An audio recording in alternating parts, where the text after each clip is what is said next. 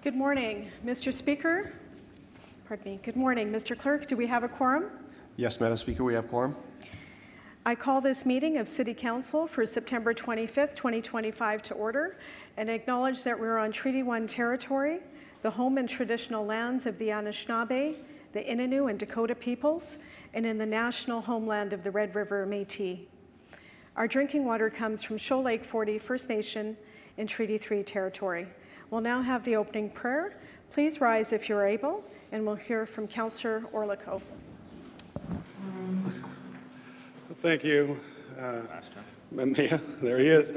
This may be my last opening prayer, unless I run against the mayor. Just kidding. I did actually put a lot of thought in today. We'll call it a prayer, religious or not. You can all have your choices. So, as I reflect back on the years of being here and reflect of all the faces I've worked with, of all the different people, the different styles, people I've really looked up to, other people I've kind of looked down to. But at the end of the day, everybody is still here for the same purpose. I truly believe that. We all understand there's a lot of good in this world, and good is difficult. Good, to maintain good, is hard. It's easy to be angry. It's easy to be mean, and we're seeing that across the world right now.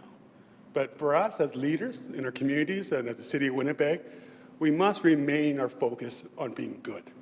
Good to each other. Don't have to agree with each other, but we need to be good to each other.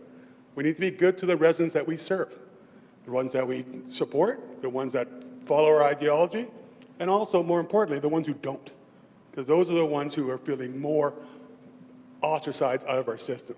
We need to bring people back into the collective whole. We need to bring people back into our government system so they have faith in us, faith in our government. As we know, across the world, faith in government is having a serious assault.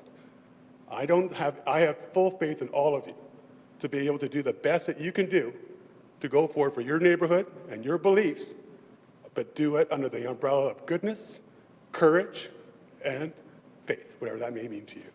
So I hope and I wish and I pray for all of us to be able to carry that mantle forward, because Winnipeg does face a lot of challenges, but we are leaders, so we must act like leaders and act like leaders in a good way. So for that, I wish you all the best. Thank you, Councillor Orlikow, for your remarks this morning. Roll call, Madam Clerk. Madam Speaker, Councillor Sharma, His Worship Mayor Gillingham, Councillors Allard, Burwadi, Dobson, Duncan, Eadie, Gilroy, Lukes, Mays, Orlikow, Santos, and Wyatt.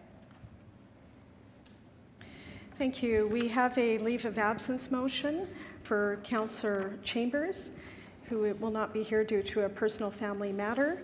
This is moved by myself and seconded by the Deputy Speaker. Councillor Orlikow, all in favour? Aye.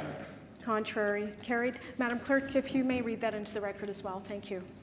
Moved by Councillor Sharma, seconded by Councillor Orlikow, that Councillor Chambers be granted a leave of absence from today's meeting due to a personal family matter.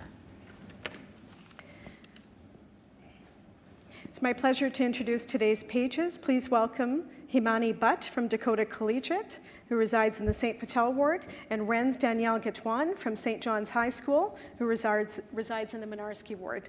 Welcome, and thank you for joining Council today.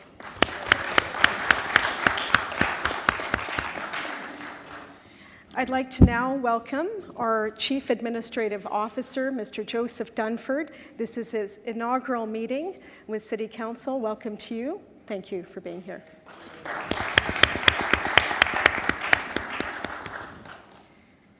We now have morning announcements. Mr. Mayor, you have the floor.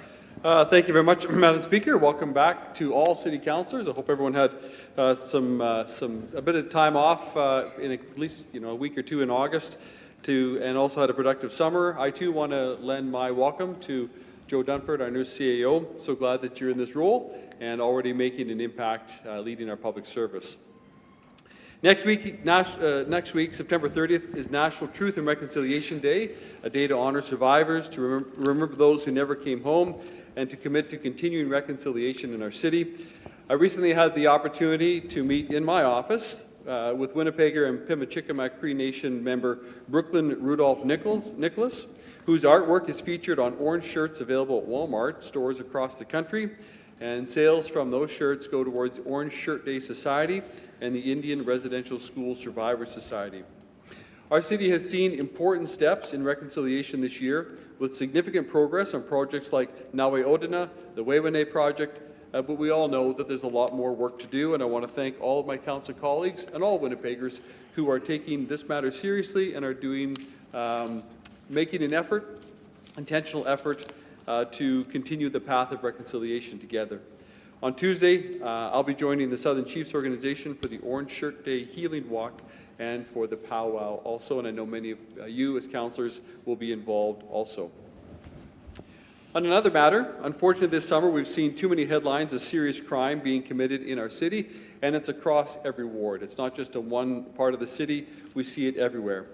Winnipeggers, and I know many councillors are fed up, I'm fed up as well, with repeat offenders being released and reoffending. My office has started issuing weekly repeat offenders bulletins to highlight local examples of habitual offenders and their impact on safety in our city. And I am calling on Ottawa to act and to make changes to the bail legislation. I'm encouraging Winnipeggers to write to their Member of Parliament or to email the Minister of Justice directly at mcu@justice.gc.ca. This summer also was the big change as Winnipeg Transit launched its new primary transit network. Hundreds of thousands of Winnipeggers have tried the primary transit network and its feeder routes in the first months, and we all have been monitoring reactions closely. There's been some good, some real positive feedback, but we also know that others are calling for changes, and as a council, we're asking for some changes as well. We're so grateful to everyone who has shared their constructive criticism as we adjust together. It helps us focus our efforts to make improvement. Transit has called for, and we as council have called for members of the public who are using transit to please provide your feedback, your experience with transit. We ask you to keep doing that, whether it's positive feedback or criticism or an ask for changes. We do ask that you send that feedback back. We are not going back to the old transit system. This is a new system. We will make adjustments to the new system to continue to improve transit. And we always knew that we would have to make changes to respond to rider feedback. This is the largest change in Winnipeg Transit's 142-year history. And we've already been making some of those changes, and the transit team certainly is watching for and adjusting as needed. We'll be making more changes in the months ahead. That's always been the plan. I do want to thank our transit staff and operators for their work on this. And in fact, just this morning, Councillor Lukes and I put out a release stating that we are committed, certainly, to looking at this matter and specifically expanding the late-night transit service as part of the upcoming 2026 budget process. So then all of council will have an opportunity to discuss this, debate it, and vote on it ultimately. From the start, as I said, we knew we would need to make adjustments. And as Councillor Luke said, people who work late shifts or need reliable transportation late at night need to know that the bus will be there for them. So this is one of the areas of adjustment we've known we need to make to transit. As a council, many council members around this chamber have heard this issue as well, as far as the need for more specific late-night service. We're going to address this, and so I thank my colleagues for their commitment to this ongoing work. Thank you. Thank you, Mr. Mayor. Our next speaker is Councillor Wyatt. Your morning announcement. Yes, good morning, Madam Speaker. I rise to recognize our long-standing Jewish community. Their annual New Year holiday, Rosh Hashanah, has just been celebrated, and I want to congratulate the Jewish community. And next week is Yom Kippur, the Day of Atonement, and I want to thank the Jewish community of Winnipeg for all of their dedication to our city since the inception of this city that was ongoing, and especially in these very difficult times, their ongoing commitment to Israel and the ongoing commitment I know many members of this council have to Israel in the face of the challenges that they're facing today. Our thoughts are with them, our prayers are with them. I know the mayor's prayers and thoughts are with them, and so I just want to recognize that. On another note, this weekend is Nuit Blanche, and I would encourage everybody to come out and enjoy And if you want to party with the cool kids, this is what we're going to be going out. And so you can be join the cool kids and the party thereafter, and then we Blanche this weekend. So this Friday and Saturday here in the downtown is a wonderful thing. And there's the parties before, and then there's the after parties, they call it. So if you want to join me and some of my cool kid friends, I welcome you all to the Wee Blanche. Thank you very much. And your worship, you're definitely welcome to tag along. I got an outfit for you if you like. So thank you very much. Thank you, Councillor Wyatt. Our next speaker en français, Councillor Lard. Thank you, Madam Speaker. I do believe that suit is in order, Councillor Wyatt, as per our informal dress code. Today it is, thank you. No, I mean, it's a suit, clearly. Anyway, thank you, Madam Speaker. Alors, Madame la Présidente, Monsieur le Maire, chers collègues, je prends la parole aujourd'hui pour rendre hommage à Madame Paulette Duguay, une bâtisseuse de notre communauté. Bâtisseuse est un mot que je peux entendre. Si elle était ici, je pourrais l'avoir utilisé ce mot-là. Alors, pendant une décennie, de 2014 à 2024, elle a présidé l'Union nationale métisse Saint-Joseph du Manitoba. Sa grande mission a été de bâtir des ponts entre les communautés métisses et francophones, assurant que l'Union soit reconnue comme un partenaire à part entière. Son dévouement exceptionnel à la réconciliation a été reconnu au plus haut niveau par la médaille du couronnement du roi Charles III. Elle a laissé un héritage durable de service et d'unité. Au nom des citoyens de Saint-Boniface, j'offre nos plus sincères condoléances à sa famille et à ses proches. Alors, merci, Madame la Présidente. Merci à mes collègues. Thank you, Councillor Lard. There were some technical difficulties with the translation, but Councillor Mays with the similar announcement today. Yeah, and thank you to Councillor Allard for making those comments. And Paulette Duguay was a giant both in St. Boniface and St. Vital, so I think we both wanted to say a few words in praise. And durable was the right, long-lasting figure in the Union Nationale Métis and in the Franco-Manitoban community. So a loss for the community. Certainly, I thought of posting something. I think I'd been on vacation, and then I saw Robert Loisel's comments and Councillor Allard's comments were so good and so heartfelt that I thought, no, I think that's good. And I went back and looked at various photos, and the various photos of me with and Matt and Dan Vandal with Paulette or Guy Savoie or Gabrielle Dufault, various opening of Sentier Gabrielle Dufault, Sentier de la Giclée, a French name we put back on the map 50 years after Council took it off. So really just wanted to salute Paulette and her legacy, and it was very appropriate to have both languages, I think, and St. Boniface and St. Vital. She was an important, durable figure in both wards. Thank you. Thank you, Councillor Mays. Councillor Mays, will you move the minutes of the meeting held on July 17th, 2025 be taken as read and confirmed? Sure. All in favor? Aye. Contrary? Carried. We'll now move into delegations. Madam Clerk, the first delegation.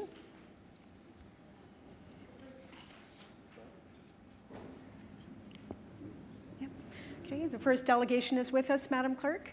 That's Steve Snyder. He's here online with us today in support of item 1 of the report of the Standing Policy Committee on Finance and Economic Development. It's the report dated September 15th. It's regarding the financial status and forecast report. Welcome, Steve Snyder. You hear me? Yes, we can. Oh, excellent. Thank you. I would just like to say a couple of remarks regarding the financial status report that just came out a little while to EBC or through finance. I am in support of this report, but I have some concerns regarding it, particularly the fact that since 2022's budget, it has been asked that a replenishment plan be put in place for the Financial Stabilization Reserve, and still none has been passed other than interim measures.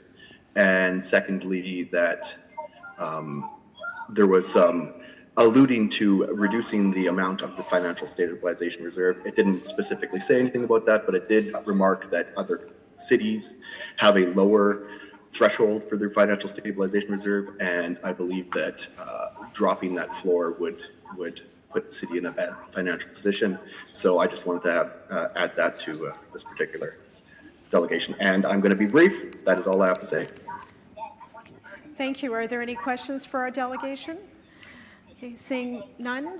Steve, have a good day. Thank you very much. Our next delegation is Rebecca Nichols of the Community Animator Social Planning Council of Winnipeg, to be heard with respect to item 2 of the report of the Standing Policy Committee on Community Services, the report dated September 8th, and is regarding encampment bylaw enforcement. Our delegation, Madam Clerk, in person. Yes, if I could call you down, please.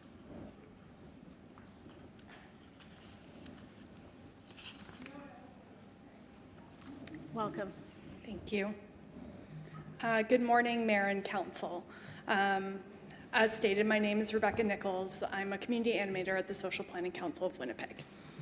As you know, we are an organization with over 106 years of working to create a better city, province, and country for all. Our current mission is to provide leadership that addresses inequity and improves social conditions through research, engagement, and action. Our vision is for a sustainable community that is caring, just, and equitable. I'm here to speak in opposition to the encampment bylaw enforcement motion. SPCW is of the opinion that it will be costly in the short term and ineffectual in the long term. We are asking that you pause this motion and consult with the sector to develop solutions and actions which address all of the concerns to create real change in our city. Our specific concerns are: 1, given the city was seeing success with the Kikina Oma strategy developed in partnership with the sector, the city should, in due diligence, consult the sector on potential impacts of this proposed motion. 2, it remains unclear if this motion aligns with the province's Your Way Home strategy that the mayor and some on council have pledged to support. 3, given that there are legal challenges to similar policies in other jurisdictions, this motion creates risks to the city for potential human rights violations.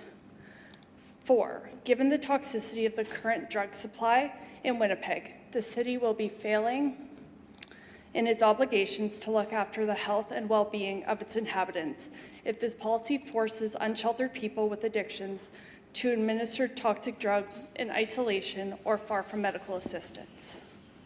5, forcing people to move from space to space will disconnect them from support services and their social safety networks. 6, given this motion seeks to be in effect by November 17th, as cold weather moves in and a natural reduction of encampments occur, the risk exists that some will see this strategy as a success, when in fact it has potentially only increased hidden homelessness, which carries its own concerns such as human trafficking. 7, given the city's current cold weather strategy is primarily focused on overnight warming shelters, there's increased health risk to unsheltered people being forced to move around in the daytime in harsh Winnipeg winters. 8, that some of the concerns listed in the motion, such as the risks to children from trace amounts of fentanyl on packaging, are not supported by evidence. 9, given that drug paraphernalia is found throughout the city, including public spaces without encampments, this policy will have no material effect on the public's perception, their concerns, and will waste resources that could be better put to providing support to the sector for their to continue their effective and evidence-based approaches.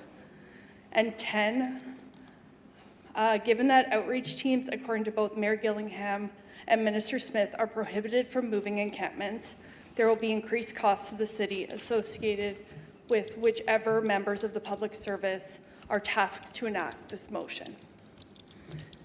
All these points indicate the potential cost of this motion in real dollars to the health and well-being of our most vulnerable inhabitants and to our collective humanity. We understand that this is a response to concerns that have been brought forward by some of your constituents. However, we are only asking you to consider that the current approach being used has only been in practice for the last few years. Given the intergenerational and ongoing harms of colonialism, namely poverty and its repercussions, it is unreasonable to expect that those harms can be undone in a short time after decades we have spent ignoring and thereby exacerbating the problem, especially when we simply do not have the necessary housing supply or supports. This policy, if passed and implemented, will mark a complete reversal of what evidence demonstrates is working. As noted in the recent Free Press article, Moving at the Speed of Trust, the sector and allied services work very well together with demonstrated success when they are adequately supported. In closing, we have to point out that the most recent Winnipeg Street Census has once again demonstrated that Indigenous peoples make up the majority of Winnipeg's unhoused. The city has made commitments to both the Truth and Reconciliation calls to action, as well as the missing, murdered. If you could just wrap up, thank Yeah. you. I think she's just about finished, I see, thank you. Yeah. The city has made commitments to both the Truth and Reconciliation Commission's calls to action, as well as the missing and murdered Indigenous women and girls and gender diverse calls for justice. Please review your considerations of this motion in that light. Thank you. Thank you, Rebecca. I'll ask you to wait on the bench behind you. Okay. We'll hear from one other delegation on the same matter and then take any questions from council. Next delegation is Meredith Dunn. Following that, we'll hear from Raymond Wan. Meredith is also in opposition to the same item we just heard about. Welcome. Thanks. Good morning, councillors, and thank you for the opportunity to speak today. My name is Meredith Dunn, and I've worked in the homeless sector for over 10 years. In that time, I have gotten to know many of the people who live outside in Winnipeg, their names, their stories, their struggles, and their hopes. And I am here to speak in opposition to the encampment bylaw enforcement motion. The motion proposes to prohibit encampments in and around public spaces. It is framed as a motion concerned with public safety. But if we look closely, what it actually does is divide our community and strip away safety from some of our most disadvantaged neighbors. This motion draws a line between Winnipeggers who are housed and those who are not. And in doing so, the suggestion is that one group is worthy of protection and safety, while the other is not. But who is the public protected by this motion? People who live outside are still part of the public. They are neighbors, community members, families. They are not separate. They are us. And with a rising number of people becoming unhoused in our city, this motion will only impact more people. This motion also raises safety concerns for children and families. But it seems like the proponents of this motion are only concerned about families with homes. Families who live in encampments, parents and their children together, are framed as risks, not as families in need of safety. The city is making a choice to emphasize the safety for housed families while ignoring and criminalizing unhoused ones. That is not real safety. It is exclusion and discrimination. And I want to be clear, in case there's confusion, as someone who has visited the vast majority of encampments in Winnipeg, many are home to families, both in the biological sense and in the sense of people coming together, creating family by caring for one another.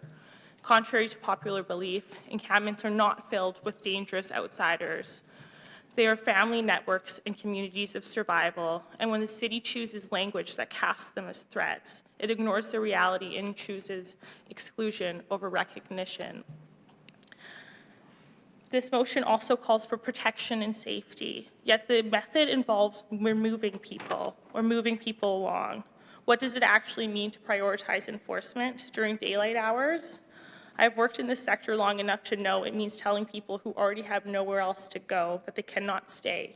Not here, not there, not anywhere. It means forcing them to carry all of their belongings, their tents, their life-saving medications, winter gear across the city during daylight hours.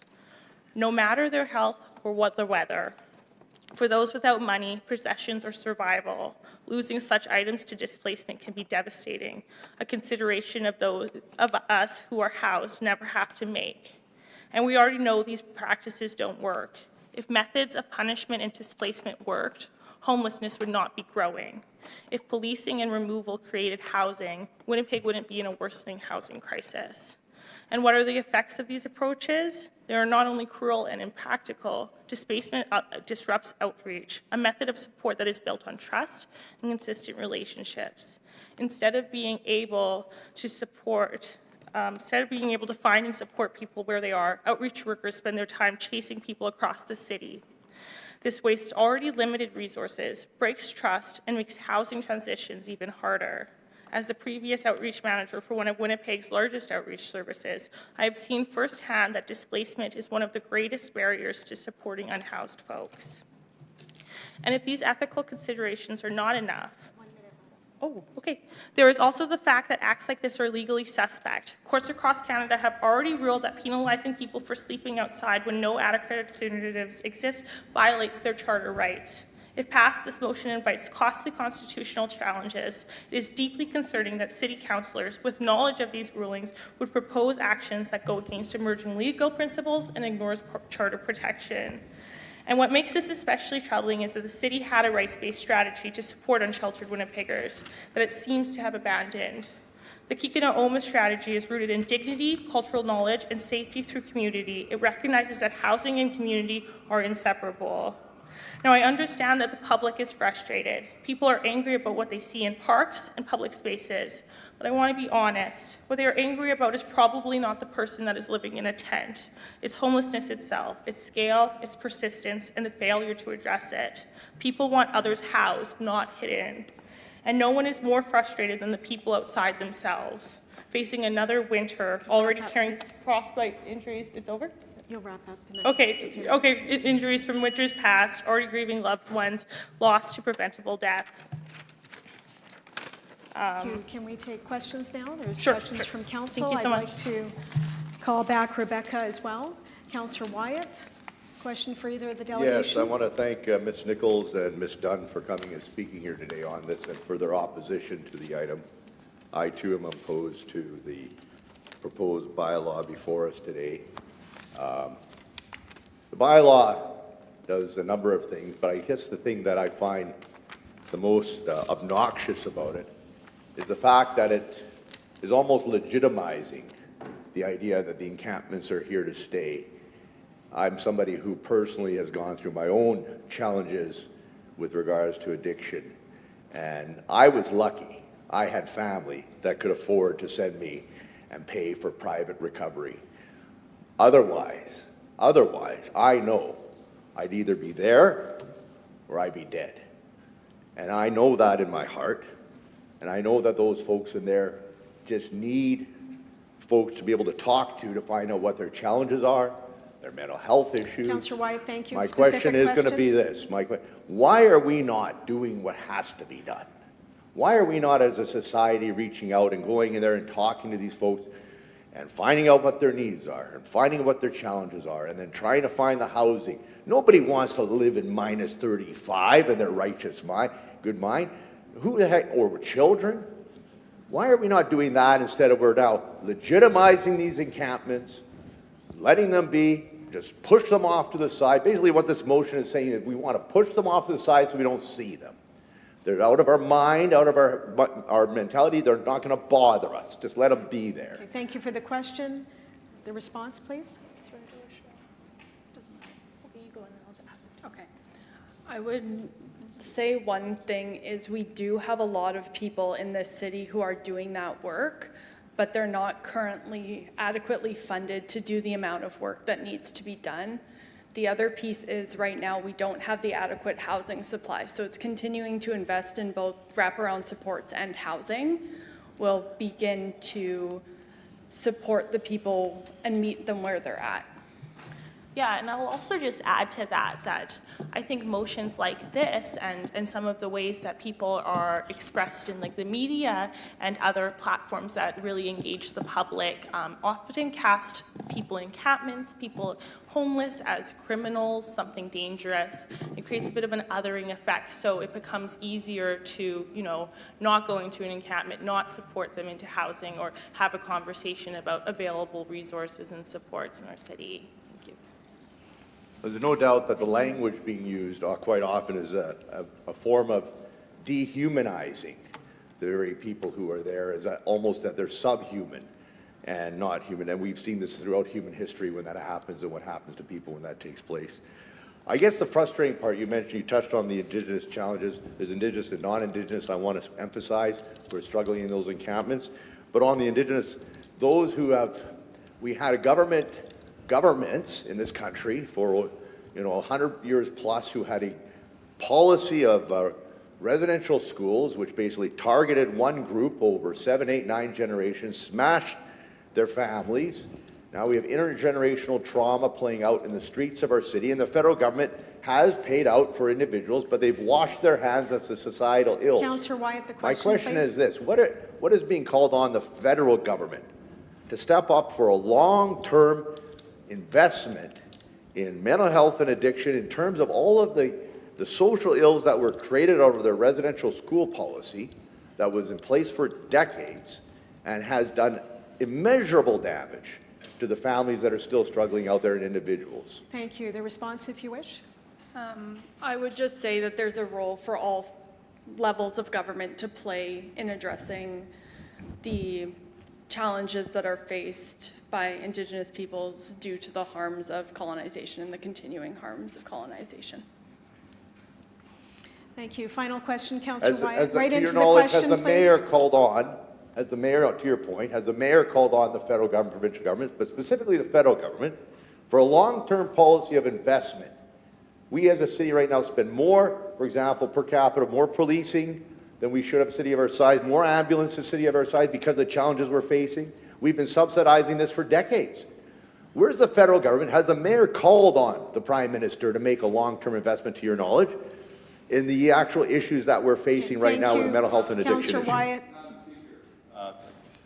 Wyatt. The councillor's entertaining, I get it, but how could the colleagues here, how could the delegates be expected to answer that question? If the question is to me, then the member of the chamber can certainly ask me that question later on, which he probably knows the answer to anyways. Thank you. Thank you, Mr. Mayor. Mayor, this is a very serious matter. I could either be in that encampment right now. Maybe that's Councillor something you don't Wyatt, realize, thank you. sir. We heard your final question. Please, Done his job.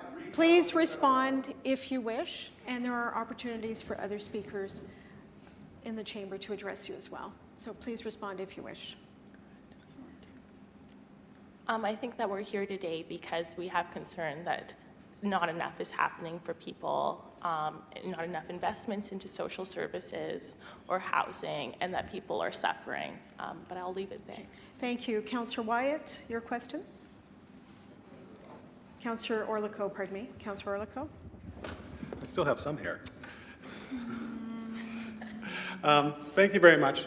Your points, this has actually been a huge struggle for me, this motion as well. Please address your Oh, sorry. questions and your responses through the chair, and that'll be throughout our meeting today. Thank So, you. through Madam Chair, I'm not sure how I'm doing this, I'm trying. So thank you through the chair. Thank you very much for bringing these points up today. It has been a difficult discussion in the community, a very difficult discussion in the community. People, as you mentioned, we need resources. They're not there. But my question is, so I don't disagree with all the points you made, but I do want to ask another point. Do you find, where I find there is a gap, is actually communicating this information to the people?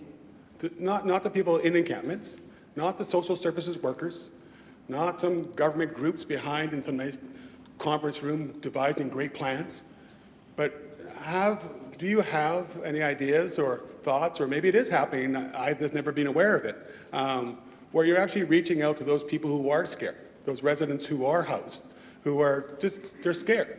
And I have not seen a lot of that, which has actually resulted, in my opinion, this blowback that we're getting now. Can you respond to that? I will just say that more knowledge mobilization and more education is never a bad thing. Like, there are organizations that are trying to do some of that, but more of it will never harm anyone. Yeah, and I also think that just recognizing the rhetorical messaging of like a motion such as this and what it says about people or in encampments to the public is something to be considered. Yes, yeah, thank you. Thank you, Councillor Orlico. Any further questions? So you actually, yes, so we have, quite just to the chair, and I have done a little research. Are you aware specifically of, I know Halifax has this encampment, managed encampments, but where the legal challenges are in Canada right now? Do you have, you may not, but if you do, I'd appreciate it so I could do a little more my own research. I think, from what I understand, the big legal challenges come from removing people from encampments without access to adequate housing. So that's been a concern in a number of provinces, and the courts have said that it's a breach of their Section 7 charter rights. So you can't move somebody unless you provide alternative housing. That housing doesn't exist in Winnipeg, where the number of people that are unhoused is far greater than the available units. So if we were to actually move people into housing that was going to be permanent, there would still be homelessness in our city.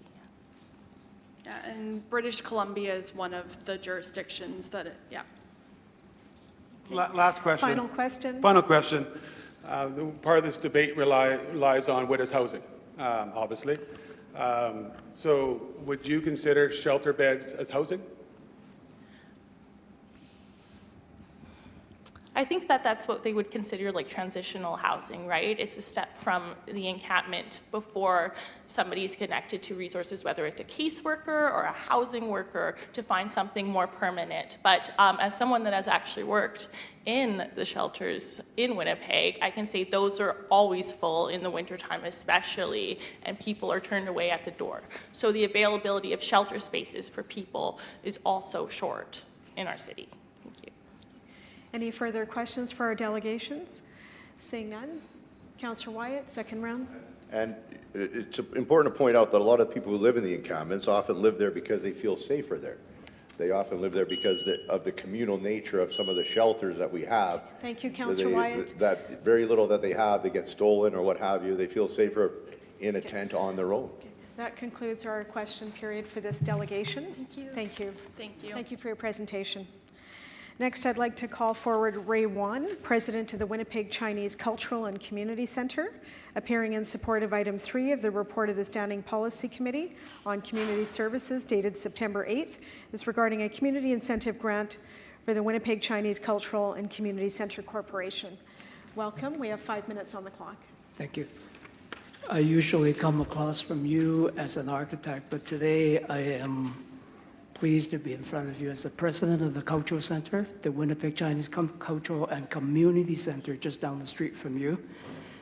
I'm referring to item number 3 of your report. To be brief, the original application was submitted in March 2020, and we all know what happened in 2020, and we got hit with the pandemic period. The construction was originally supposed, the construction I'm talking about is the interior renovation of our cultural center, second floor. The construction was supposed to start in August 2020, and it got postponed till March 2023. In between, we have changed leadership twice to date. I'm the third leader today.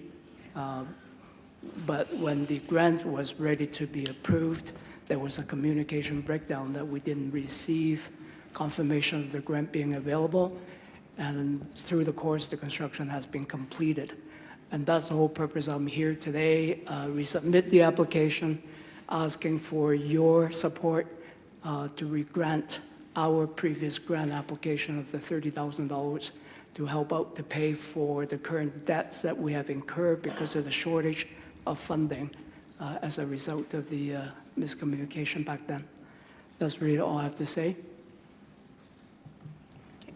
Thank you. We have some questions. Councillor Mays. Thank you for doing this, Ray. Sporadically over the years here, I've had to recuse myself because my wife's been on this board off it, but currently not on it, so I can speak to this item and vote on it. Thank you for doing this. I know you're a busy guy, but thank you. My question is, some of the other grants here, Building Sustainable Communities was the Conservative government effort, I think. There's some older grant money, not surprising if you've been at this since 2020, all of that worked out okay, or this is the only city piece that you need for funding?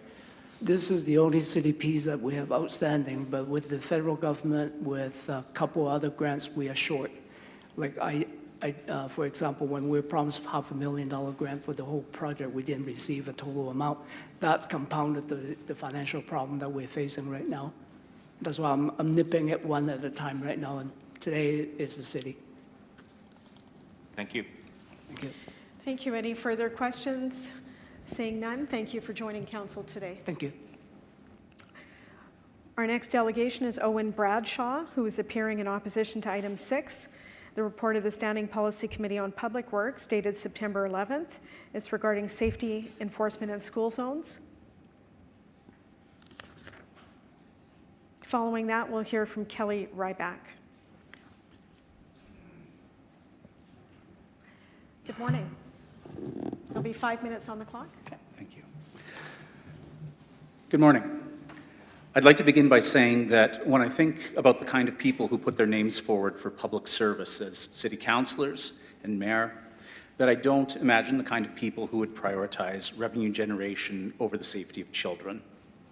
I vigorously disagree with many of the people in this room on many issues, but in my heart of hearts, I believe that you are the kind of people who would take care of children before raising revenue for the city. I believe this about all of you, and yet your actions and inactions, as well as the actions of the company with whom you have contracted for photo radar enforcement, gives a person reasons to doubt.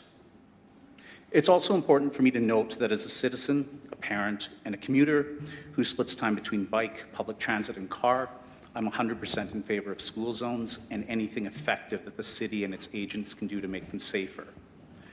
My concern, and the concerns registered in Councillor Gilroy's and Councillor Orliko's motion that you are considering receiving as information rather than acting on, is that the city's current efforts could be much better than they are.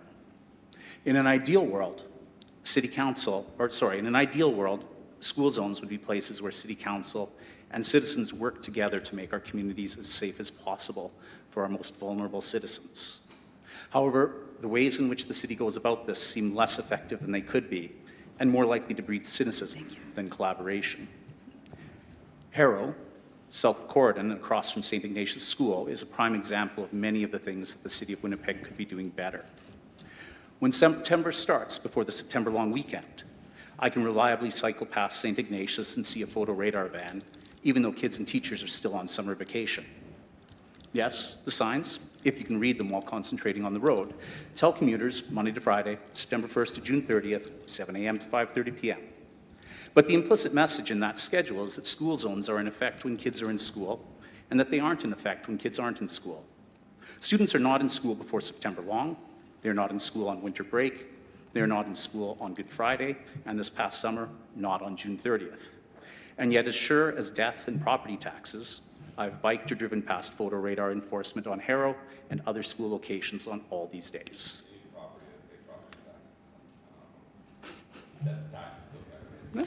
Councillor Lard, we have a presenter. He has the floor. Please continue. You could argue that the pre-September long weekend photo enforcement is intended to remind drivers that students will be back soon.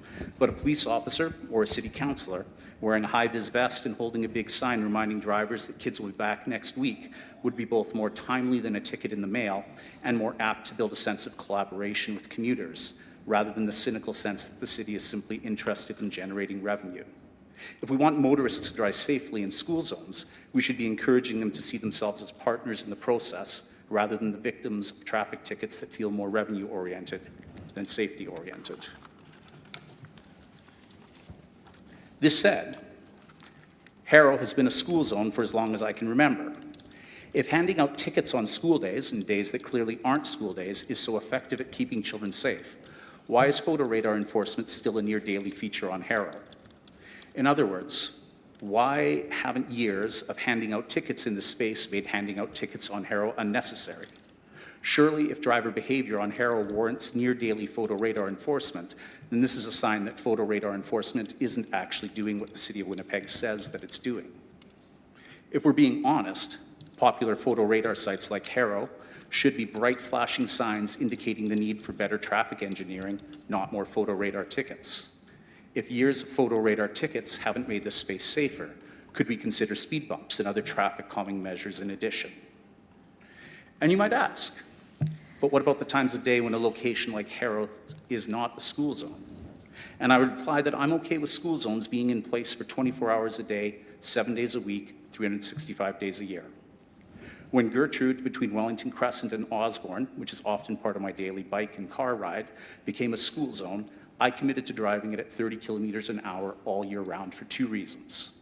First, because I wanted to be in the habit of driving it as safely as possible when it counted. And second, because like most schools in our city, Gladstone School has a playground and a field attached to it, and so kids are likely to be there year-round, not just on weekdays between 7 and the end of afternoon rush hour.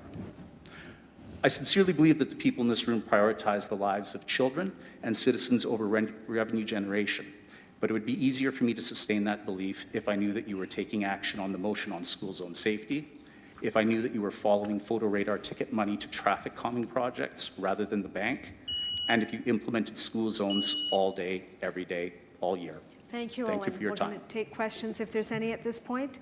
Any questions today? Councillor Lukes. Thank you very much for your presentation. I'll speak to why we received it as information a little clearer, maybe so people can understand.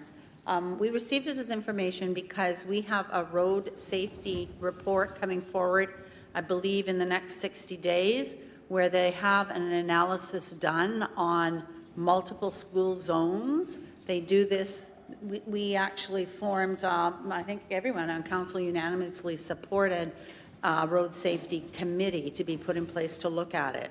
So it's not like all this work is underway right now. So we received it as information. We weren't going to go out and direct them to do it again because they've got this information coming forward. I could really get into photo radar. I'm a big supporter of it. I'm not supportive of the system currently being used in the city, and as are the police, that it is being modified. I don't have a lot of details on that. Councillor Chambers could speak to it a lot more in depth, but cities, countries across the world that use it properly and that redirect it back into issues, the funding back into road safety, have seen excellent results from it. So it's a very polarizing topic, I realize that, but I just wanted to say, did you know that we will be receiving in about 60 days a full report on school zones and an update? So I have to admit that I was not aware of that, and I appreciate that that is being looked at. And yeah, I want to be clear, I'm not opposed to photo radar enforcement. I'm not opposed to school zones. I'm in favor of safe kids, but as a citizen, I find it deeply frustrating when the people with whom you have contracted are taking actions that seem to be more ticket oriented than safety oriented. And so I hope that that'll be addressed in the report that you're receiving. Okay. Thank you, Owen, for your presentation today. Have a good day. Thanks, folks. Next presenter is Kelly Ryback, who is appearing in support of item 7 of the report of the Standing Policy Committee on Public Works dated September 11th. It's regarding transit transfers, the time extension, and also in opposition to item 1, report of the Standing Policy Committee on Property and Development dated September 12th. It's regarding the Portage and Main intersection, the decommissioning study. Welcome, Kelly. Thank you. Thank you, Madam Speaker and Council, for this democratic opportunity regarding the Portage and Main in opposition, because I just don't believe that the report reaches far enough to provide Council with sufficient data to make a mindful decision.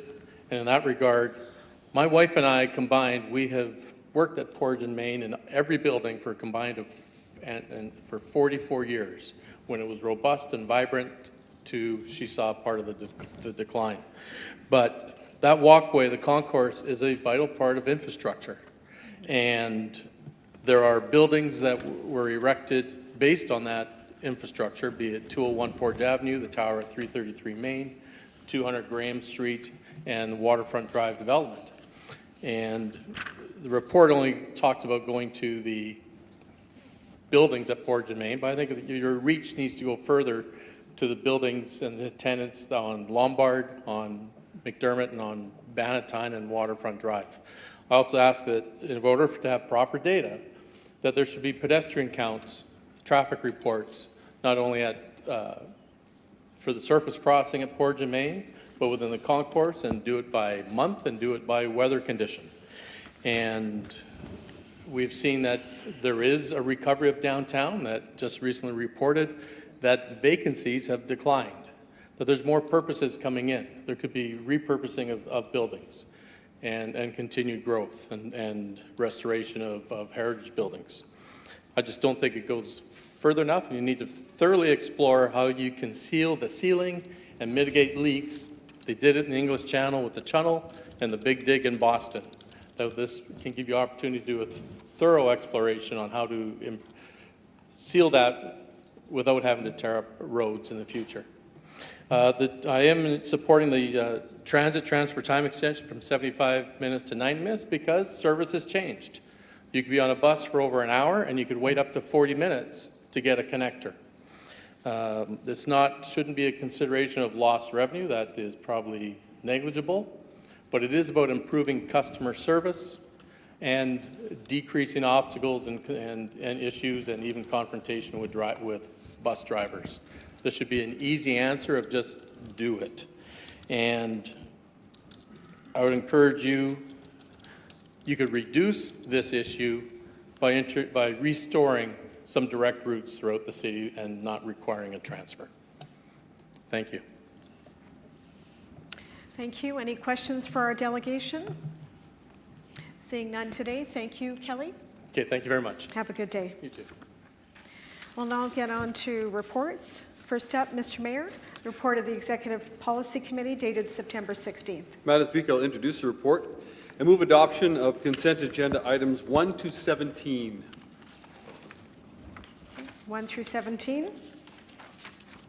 Calling consent on that. All in favor? No, Madam Speaker, I had my hand up, and you didn't call me to pull Councillor Rollins, I did items not see your hand up. pertaining to The center item you'd plan. like to pull? Yeah, items pertaining to center plan, items pertaining to... Okay, what number is that? Let's find that. Sorry. It is item number, I'd like to pull item number 4, and I'd like to pull item number, I think it's before then. No, it's GCWCC. Okay, item 4 is outreach service providers. Yeah, and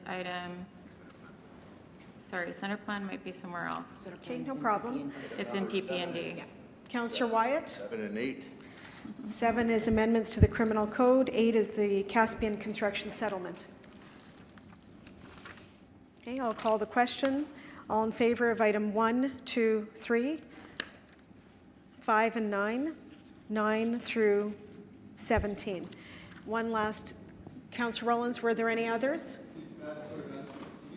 You repeat the numbers you're calling? I think you made a mistake a moment ago. Can you just repeat The ones that are being pulled or voted on? Voted on, please, Madam Speaker. Thank you. Actually, I don't want to pull 7. I'll just pull 8.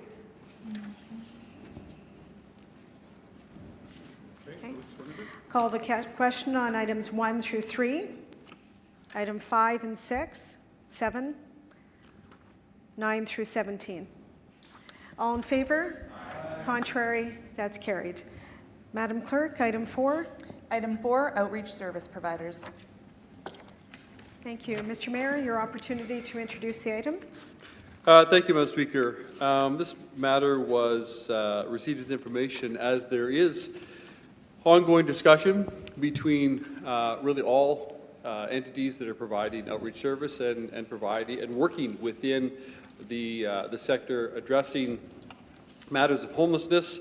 I was at a meeting earlier this summer that had around the table included St. Boniface Street Links, Main Street Project, West End Ribbons Resource Center, Ray, and other, the province of Manitoba and others as well. So there are conversations that are happening, and so, and I know that in discussing matters with the province, they continue also to work with all entities. Thank you. This was stood down by you, Councillor Rollins. You have the floor. Okay, thank you. Thank you very much, Madam Speaker. I do think this is a topic, Madam Speaker, on outreach service providers that requires better engagement from us as a council. For Councillor Mays and Councillor Gilroy, in particular Councillor Gilroy, to put forward a motion like this in the middle, this motion comes at the last meeting of council, Madam Speaker.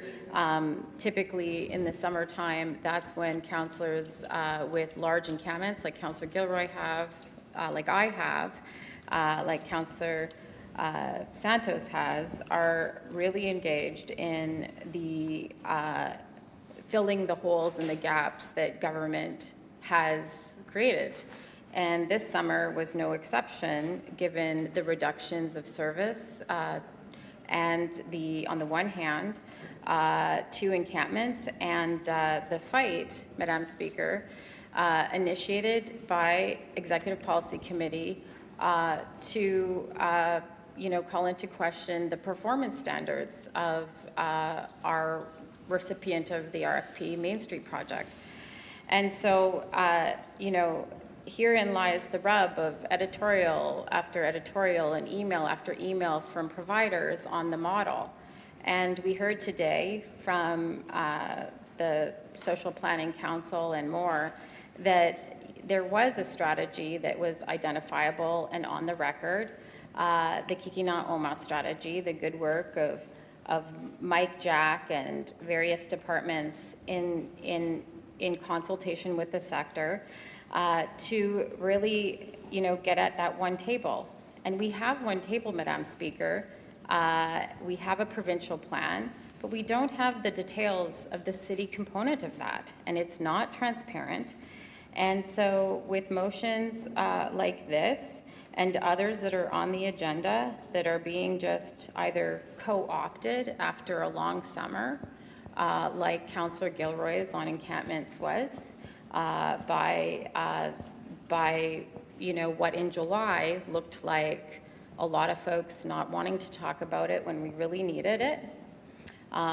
In September, looks like all things new, with a full press release on behalf of the mayor and the chair of community services. It really calls into question the very relationships we've got with this sector.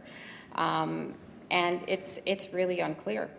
And so we've got really good service providers like Marion Willis really asking us to, have a conversation with them. We have, providers like Main Street Project, battled and bruised by this very, leadership team, then going to service for the city. And you've got councillors like Councillor Gilroy and myself saying, what's the basic level of service for those of us with really large encampments?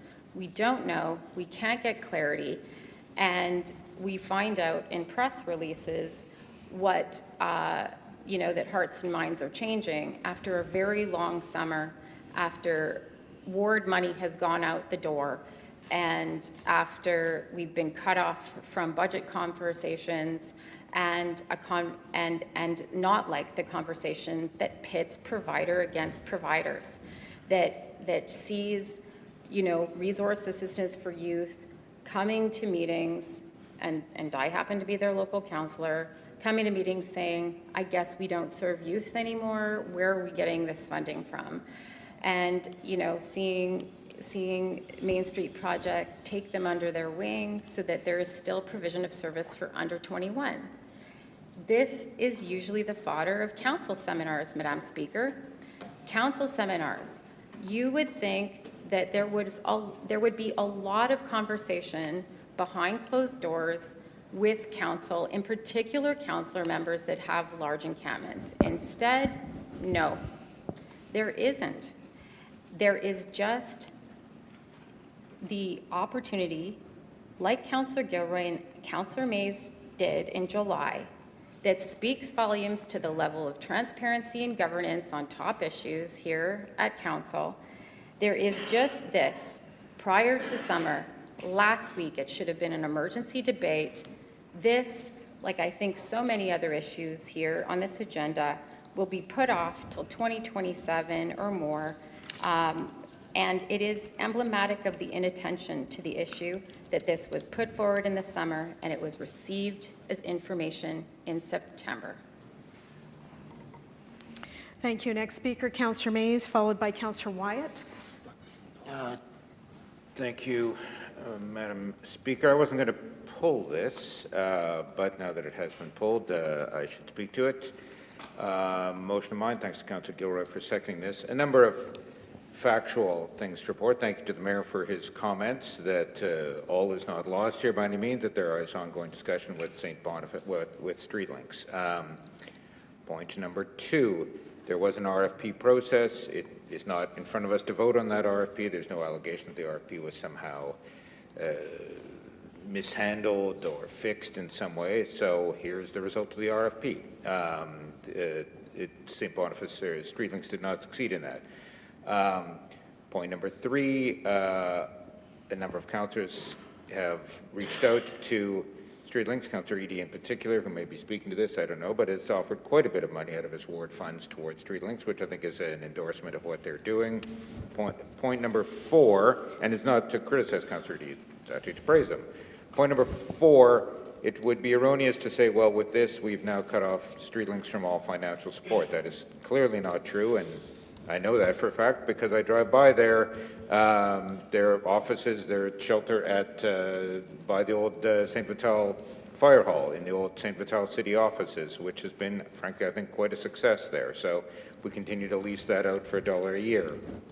When I raised this motion, I had someone, and I won't say who, call me and start going on about StreetLinks and their right-wing ideology, and I had the knockout blow. I said, Ryan Palmquist is working there. How can you say it's a right-wing ideology, which I considered completely determinative of that little discussion. So I want to thank Mr. Palmquist, who continues to work there and talks to me about their work and is doing good work there. So thanks to Marion Willis and others working there. It's I know at Boxstall, other private sector partners have given quite a bit of support, which I think is an endorsement. So hopefully we can find a way forward here that involves different groups. So in the end, I do not see this as a defeat that this is being received as information. Rather, I see it as a bit of a success that here we are talking about it, and the mayor has said publicly, talks are continuing. We're trying to figure this out with the province as well. So I see this not as a defeat, but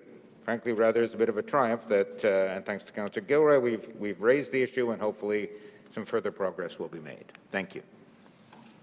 Thank you. Councillor Wyatt, followed by Councillor Eadie. Yeah, I'd like just to speak on this item as well. Madam Speaker, I want to appeal to my friends who are probably consider themselves more center-right or right of center, that, you know, we have a Prime Minister today who's spending a lot of time talking about developing infrastructure and trade infrastructure and corridor infrastructure, the need to open up the Port of Prince Rupert, the need to open up Churchill to get our products to market, to diversify our trade. Listening to the CBC radio this morning about diversifying our trade, never mind diversifying existing trade, but our growth to come, that if we could just accommodate our growth in terms of our access to natural resources and hopefully refining products further and developing those industries and the importance of them. But, you know, the reality is we're talking lots about physical infrastructure as a country. The Prime Minister has been spending lots of time talking about that, along with mayors and premiers, but very little talking about the people infrastructure. Today, at front page of the Globe and Mail, on the report on business, immigration has slowed to a complete crawl. Basically, the amount of people coming into Canada has now basically been halted. If we're going to have any type of access to workers, any kind of people who are going to be actually doing this work, if we want to grow the economy, we actually have to now work on our existing population. We literally have tens of thousands of people, Madam Speaker, in every city who are completely been marginalized and are not part of the productive workplace, the workforce. In Montreal alone, the last statistic I heard was 50,000 people who are living homeless. Toronto, tens of thousands. Vancouver, thousands here. Displaced. You can't get a job if you don't have a home. You can't be part of the productive workforce. And yet, Madam Speaker, we have a federal government that has no strategy when it comes to the ongoing mental health addiction crisis that's happening in every major city and smaller communities across this country. And we see it happening now. The amount of time that this would take, the amount of resources it would take to apply the proper folks, to do the proper outreach, and to build the housing as they do in other Western developed countries, where they have built 250, 300 square foot units, plug services on the main floor when they're ready to turn their lives around, but nobody lives in the streets in Amsterdam. Nobody's living in the streets in Copenhagen. Nobody's living like we treat them by the side of a river in Europe, but here we put up with it in North America. And I'll take it a step further, Madam Speaker. It's not just the residential schools that is plaguing us and the crisis that that has caused with regards to intergenerational trauma affecting the Indigenous. I'll go further, the non-Indigenous alike, who struggle with mental health and addiction issues. After World War I, the federal government learned that they had to put in programs to help the soldiers coming back. We literally nearly had a revolution in this city called the 1919 General Strike. Right across this country, soldiers came back angry, displaced, unable to find work. The federal government learned from that. After World War II, they rolled out a whole host of programs, primarily targeted at single men. And they rolled them out across the country. Those programs, by the way, were in place until the 1970s. And the 1970s came along, and a very good friend of mine, and some of you would know him, Bill Bellin, who's passed away. He was the right hand of Jim Carr here. And Bill and I sat down one time when he was offering me an opportunity to run for the federal Liberals. And he said to me, Russ, it was the Liberals that caused the homeless crisis in the 1970s. We quietly cut all the programs that were put in place after World War II. In other words, we don't have to reinvent the wheel, Madam Speaker. We've done this before. We have had the institutional programming at a federal level, to ensure that people don't fall through the cracks. And it was back then targeted largely young. And then all of a sudden, believe it or not, all of a sudden, what did we get? In the rise in the 80s, all of a sudden in the 1980s, the rise of homelessness across this country slowly start to happen. Now it's epidemic across every city. Madam Speaker, what we're calling for here is we need to have a comprehensive approach. All the groups, what's happening now, Madam Speaker? It's falling back on all these groups that are doing the best they can. They're running around with chickens like their heads cut off, trying to basically hold the water from overflowing the dike, basically. You've got the massive flow of people who are living and continue, and it's just growing and getting worse. For every one person they help and turn their life around, there's another 10 waiting. You have Street Links doing the best they can. You have our friend Ian Rabb with 210 Recovery trying to keep that open for second and third stage recovery housing. You have church groups. You have food banks, Madam Speaker, and one of the wealthiest countries in the world to this day. The idea that we have to have food banks is an indictment on our society. But Madam Speaker, when are we going to wake up across this country and say that this is enough? We're not going to treat people worse than we treat feral cats. Today in Winnipeg, we look after our feral cats better than we do human beings. I've said this before. I've seen the ladies come to our standing committee when I was on Protection and Community Services. They have an amazing program to look after feral cats. They get them neutered, they get them spaded, they have them medicated, they get food, they make sure they're looked after, they have housing, they even get them home, some of them. We do a better job looking after feral cats in this city, Madam Speaker, than we do our fellow human beings. And now what are we going to do with another item coming up? We're going to shove them aside and just hopefully they go away. Hopefully we don't see them. Well, take a boat ride. I can take you on a boat ride on the river if you want. If you want to see all the encampments up and down the city right now, it's horrendous what's happening out there. Absolutely horrendous. And it's happening in city after city. And the federal government is talking a lot about the need for investment in infrastructure. Well, it's time to start to talk about the investment in people. How are we going to take hundreds of thousands of Canadians who are now lost, marginalized, homeless, and help them become productive members of society? I said it earlier, and I meant it, Madam Speaker. That would have been me. If it wasn't for my family had the financial means to put me not once but twice when I fell off the wagon in 2019, into recovery, 79 days one time, 90 the next, I would be there or I'd be dead. There, by the grace of God, go I when I see those individuals. And I get upset when I see them because I know that could have easily have been me. And so it's very personal in some ways, but I'm trying to keep it professional because we are debating this issue. And Madam Speaker, I appeal to the Mayor to reach out to the Prime Minister and the Premier and to come up with a national strategy, not only in terms of the residential schools, which we should have a long-term program for reinvestment over the course of a generation to try to turn it around, but also in terms of the very fact that we had the programs in place.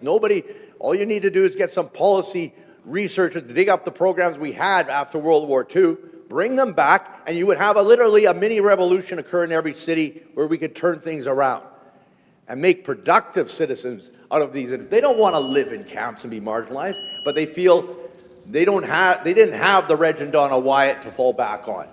They didn't have the people there at the right time and the right place.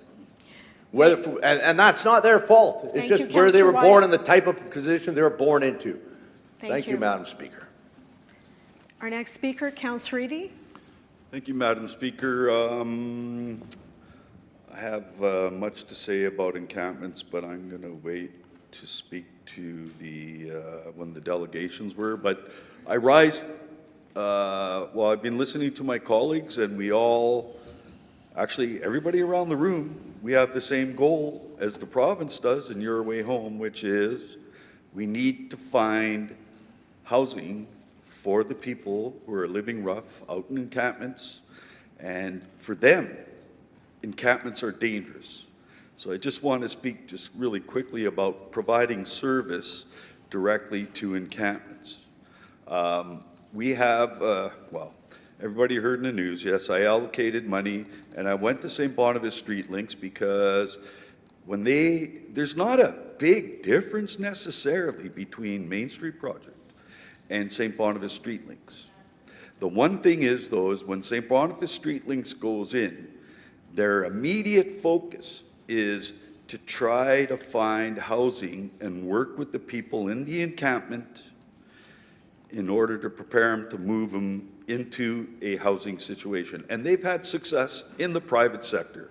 That's the only difference. If you want to say because you're using private sector housing, well, I mean, how many people rent apartments, rent whatever? It doesn't, there is the social housing concept, which is Your Way Home, and they've been moving people out of encampments. They have, just not as quickly.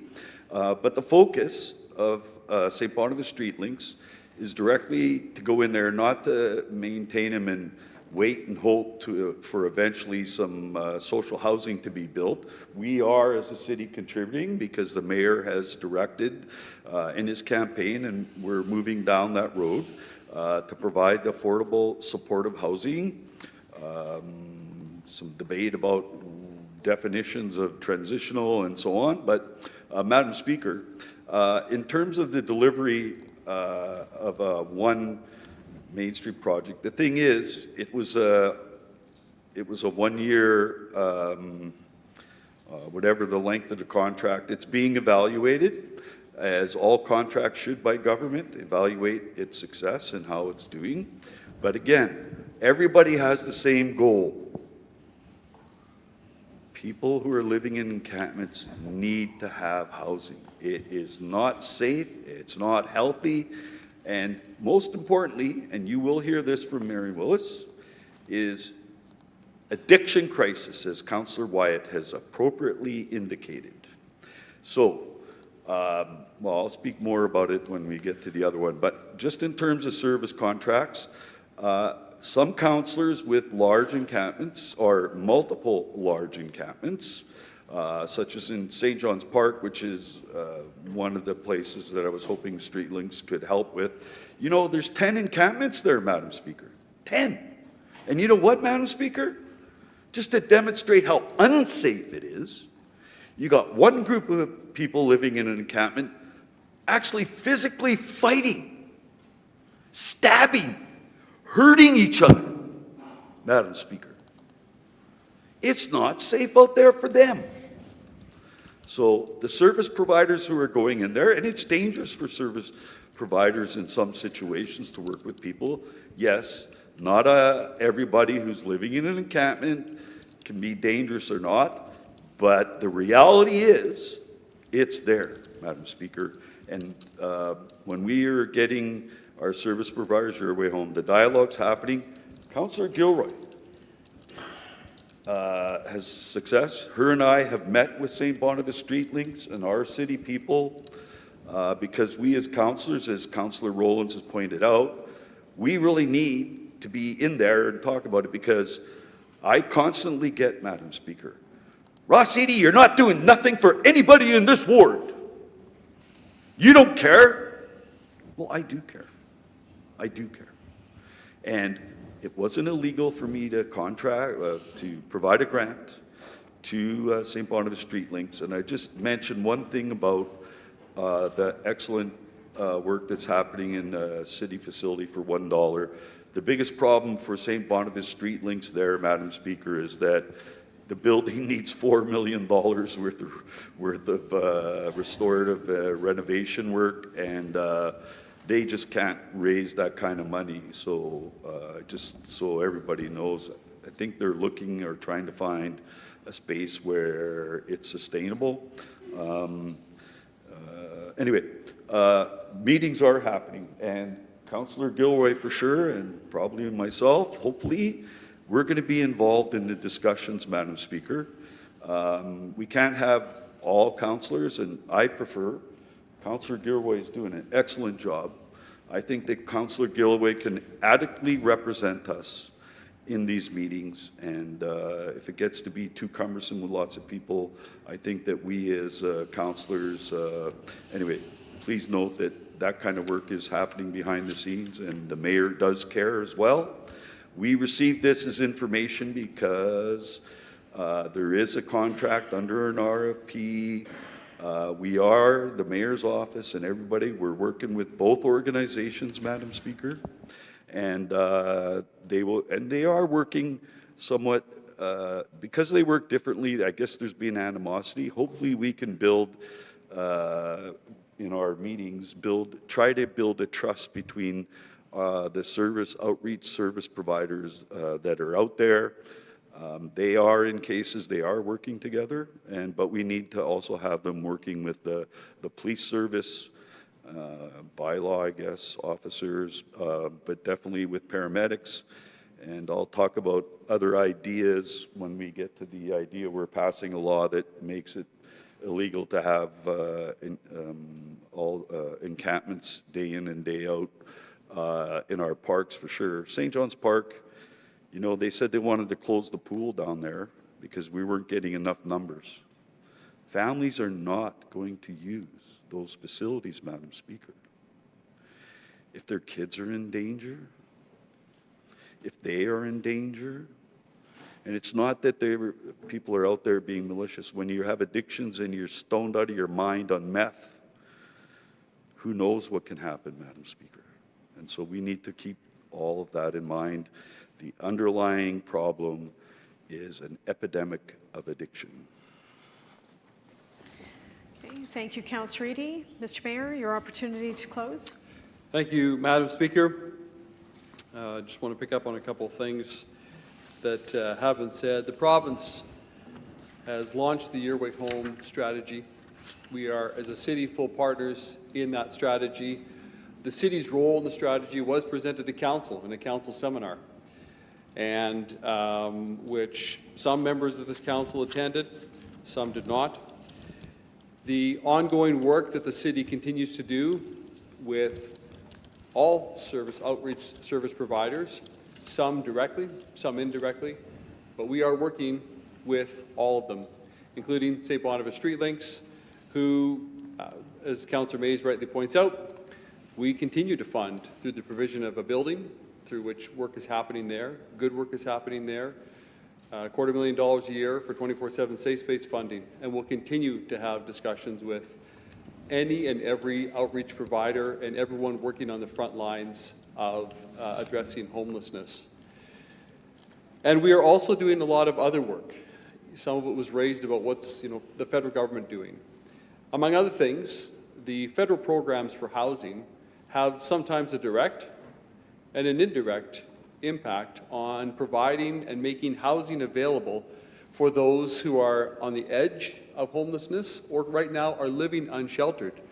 And so for any councillor around this chamber who's concerned about homelessness, I would call upon every one of them that at every opportunity to vote in favor of Housing Accelerator Fund projects, of changes to rezoning, anything we can do as a council to get more housing built in this city faster.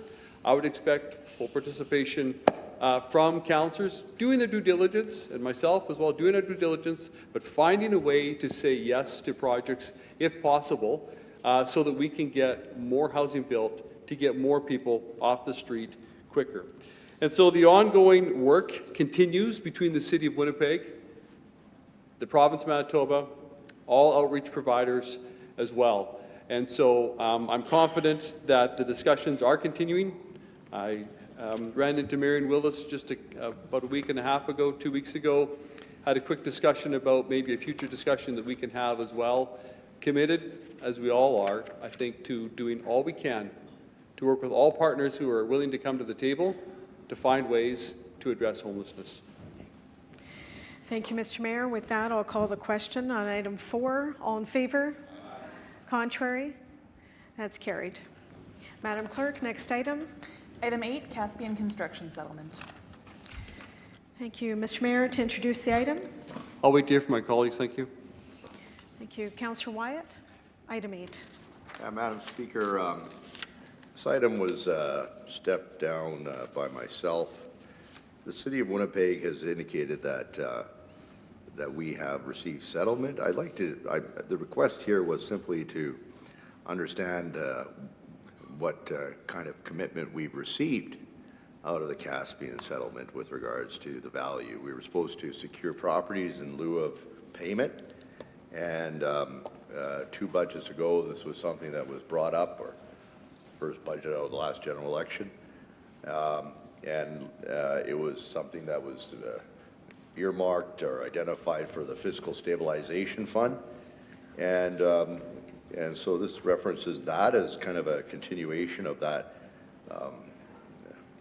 claim or that indication from Executive Policy Committee that this was going to be something that was going to be identified for funding and refunding and refinancing the Fiscal Stabilization Fund. I'd like to get an idea exactly where we are on this and how much we collected, how much we haven't collected, and why not. I don't know why it's something that we're not prepared to simply put in a report and tell us what exactly how well we've done or how well we've not done. That's why I had the motion here. Thank you. Councillor Browati. Thank you very much, Madam Speaker. I just wanted to, through you, ask, or I guess it's a report, I can just speak here. As I think the council would be aware, council moved a motion to accept a settlement agreement with Caspian Construction with a payment terms that were available to them to make the payments. There were different periods of time where the amount would change based on the length of time as to how much the amount of the settlement would be. And we are still within that time frame for that to be done. There's also instruction to the CAO at the time to enter into putting properties that would be caveated to the City of Winnipeg. My understanding that work was done.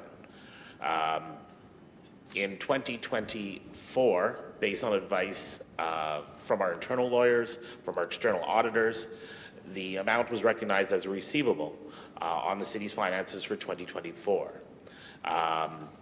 commensurate with the amount that would have been owing if that amount was paid at some point before the next increase, which happened again earlier this year. Everything is on that time frame. My understanding, and I haven't been updated in recent times, but my understanding is nothing has been paid to this point, but this is consistent with the agreement that this council voted on.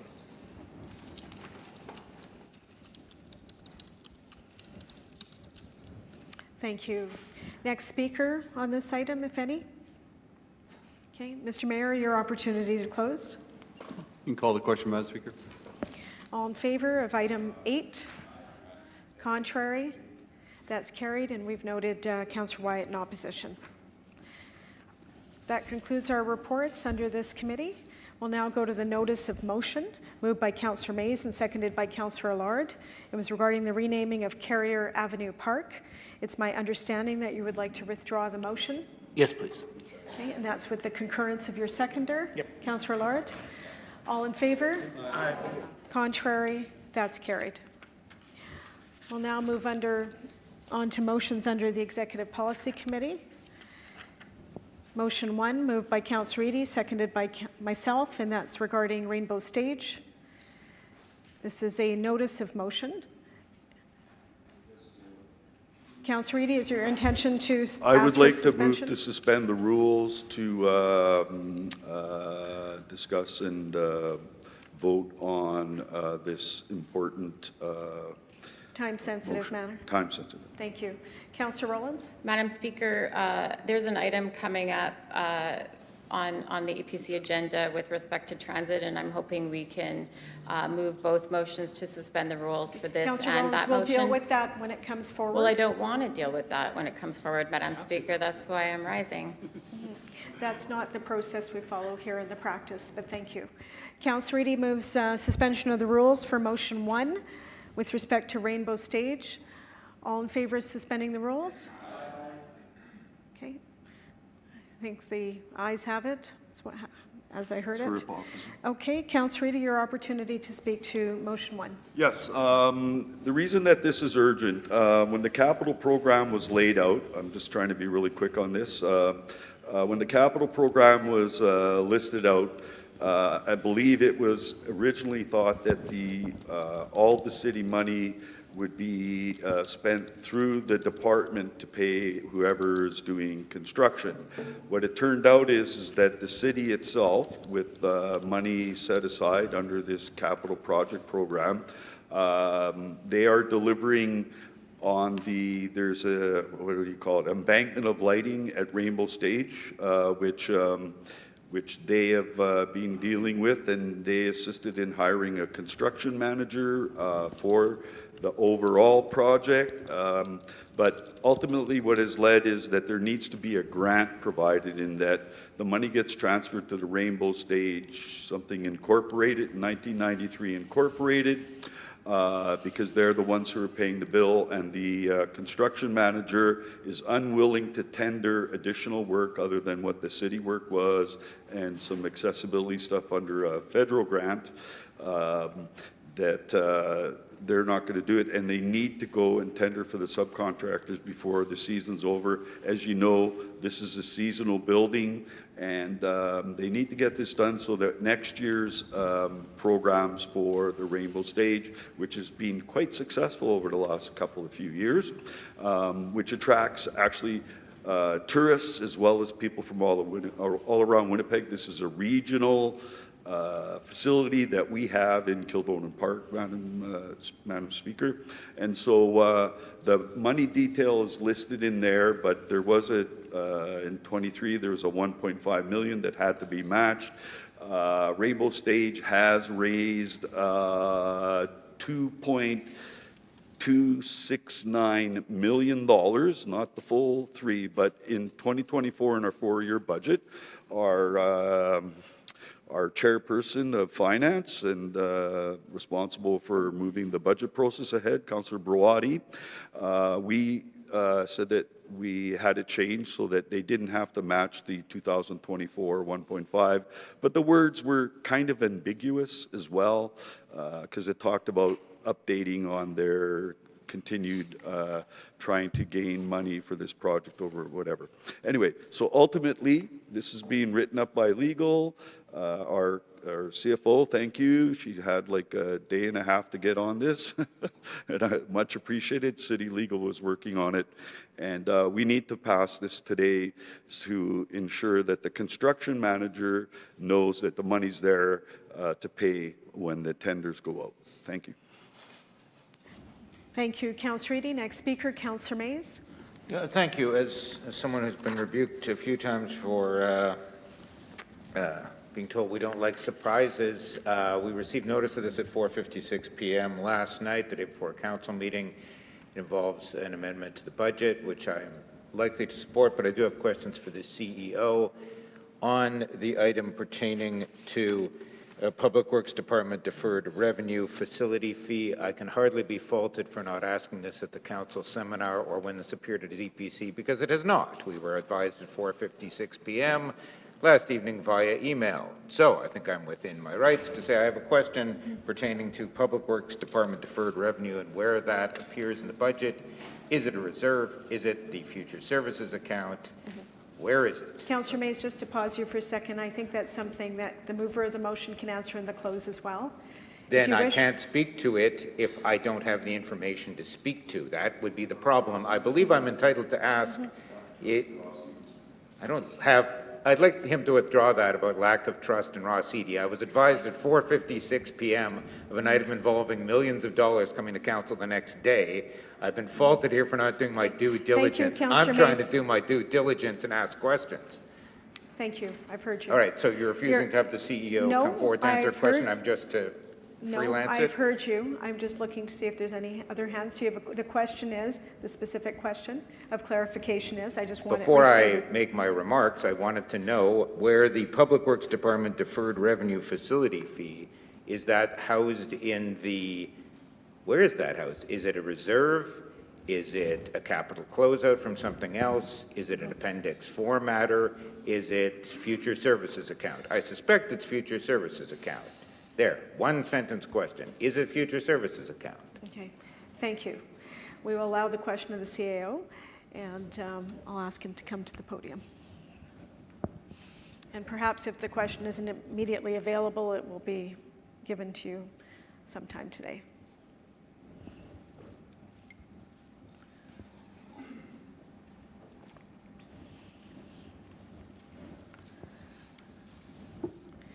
Thank you. Welcome. Thank you. And thanks for the question, Speaker Sharma. Or Madam Speaker, I don't have an answer for you at this time. I'm getting it here as we speak now, but I'll get that for you after today's meeting. Or as soon as possible. Yes. Thank you. Councillor Mays, the clock resumes. I meant Thank to you. mention earlier how pleased I was we finally hired a CAO whose personal best marathon time is better than mine. So we finally have that with Mr. Dunford. So thank you for the efforts. I will speak, assuming it's coming from the clock, future please. services account. Yep. I'll be supporting this. Rainbow Stage is an important asset to the city. Certainly, I've benefited from a lot of money going into St. Vital Park. We've certainly put a lot of money into Kildonan Park, and Rainbow Stage is important to the city. I would, however, put this in context of, we were advised of this just short of 5 o'clock yesterday. I attended a recent meeting where I was told in no uncertain terms that councillors wouldn't be consulted about changes to the coming year's budget.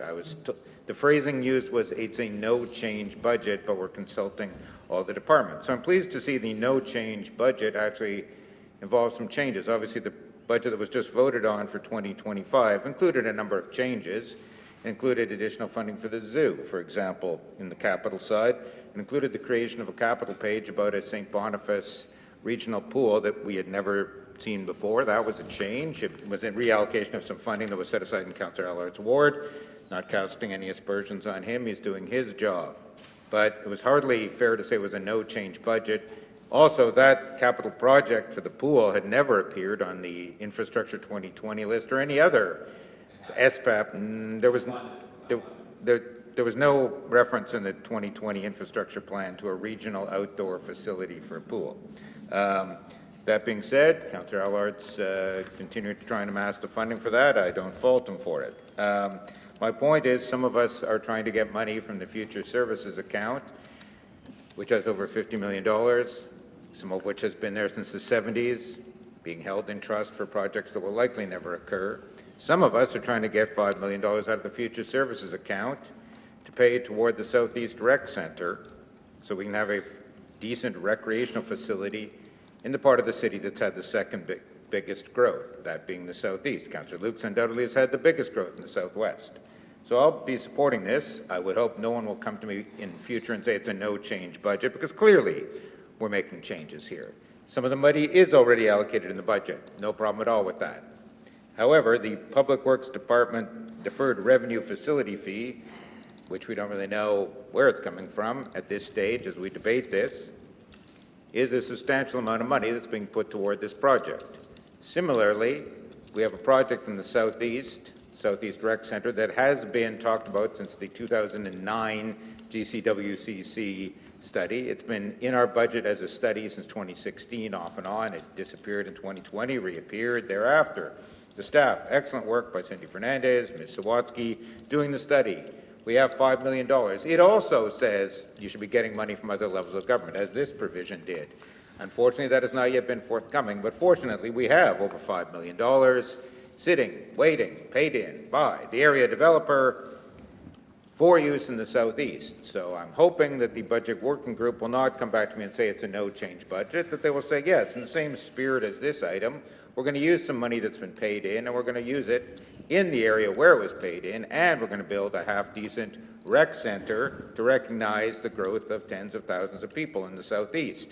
I've been pleased to support Councillor Lukes throughout her multi-year odyssey toward getting a decent recreation center in the Southwest at a cost of tens of millions of dollars, and I know there's a school element in there as well. So I've been pleased to support that. I would hope to get similar support as we try and move toward creating a decent facility in the Southeast. So we have seen, in addition, the most recent budget, I mean, one could call it no change, but in addition to the pool and the zoo, there were a number of new items put in for the new capital year of 2030, additional money for St. James Civic Center for change rooms, additional money for various studies of various projects in various wards. So, none in my ward, unfortunately, but all I am seeking is to make the point that we have over $5 million paid into the city of Winnipeg in the revenue account, in the future services account. We can sit there and let it accrue interest that goes into general revenue, not into the Southeast. We could do that, and the rec center will likely never be built because it'll be capital closed out within a year or two. And we can finally do the road projects, as Councillor Lukes has correctly identified, in 10 or 15 years. We could, or we could actually get the project done by using the money that's already paid in. Pleased to see this project's getting done with money that's already been paid in. So I will be asking for similar consideration for my ward. Happy to support Councillors Sharma and Edie in their motion to get money spent out from deferred revenue. And we'll just ask for similar consideration when it comes time to get a rec center built that's been envisaged since 2009 for the southeast portion of the city, which I represent. Thank you. Any further speakers? Councillor Wyatt, Councillor Rowlands. Speaker, I rise. Of course, we all know Rainbow Stage, and we all love Rainbow Stage and want to support Rainbow Stage. It's a worthy cause. I rise. This is a regional park. Rainbow Stage is in a regional park. It's a wonderful regional park, serving northwest Winnipeg for many decades. I also rise, Madam Speaker, similar to Councillor Mays, to point out that there's not just this regional park. There's many other parks in our city. We have, for example, Beulah Recreation Park, opened in 2008. Doesn't receive a dime from the city, yet does amazing things. This year they hosted the Native National Fastball Championship Tournament. 6,000 rooms booked in the city of Winnipeg. Economic spin-offs to the city of Winnipeg. And they're having a hard time with their operating budget, like a lot of organizations I see here. We're going to enter into a grant agreement with Rainbow Stage to provide them with a grant. And yet Beulah has been asking, and I've been told, well, dip into your community fund, Councillor Wyatt, to keep a regional park going. And I've been doing that up until now. And frankly, Madam Speaker, I guess the biggest mistake we made is we built Beulah on the wrong side of the city. If we had built it on the west side of the city, where all our mayors have come from, we might have been able to get some money. But we haven't been able to get a dime, Madam Speaker, because of the bias in this city that we don't govern the city as one. No, the fact of the matter is this is one city. We should have been one city since 1972, and we haven't acted that way. And yet we can't get a dime for a facility that has been doing things over and over. We're doing things for Bloomberg now with Red River X. Millions being poured in. We are watching, by the way, that agreement coming out to see what kind of subsidies we're going to be supplying Red River X to take over the $6 million plus facility that was run into the ground. $6 million loss at Bloomberg. Our facility allowed to be run into the ground. That they're now bailing out. Money, obviously, not just coming from them, Madam Speaker. Now, what I find interesting is that we have this this different bias when it comes to, and we've had chairs of finance come and see Beulah Recreation Park, the amount of activity that that park does to generate economic activity. We have suggested that a small percentage of the hotel tax, the accommodation tax, that goes in economic development, a small percentage go back to Muhlenberg. There's a direct connection. They provide rooms throughout the entire city. I mean, Madam Speaker, the economic activity and the work that Beulah Recreation Park has done has proven themselves since 2008, a proven entity, and they've maintained the facility. And yes, the City Parks and Rec Department, or we don't have a Parks and Rec Department, but the staff that facilitate that, yeah, there's a bit of competition, let's just say, healthy competition, because Beulah actually maintains their facilities. They actually go out of their way to try to achieve grants from other levels of government whenever they come up. And if you go to that park today, it's as in good condition as it was when it was opened in 2008. You can't say that for any other city park. And they've taken great pride in that, Madam Speaker, a park run by the community, a board of directors elected by the community, and facilitated with the dollars, that every dollar they charge people coming in, they raise money through their canteen, they're licensed, they do everything they can. They get sponsorship dollars, everything that we want groups to do, they're doing. They get sponsorship dollars, they sell advertising, and yet when they come to us and say, look, we're short about 70, 80,000 because of the cost going up, well, go to hell, we're not going to help you. We're not interested, Madam Speaker. You know, go see Wyatt and the community fund's being cut next year. But yet I've been bailing out a regional park in our community that the rest of the city can't see for the light of day. And yet the economic spin-offs are huge. I'm supporting this. Yes, I'll support this. But I'm raising this, Madam Speaker, to show about the tale of two cities that exist. You know, where one part of the city gets and the rest none. Not to mention, as Councillor Mays has mentioned, the tens of millions that go into Assiniboine Park, and the tens of millions in capital, tens of millions in operating every year. You know, you go to the Leaf. How much does it cost for you to go in the Leaf? I voted against Leaf because they wouldn't tell us how much it was going to charge the citizens of Winnipeg to attend the Leaf. Right? It's not exactly the most affordable place to go and visit, unless you've got, a rich uncle or something. So, Madam Speaker, I'm supporting this. I think it's wonderful. But the fact of the matter is, I would appeal with the coming budget that EPC keep this in mind. I don't want to have to go to the same shenanigans again because, frankly, we risk losing that park. And if you want the city to take it over, great. But in 10 years' time, it'll look like crap. I can guarantee you that. Thank you, Madam Speaker. Thank you. Next speaker, Councillor Rollins. Speaker, I rise hoping that I won't have to juxtapose this walk-on and this vote with the upcoming transit motion where I want council to do an emergency debate so Winnipeggers can hear the top issue of the day spoken about and not just a grant that, could have been done, but needs to be done today in support of the arts, Madam Speaker. We can support the arts and we can support residents that need to hear us talk about transit too. Thank you. Any further speakers? Councillor Eady, you've spoken. Yes, you'll be closing in a moment. Okay, Councillor Eady to close. Thank you, Madam Speaker. First thing I'll mention is that this ticket reserve, it is a reserve under the lease agreement with Rainbow Stage 1993 Inc.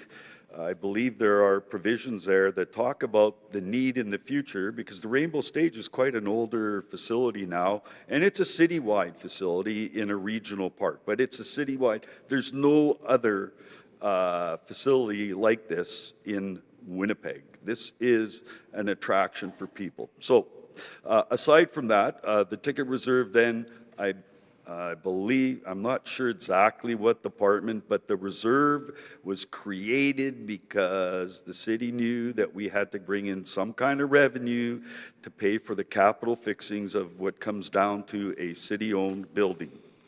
Now, let's talk about the budget. This is actually not changing the budget, Madam Speaker. What it is doing is, what it is doing is, as I explained at the beginning, what has happened is originally those capital dollars would have been held by the city, but they're only keeping a portion of the capital dollars to undertake the work for the lighting for the stage and that area because it was very complex and they felt that they needed to be part of that. They were responsible and were part of hiring of the construction managing company who is doing some work. However, they have to subcontract other work out. Now, the problem is that how does the money get transferred? That's what it comes down to. It's a grant now. So you know that administratively, that takes a while to undertake and so on. And so as you read in there, up to $2.7 million, Madam Speaker, transferred over to the Rainbow Stage 1993 Inc., who also have the ability to get the $1.375 million that they got from the province. I would note that the $3 million, the 1.5 and 1.5, I would note, comes through other levels of government funding. As a matter of fact, the city is overseeing it. So, Madam Speaker, and I would like to thank Councillor Wyatt and I believe Councillor Brawadi, who originally got this into the capital budget. We know that it was important. So what it comes down to, not a change in the budget, not to be associated with any of the other stuff that I heard today. It is directly associated. There's a lease agreement that the building needs this work. There's fire code work, there's accessibility work, there's just restoring areas and making the facility more usable and safe for people to use. So it's just merely a motion that guarantees to the contract manager that the city is giving the money to the Rainbow Stage 1993 Inc., who will be paying the construction bills as it goes along, with assistance from the public service who have been working on this project all along. Thank you. With that, I'll call the question. Councillor Mays? Could we get clarity then that if payments out of reserves and presumably future services account are not actually budget amendments? Okay, Then- Councillor Mays, you've had your opportunity to speak. We'll take the I'm conversation sorry I didn't afterwards. ask this at the didn't exist council seminar, but having been advised of the motion yesterday at 5, It's out I of have some process at questions. this time. We're calling a I'm vote. calling a point of order, trying to find out if that isn't a budget amendment, then presumably those of us with money in the future services account can simply move motions to have it spent out. Councillor Mays, bigger question. It's not for the city clerk today. Please take the conversation offline. I am going to call the question on motion 1. All in favor? Aye. Contrary? That's carried.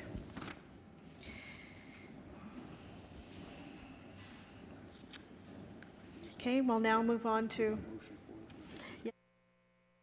We have a new motion that's just been circulated. Motion 4, moved by Councillor Wyatt, seconded by Councillor Orlikow. It's a notice of motion, so it'll appear on next month's council agenda, and it's with respect to the Caspian settlement. Okay, we'll now move into bylaws for first reading. Mr. Mayor? I move the following bylaws be read a first time. Bylaw number 76, 2025, bylaw number 77, 2025, bylaw number 80, 2025. All in favor? Aye. Contrary? Carried. Bylaw number 76 of 2025, bylaw number 77 of 2025, bylaw number 80 of 2025. Mr. Mayor? I move the following bylaws be read a first time. Bylaw number 73, 2025, bylaw number 74, 2025. All in favor? Contrary? Carried. Bylaw number 73 of 2025, bylaw number 74 of 2025. And I move the bylaws number 73, 2025, and 74, 2025 be read a second time. All in favor? Contrary? Carried. Bylaws numbered 73 of 2025 and 74 of 2025. And Madam Speaker, I would move that the Rule 52 be of the procedure bylaw number 50/2007 be suspended and bylaws number 73, 2025 and 74, 2025 be read a third time and that the same be passed in order to be signed and sealed. All in favor? Aye. Contrary? Carried. We'll now have question period for the mayor. Councillor Wyatt. Madam Speaker, last week, Mr. Mayor, we saw the city was very diligent in going out and starting the demolition of Happy Land Pool. Any questions and responses? Through Yes, the chair, thank you. Thank you, Madam Chair. Madam Speaker, the Happy Land Pool was demolished, and you know, many of us find it ironic that we're able to demolish Happy Land so quickly. Meanwhile, we got dozens, if not hundreds, of burnt-out buildings in our city that are incapable of demolition, still sitting in neighborhood after neighborhood and rotting there, and kids playing in them and posing a risk to neighborhoods. However, I can tell you, Madam Speaker, that the anger inside South St. Boniface is palpable towards this council and the mayor, towards what's happened there. They're wondering, when is the new facility that's been promised, $2.6 million, for a similar Transcone Aquatics Park to be built, but nothing in sight. Yet the Happy Land Pool has been knocked down, and a whole neighborhood that had a facility that was used by the community actively, there was nothing wrong with it, is gone. When is the new facility going to be built for that neighborhood? When will they see it in place? Typically in the past, we have built new facilities, then we demolish the old ones. But for some reason, we decided to pick on this area and shut down their pool along with Windsor Park as well. So it's like, what does the mayor and EPC have against this neighborhood? When are we going to see the new facility, the new equivalent Transcone Aquatics Park for the people of South St. Boniface and the St. Boniface area? Councillor Wyatt, there was a lot packed into there. Your specific question? Okay, Mr. Mayor. Madam Speaker, thank you for the councillor to characterize it as having something against, you know, the people of any one community would be simply, completely, absolutely false. And as the councillor realizes and would understand, it was a decision through budget process to decommission and no longer use that facility because, as the councillor said that there was nothing wrong with the facility. He perhaps hasn't been paying attention. There were significant financial upgrades that were needed to that facility. At some point, facilities passed their end-of-life use. And so a decision has to be made whether to keep putting money into old facilities. And St. Boniface, when they came together in Unicity as part of the broader Winnipeg city, had the luxury, as it were, and the advantage of having more aquatic facilities per capita than really any other community within the city. Those facilities, like all of our aging facilities across Winnipeg, are needing significant repairs.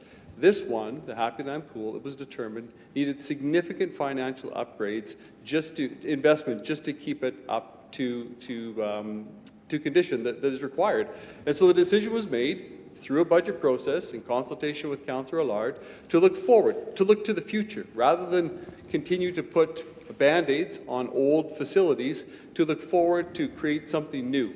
And so the process has started. There was some money put in the budget for a new aquatics facility within St. Boniface. The councillor from St. Boniface has been working. There's been some public consultation and discussion on that already. And so this is about looking to the future to improve, ultimately, aquatic facilities in Winnipeg and certainly in St. Boniface as well. Thank you, Mr. Mayor. I'd like to Councillor note, Wyatt? Madam Speaker, the mayor did not answer my question. I specifically asked when is the new facility going to be built? $2.6 million is in the budget. It's probably upwards of $10 million to build a new facility at least. When is the new facility going to be built? When are those residents going to see a new facility, as the mayor has spoken about now? When is that actually going to happen? Thank you for the question. Mr. Mayor. Thank you. As the councillor does know, I believe he knows the answer to the question. There's no date specific on that, as there's no date for other completion of some other projects yet. As we move towards the building of all these facilities through a series of processes that projects go through. Right now, though, there has been significant investment in the region in the Bonnie Patel pool and other investments that are being made as we look across the city to invest in spray pads and splash pads so that families have facilities available to their kids that are more accessible for longer times of the year. Thank you. Mayor, Final date question. June 19, 2019, the issuance of the illicit drug task force that said swimming and Wyatt. recreational facilities are absolutely Councillor crucial if we Wyatt, want to have a your healthy question, city. please. My question is this: when can the residents of South St. Boniface expect to receive their pool? Okay, They've asked- now lost a pool. When are they going to Okay, get their asked new and facility? answered. Is there a My new question question? is, when is the money going to be in the budget? And when is the new facility going to be built for those residents who have nothing there now? When is it going to be Thank you, built? Councillor They have a White. right to know, Madam And with respect, you've asked that question already. Mr. Speaker, I Mayor? want to, Madam Speaker, I want to ask the councillor from Transcona why he voted against the last budget that had.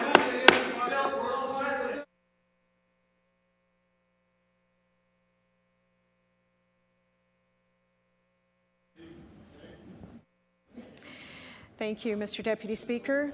Mr. Mayor, you have the floor. Madam Speaker, I want to ask the councillor from Transcona if he's sincere. Because there was money. This is the mayor's opportunity to respond. Thank you. Madam Speaker,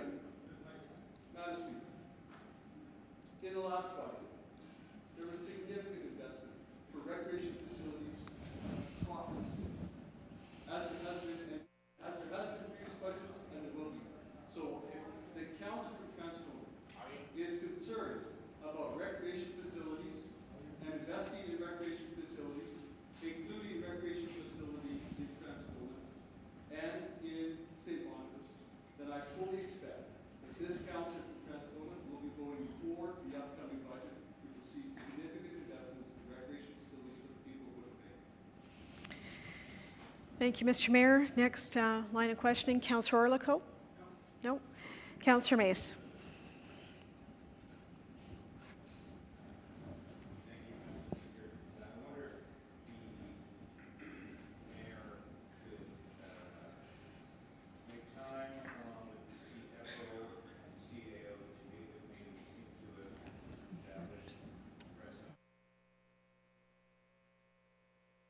Money out that has been accumulated over, thank you, paying money out that is accumulated over several years in certain capital accounts, such as Rainbow Stage, as you've indicated to me. Southeast, money's been paid in for years into the future services account. I had assumed this would require a budget amendment. Apparently not. Apparently it's as simple as we could bring a budget, we can move a motion here to have that money paid out and get this rec center where we've allocated millions of dollars for question, 25 Councillor and Mace. 26. Would the mayor be willing to meet with me, the CAO and the CFO, to discuss how we can move forward, since we apparently don't need to amend the budget for such an item? When can we move forward and try and get this rec center built in the southeast, since we have money paid into an account, just as we had money paid into an account for Rainbow Stage? Thank you. Mr. Mayor? Madam Speaker, always willing to meet with and discuss matters with any council colleagues. Thank you. Next question, Councillor Rollins? Thank you, Madam Speaker. I have 3 questions. Number 1, will the mayor support an emergency debate on transit? The people need information.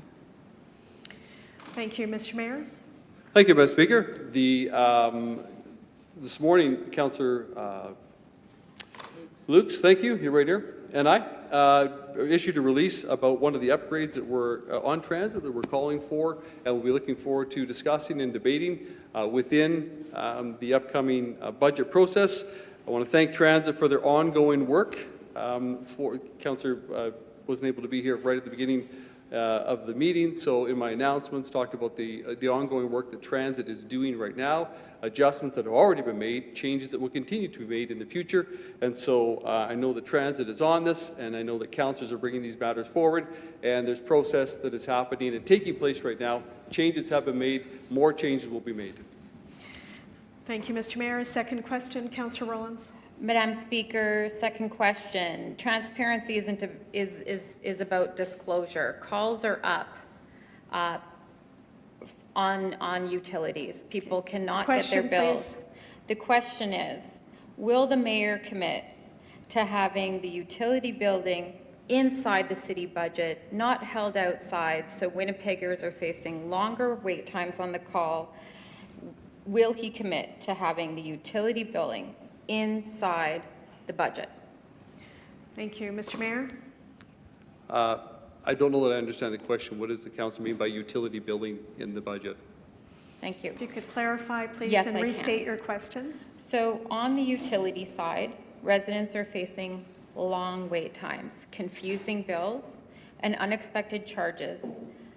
Instead of disclosing, they are having to navigate the technical fixes, maybe by inserts or maybe by on-hold messages for their household budget, whether it is the garbage utility or whether it is the water and waste. So, Madam Speaker, last budget saw these net new charges for Winnipeggers held outside of the budget process.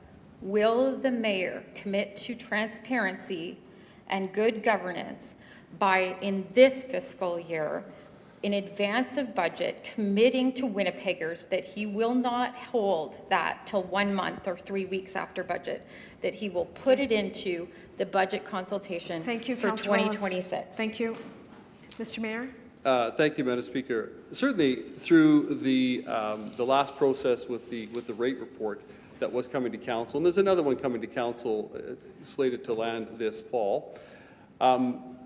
As to the assertion that there wasn't transparency, our Water Waste Department had laid out clearly what the costs were, what the costs were going to be, and not just, it wasn't a surprise to anyone. We've been talking about these potential rate increases and the change to the utility bills and the Water Waste Department for many, many months in advance, years, in some cases in advance of the budget. But this year, there is a rate report that is scheduled to come this fall.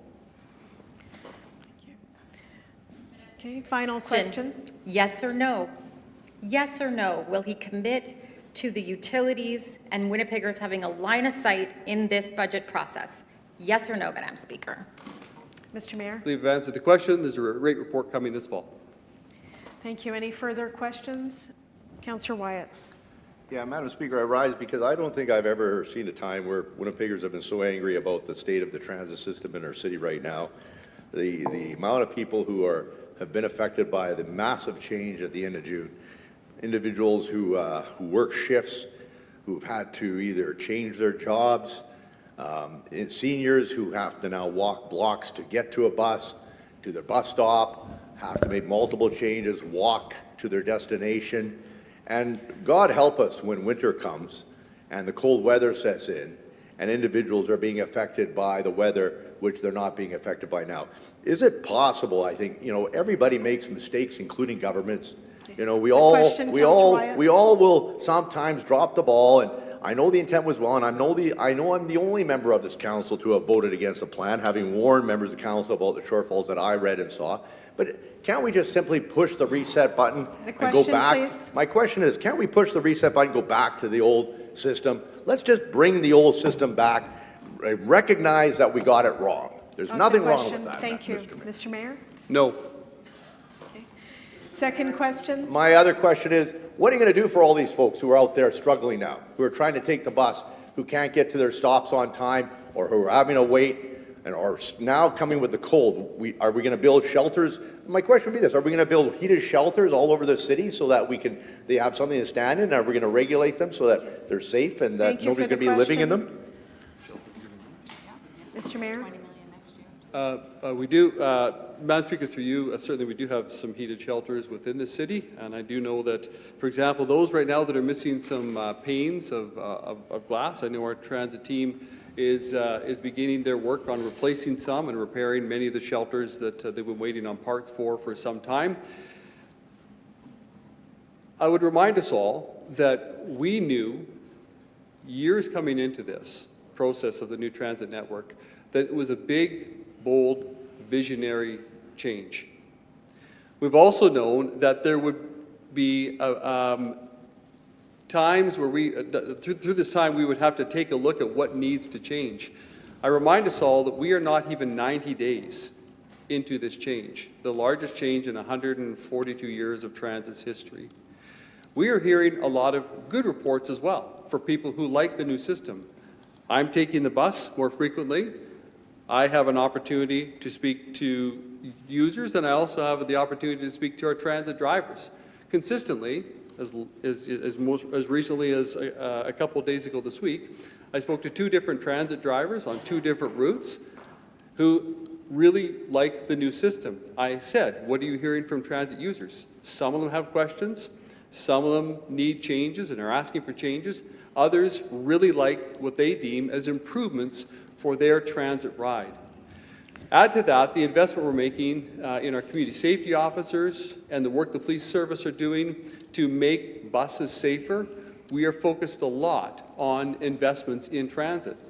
We just broke ground recently on the new transit garage, which will be built just on Route 90 Boulevard for our new transit buses. We've ordered through the ISIP program, and we're taking delivery on 100 new buses this year. We're making massive, significant, important investments in our transit system to make it better for all. It's going to take some time in a few areas to make some adjustments. We, as a council, and certainly our transit team, is getting feedback on the improvements that need to be made. You heard it again today. Councillor Lukes and I, among others, and I'm sure everyone wants to see the same thing, are dedicated to working and having a discussion through the budget process about restoring or providing some of the late night service that seems to be and is lacking in certain areas. So we're making changes. Councillor Lukes will probably answer the questions better and under the Public Works question and answer time, but we know that we've even changed some bus stops already. We've already responded to some of the criticisms and some of the asks and requests from our transit users. And we'll continue to make improvements as the days, the months, and years go ahead. Okay, thank you, Mr. Mayor. Next question, Councillor Wyatt. Mr. Mayor, I guess the question I have to ask is this, is that, are you aware of the anger out there towards the system? Are you aware of what we're hearing? I mean, it's just palpable. I've never heard people so angry about an issue in all my years on, I can't recall an issue, other than maybe Ollie West when it hit my ward. But the anger out there towards what we've done, and that people have been affected in their jobs, are you aware that we've actually affected people's livelihoods? Mr. Mayor. Madam Speaker, I'm not sure if the councillor from Transcona rides the bus or how often he rides the bus, but I've been on the bus more frequently. Certainly my office takes calls, which is why, and gets emails, which is why we're making adjustments. Every councillor around here is getting calls. That's why we want to make some adjustments. As I said, I'm using transit more often so that I can listen to residents as well. And it's not like I just get on the bus. When I get on the bus, the other day, a woman came up to me and said, "You're the mayor?" "Yes, I am," and sat down beside me and told me what's working and what's not working, and some of the changes that they would like to see. One of the requests was for a change to the late night service provision. We're looking at doing that. So absolutely, I'm very in tune, I believe, with what the public is saying. Good, all the good, the challenges, things people would like to see changed. Thank you. Any further questions? Okay, seeing none, that concludes question period. Seeing the hour, we're going to take a recess and reconvene at 1:15. Thank you.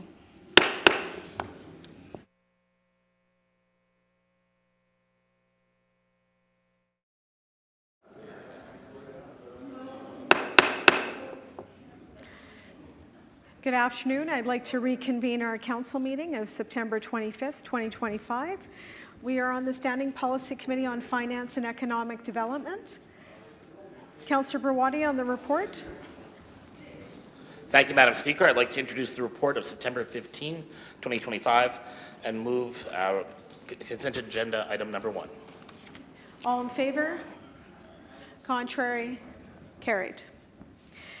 We have no motions or bylaws today under this committee. We'll now have question period. Any questions for the chair? Okay, any questions for the chair? Okay, seeing none, next committee is the Standing Policy Committee on Property and Development. Okay.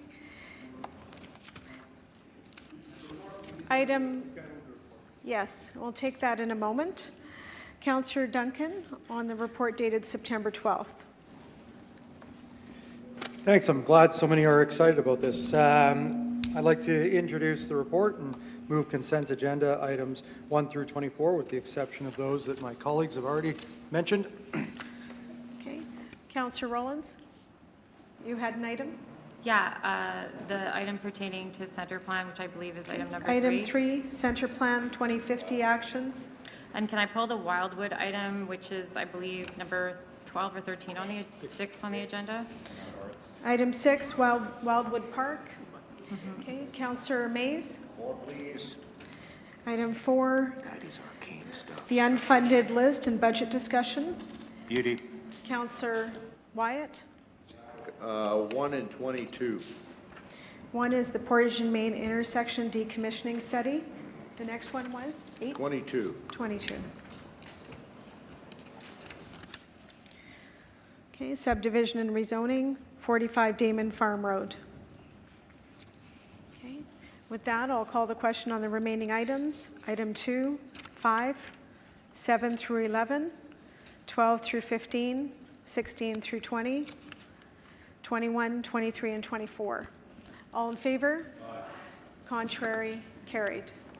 Madam Clerk? Item 1, Portage and Main intersection decommissioning study. Thank you. Councillor Duncan to introduce the report. Yeah, thank you. I look forward to hearing from my councillor colleague. Councillor Wyatt. Yeah, Madam Speaker, I rise because I think it's crucial to be able to speak to this issue with regarding the underground concourse. The concourse, I see the report is received as information, but I think it's absolutely crucial that we take the steps necessary to keep the concourse open. Also to share with the citizens of Winnipeg that the majority of the work that was required at Portage and Main, a lot of folks think that we're done. We're not done. If we want to maintain the concourse, that there's still tens of millions of dollars pertaining to the membrane that still has to be done. I think the plan was originally to do that membrane work, but then it was abandoned to do just the intersection, to have it open a year in advance prior to the next election. However, the reality is, following the next general election, the citizens of Winnipeg are going to see major disruption at the intersection of Portage and Main, pertaining to the fact that we don't have any other choice but to maintain the membrane. And I don't think we want to abandon the concourse. The concourse, I think, is crucial to the survival of the shops that exist in Winnipeg Square. If we lose the concourse, I think we lose probably most of the shops in Winnipeg Square, and then we lose Winnipeg Square itself.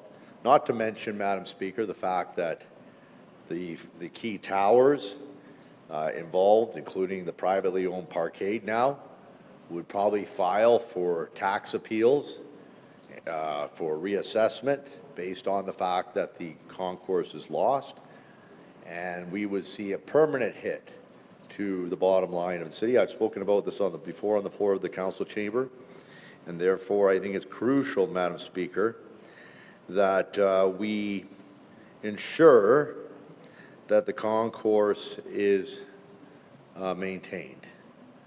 Most cities, most all cities, major cities, big cities in Canada, once they build underground infrastructure, they maintain it. Whether you go to Montreal or Toronto, Vancouver, they maintain their underground infrastructure in their downtowns, not to mention their skywalks.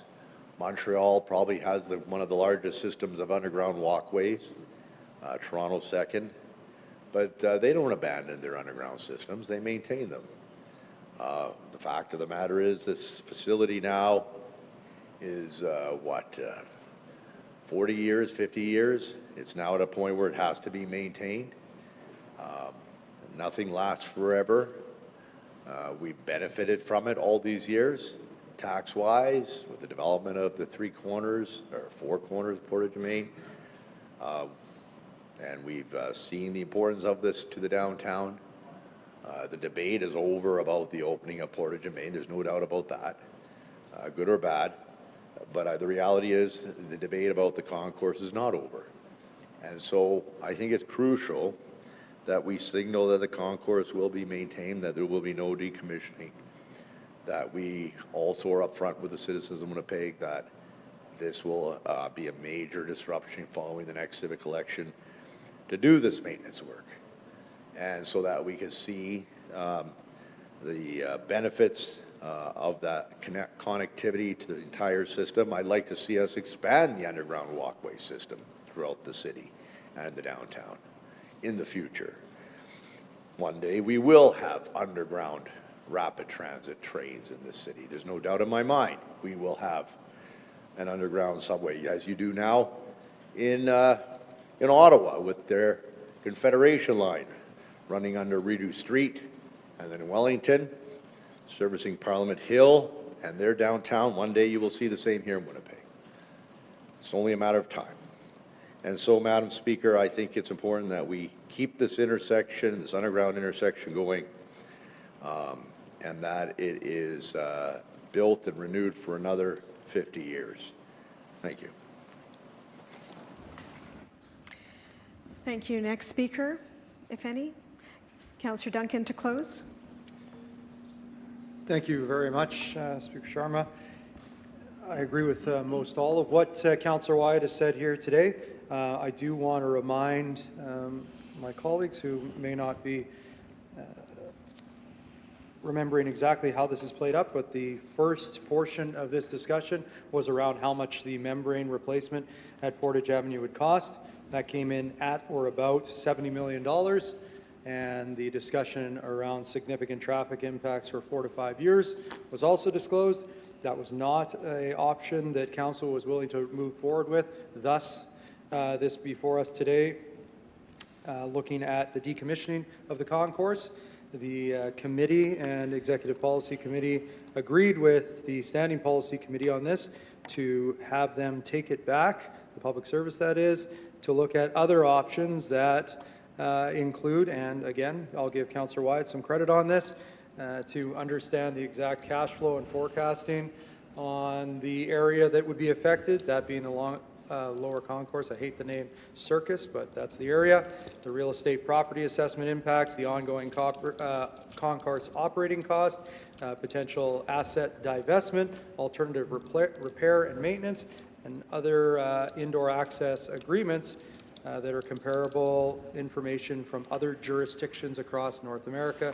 As Councillor Wyatt had already pointed out in his comments, that would not be unique at this point in time to Winnipeg. So with that, I have no further comments. Appreciate the debate, and I look forward to seeing this back in January of 27. Thank you. I'll call the question. All in favor? Aye. Contrary? That's carried. Councillor Wyatt is in opposition, and that is noted. Next item, Madam Clerk. Item 3, Centre Plan 2050 actions. Councillor Duncan to introduce the item. Thank you very much, Madam Speaker. We did have an opportunity to have a brief discussion on this several months ago, at which point in time there was an extension of time asked for, Madam Speaker. That extension was not granted at the time, rather a layover of the item to then come back to Standing Policy Committee. And before us here at Council today is a request for an extension of time of 180 days, which I look forward to hearing from my Council colleague about that 180 days. Thank you. This was stood down by Councillor Rollins. So nothing new here, Madam Speaker, other than to say Centre Plan was meant to be a roadmap for investment, and it was meant to have a churn, and that churn was supposed to detail investments understood in each and every fiscal year for the downtown. With 180 days, my concern is it's pushing it outside of a fiscal year. So again, transparency and governance. Many stakeholders really looked to Centre Plan as that investment roadmap for the downtown. As the local councillor, one of the first investments that we made happened in my ward right in time for the Sea Bears celebrations in Winnipeg.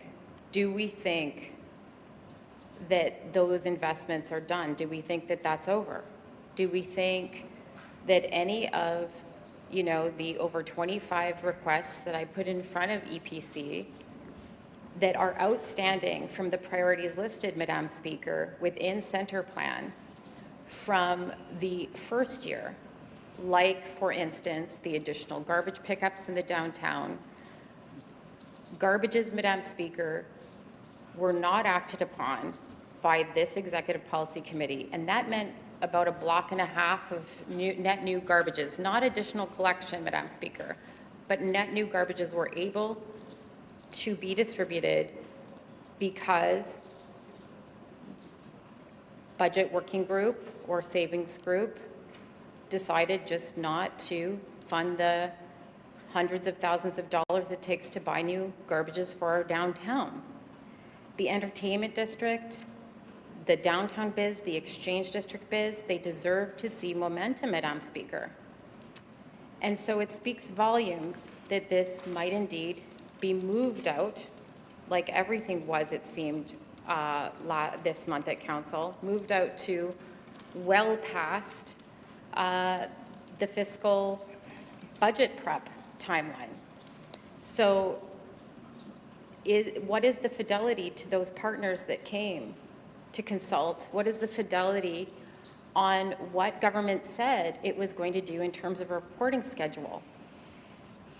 And that part will essentially, I'm hoping that the chair is as concerned as I am about the lack of momentum and the lack of fidelity. Those 8 little words, do what you say you're going to do. And in this plan, we told downtown stakeholders and all of Winnipeg who thinks downtown's a priority that this was going to be the investment roadmap. And to push it out another 180 days, well, we're not doing what we said we're going to do. It reeks of a report collecting dust, and it surely denotes that the priority plan that is contained in our Strategic Priorities Action Plan, plans of other partners that said, you know, delay these plans, we're just going to focus on this center plan. Wait, wait, wait. It'll all be there. What message does it say? That we're moving it out another 180 days when we already moved it out 90 days, which was already a timeline that was missed in people's minds. There are stakeholders in the downtown. They're doing their own thing now. What will be our response? And while I am very concerned about what signal it sends, taken together with, again, moving all of the circus to another timeline, I'm very concerned about the fact that businesses in the downtown have no reports or information that they can count on. And that's wrapping the work around this Executive Policy Committee, and it's not thinking about the transparent information that business needs from government to feel secure in their investment, to feel secure about their leases, to feel secure about the ongoing attention, and I would like this to change. I presented a motion to EPC. They rejected it. I presented all of the past priorities from last fiscal that is still outstanding as priorities in this plan. They rejected it. That speaks volumes to me. But I would like to hear in the closing why we think we can rest our laurels on what was decided as investments last term. And it's not acceptable to me. There is not enough momentum. We have a year yet to go. I would like to see how this is shaping up. And if this is supposed to be the investment roadmap for the downtown, for the exchange district, for our entertainment district, I think we need to have a serious look-see at why the department is saying, let's move it off to next fiscal. And I think the answer to that, Madam Speaker, is found within the public service, within the budgets that they completed over the summer, and what Winnipeggers will soon see. There was no room for budget this year in center plan. We are not going to have a look-see on it, and so the public service just gave up early, and this EPC is solid in the fact that there will be no investments, and we're throwing out that investment roadmap and not actioning the priorities because it's neither in budget and we're not even going to look at it. It's too bad, Madam Speaker. It's not sufficient work. Thank you. Any further speakers? Councillor Wyatt? Yeah, Madam Speaker, having been here for a little while, you have the benefit of seeing perspective over time and initiatives over time. And one of the things that I recall when first arriving in this chamber was the excitement going on around the downtown. At that time, I was entering into this chamber in the second term of then Mayor Glenn Murray, who had spent a lot of his time working on the downtown. We had just come off the cuff of seeing the Gold Eyes baseball park open at the time, and basically the park opening up and being part of the center of the city. Waterfront Drive coming through. At that time when I arrived here, the construction of the new, at that time for the Manitoba Moose Sportsplex was underway. We had a lot of development. We had a very robust debate about the new parkade to be built at the Forks, which was constructed. There was lots of happening on the front of housing and housing investment. A lot of partnerships going on with the government and the private sector, with incentives being offered up. CentreVenture was very strong and active. CentreVenture had been seeded all the lands in the downtown, plus given $10 million to make projects happen. And CentreVenture was moving in a strong way, facilitating new developments, the Mountain Equipment Co-op arriving on the scene, all new forms of businesses coming in, and there was lots of excitement around the downtown, of course, then with the revival of the Jets coming back, giving a shot in the arm to the downtown. The downtown, Madam Speaker, has so much potential, still has so much potential. I see it all over the place. I see it here in the Exchange District, and the potential of all these old buildings that are still. We have one it was recently written up right at the corner of Notre Dame and Donald, or Princess, that's ready to come down that we need to save. We have these beautiful Exchange buildings. Parks Canada has declared the Exchange District a Canadian heritage site, but we don't have the money that they poured into Montreal in the 1980s, or Quebec City, or other cities in Canada. It's something definitely that the federal government could be doing as they've done elsewhere. We have precedents set across this country where they've done it, Madam Speaker. But for some reason, the federal government just walks across us like a doormat. The doormat gets treated better than Winnipeg has since Confederation. They just walk across us back and forth, no matter who's in power federally. But anyway, and we let them do it. But, Madam Speaker, we have so much potential, and I look at, the vibrancy now on the waterfront. I see new housing coming up, and I see all these parking lots, these empty parking lots that we could have a plan for. But one thing that has united in the past, the successes of the past, it can't be done by the administration. The administration is there to administer. This has to be driven politically, and in the past it's been driven by mayors. First, Mayor Glenn Murray, then Mayor Sam Cates, who drove under the leadership of Ross McGowan. Ross McGowan did amazing work with CentreVenture, renewing parts of the downtown, which we never thought we would see change happen. He took down brick by brick the Ryan Block at the right over here at the famous corner where all the movie theaters needed to have a 360, and put the building back up, but brick by brick. I mean, we invested in the Cube. Things were happening, and then all of a sudden now it's just, under Bowman, it just dried up. And has never been the same, and we don't have the political leadership, it seems, the will to drive this.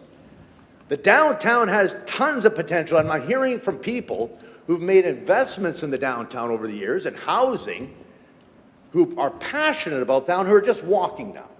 They've had it. They said there's no point anymore. They've said to me personally, they said, Russ, it's useless. There's no interest anymore in the downtown from either level of government, the city or the province. So why are we wasting our time? We'll take our money and we'll go elsewhere. And these are guys who have money, who want to invest, who are passionate, who are at the prime of their careers in terms of doing this sort of stuff, who really are losing interest because the governments aren't there anymore. We've walked away, and now, as Councillor Rollins rightly says, we're kicking the can down the street another 180 days, like we did with the last report, push it out into 2027 in regards to what we're going to do with the concourse, let everybody know then. Oh, we got to start facing these things now and doing what we need to do in the downtown. We can't wait just because of an election cycle or what have you. Let's start working on it now, making it happen. But it takes hard work, and it takes pulling people together. It takes money to do these sorts of plans and getting folks involved, but getting them excited and seeing where things could go. There's still so much potential. The only thing that's really happening that I've seen in the last little bit is the Forks is doing their own thing where they've announced the 8 pads that are going ahead. But even that now calls into question because there's plans for a second parkade. I was thinking, where's that parkade going to go? Where are the cars going to go in the Forks when they occupy all the parking that's there now? And people are trying to go to events there and they can't find a parking spot. Well, and they're spilling over onto Main Street on the other side. They're going to stop going to the Forks. And you're going to have an issue there that will rise up. But the second parkade was planned. And when is it going to be underway? There's no talk of it. You know, Madam Speaker, we have so much work to do still when it comes to our downtown. We've done a lot of work. We've made a lot of progress over the last 2 decades, but we can't stop. We have to continue. And the challenges we're facing on another debate we're coming up here speaks to that directly. Because now we're getting the opposite. If you don't have the downtown moving forward, you have it moving backwards. And that's what's happening right now. We're sliding backwards.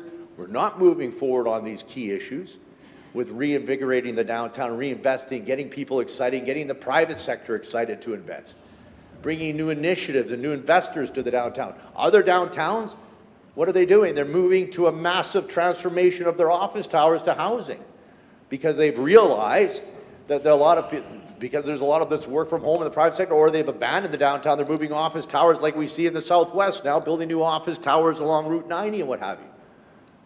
They're moving their offices out of the city now.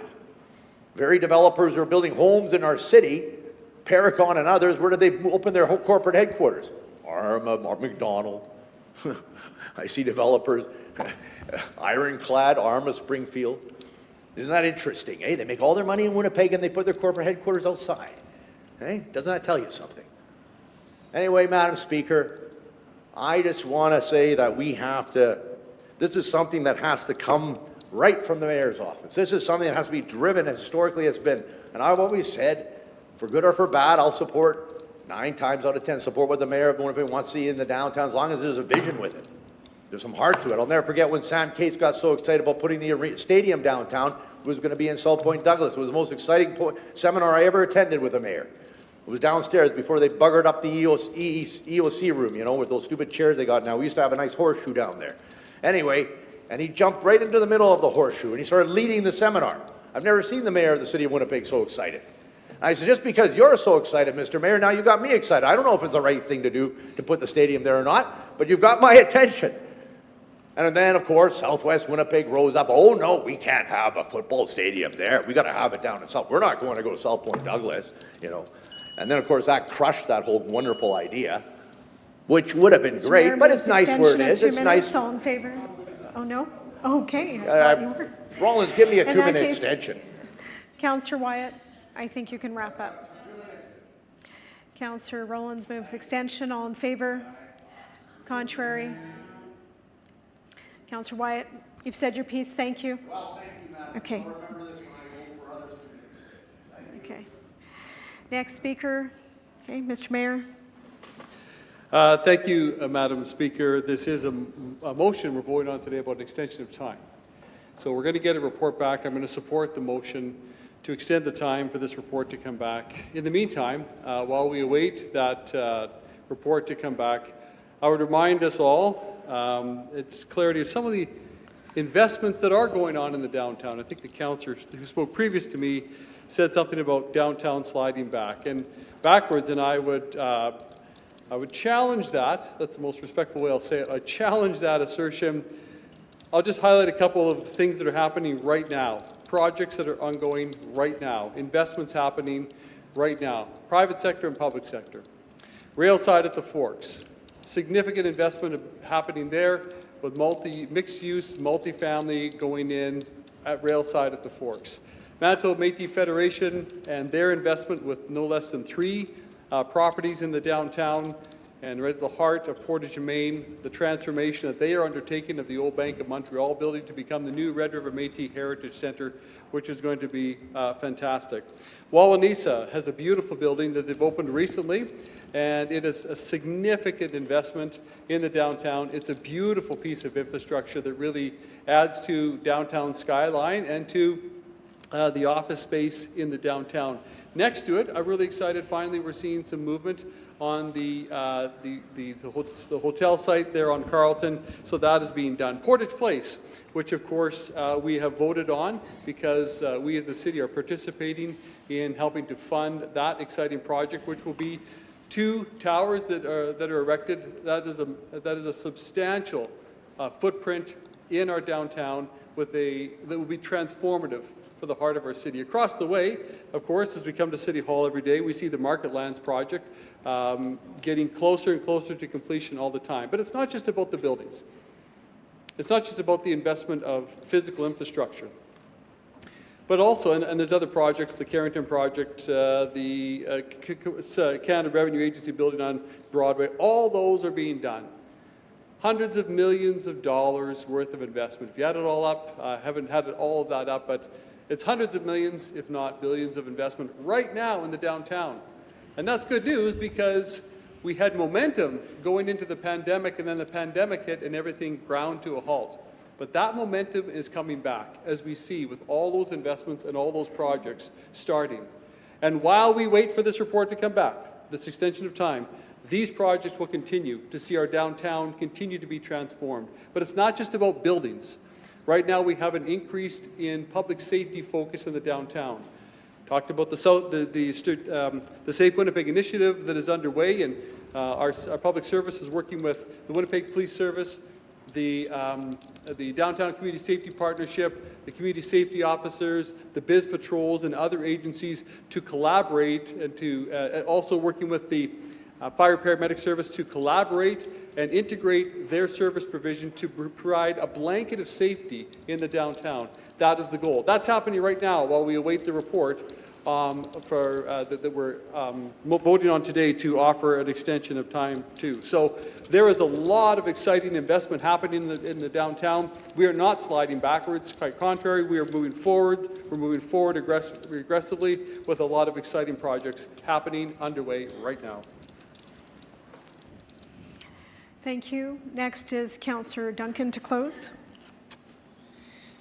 Thank you very much, Madam Speaker. The Mayor took the words right out of my mouth. I had made a list here of all the exciting investments in the downtown area. I hope the area councillor, one of the area councillors, is just as excited as the rest of us are.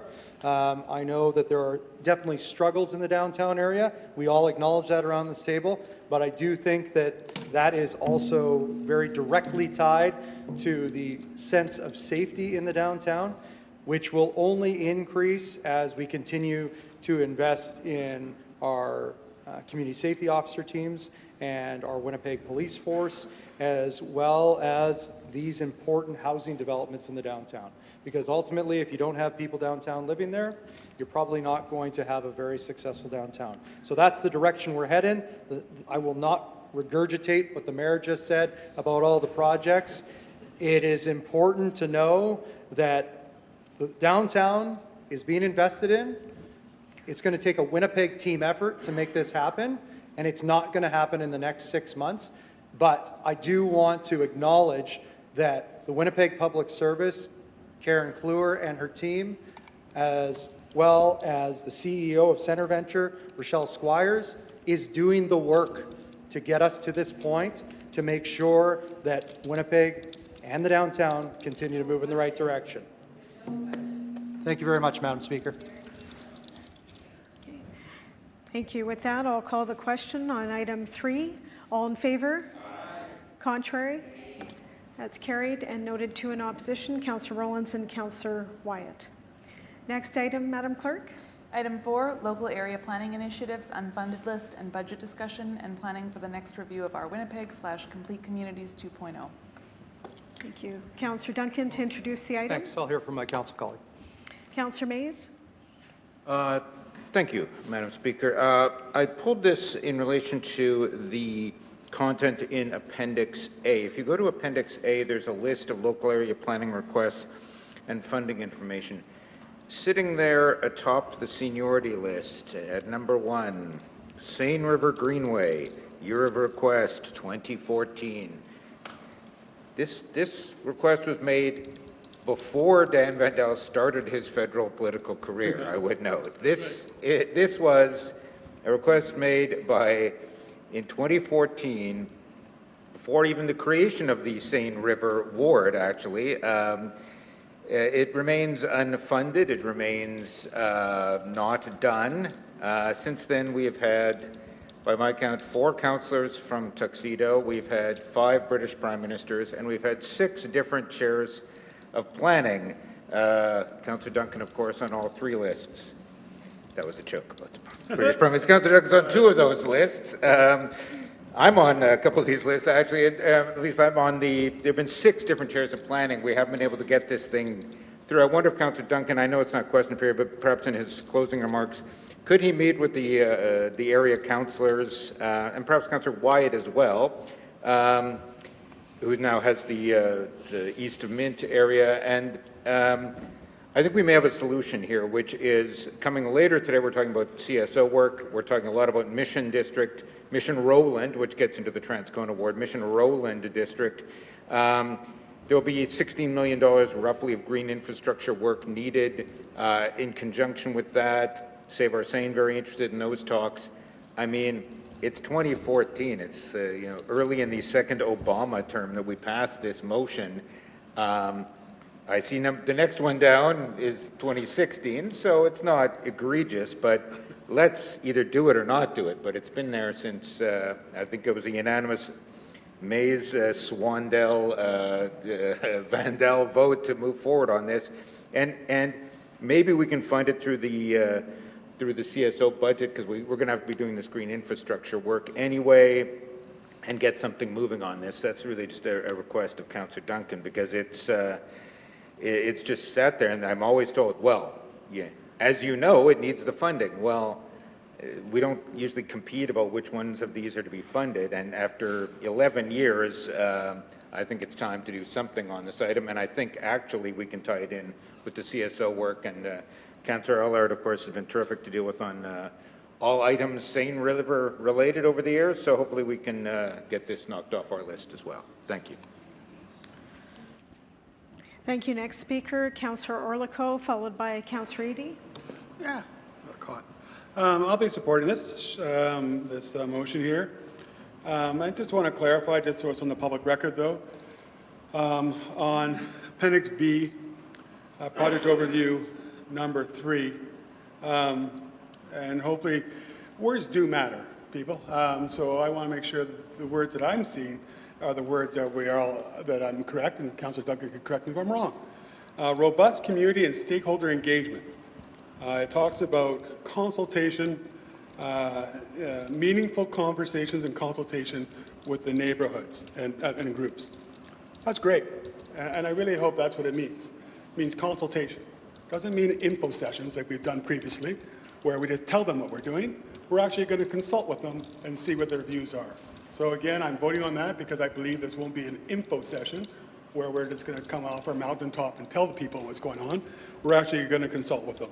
So again, it had quite a good language there, and that's why I'm getting up, just to say I like that language. I wish we'd do it all the time. But this, I think it is important to reach out to the stakeholders and the community to get their feedback in an open conversation, rather than here's what we're doing, tell us what you think. Even that'd be better than some of the consultation or info sessions we're doing lately. So I will be supporting it, and I just want to make sure my voice is on the record, what I believe is called consultation, and which this says it is, in case it changes in the future. Thank you. Next speaker is Councillor Eady, followed by Councillor Wyatt. You know what? I'm not going to speak to it. Okay. Thank you. Councillor Wyatt. No, I rise. I supported the report, of course, in the committee. I support it here today. Madam Speaker, my concern, though, as I said in the committee, is that, and you know, it's interesting because, again, you know, I've been here where we have earmarked greater support to the planning staff to do planning initiatives in the past. Right now, I've been involved with a planning initiative that has consumed a lot of my time in the ward, and that of part of my community, the South Transcona Secondary Plan. We've had no less than 30 meetings in the course of 1 year, less than a year. Plus, I've had to attend, or not had to, but participated in meetings that prepare for the meetings, working with the area consultants. The challenge we've had is that the city has little to no funding for this, so we're relying on the private sector. We're writing a plan that's going to deliver anywhere from 15,000 to 20,000 new doors to the city of Winnipeg in a whole new community. Brand new tax rolls. Not raising taxes, Madam Speaker. Increasing the rolls, not increasing the taxes. You know, without any support. I've had to take money from my LDR, my Land Dedication Reserve, to fund part of the initiatives that we're working on. We have some amazing, exciting things. We're working on an HOA bylaw, the first of its kind, for the city of Winnipeg that will seed fund the future community center, because we never have money for new community centers. We all know that here. So we're actually going to have a fund in place paid for by a homeowners association. The first person moves in will be paying it. When you have a 10,000 doors paying, let's say, $100 a year into the HOA, that's $1 million a year that they all of a sudden could go to our corporate finance. When they hit 20,000, they get $2 million a year. They can actually finance through which we've done before for community clubs, through a loan guarantee, the construction of the new community center. We have the land set aside for it now in the Beulah Recreation Park, 5 acres of land. We've set aside 250 acres for, our challenge as a council has been to create 1,000 new acres of parkland in the city. This plan alone will create 250 acres of the largest nature park in the city. We're writing an area charge, Madam Speaker, an area charge that will help assemble that cost of that land. We're doing some amazing things, Madam Speaker. We're figuring out a way how to bring land on that is not fully serviced, that requiring full municipal services, but staging it, so that the property owners themselves could be actually in charge of their land for land development, not at the mercy of developers who will buy them out and then develop the land, because they're the only ones who can afford the 4 levels of municipal services up front. If we actually succeed in bringing this formula forward to council, which I think we shall, it will allow for Charleswood. All of Charleswood actually come online and on stream if they follow a similar formula, as well as preserve the forested lands potentially that they have as a model for them. It's an amazing process that we're underway, as well as addressing the transportation needs in a way which is practical, which doesn't put any new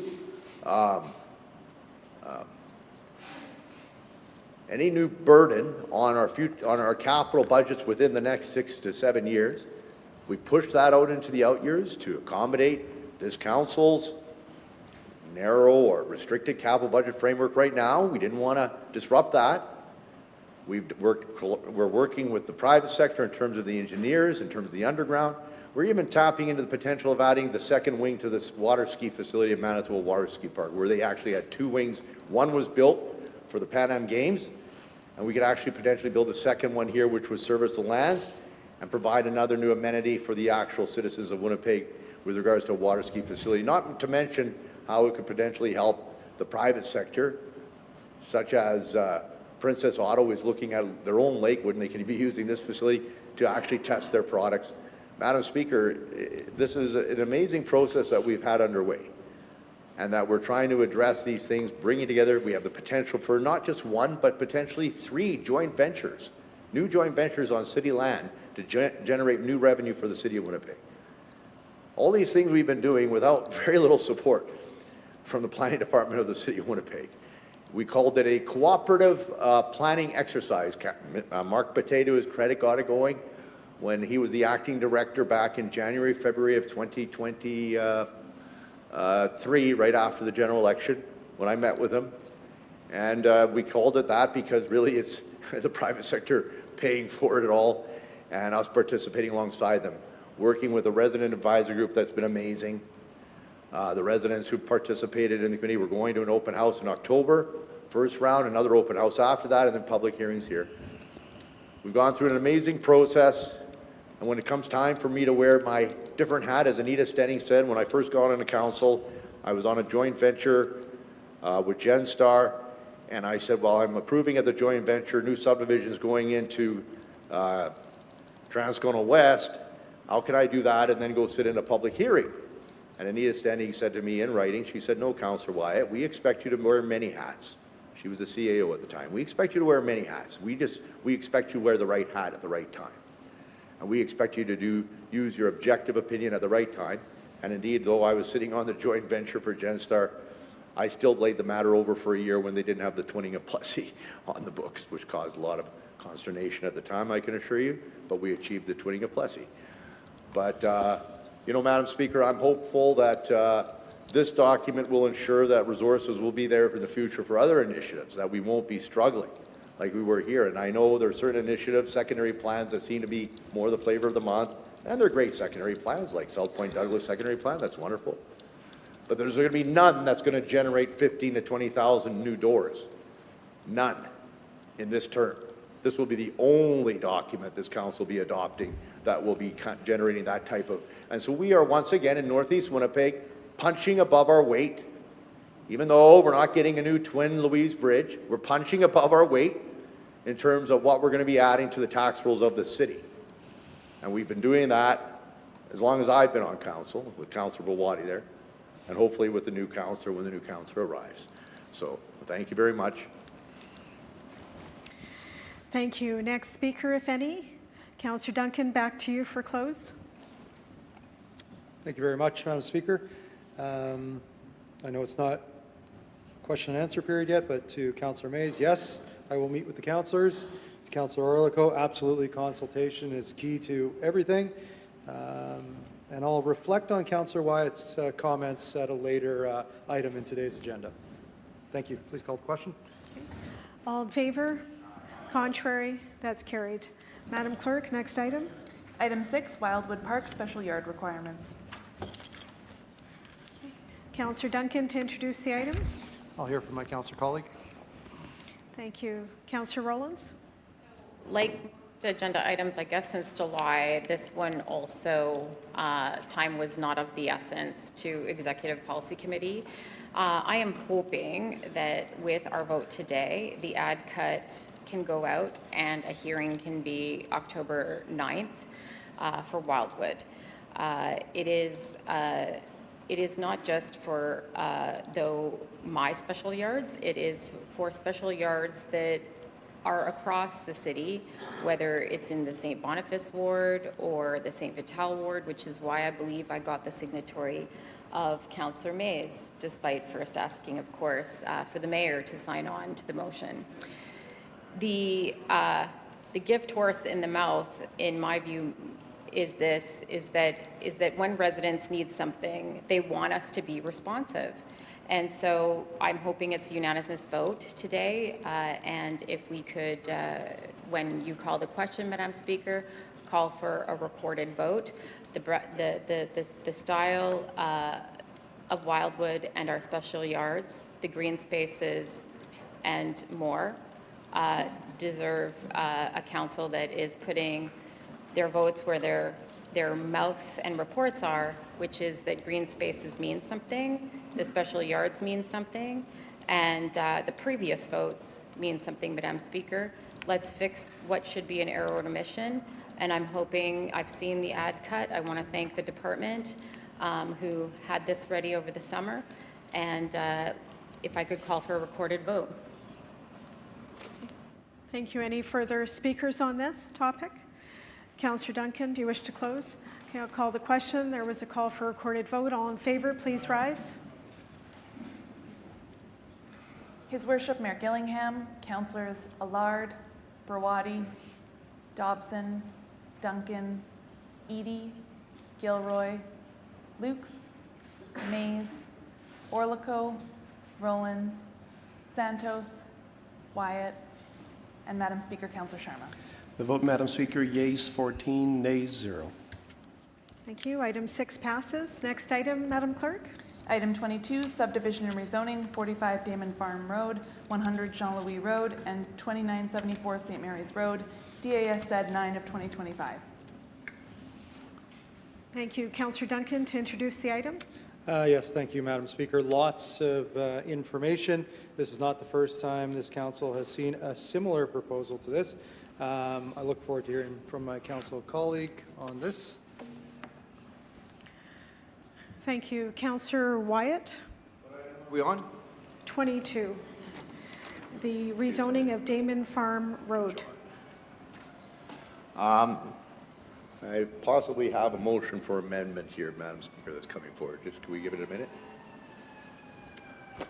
You can use your speaking time if you wish, or defer to someone else at this time. Well, I'll come back to myself, yeah. Okay. Councillor Orlico. Councillor Wyatt has asked me to look at this possible amending motion. Prior to doing so, you know, it's again our process. It's pretty interesting for this. Well, I can receive emails and comments and stuff from the public.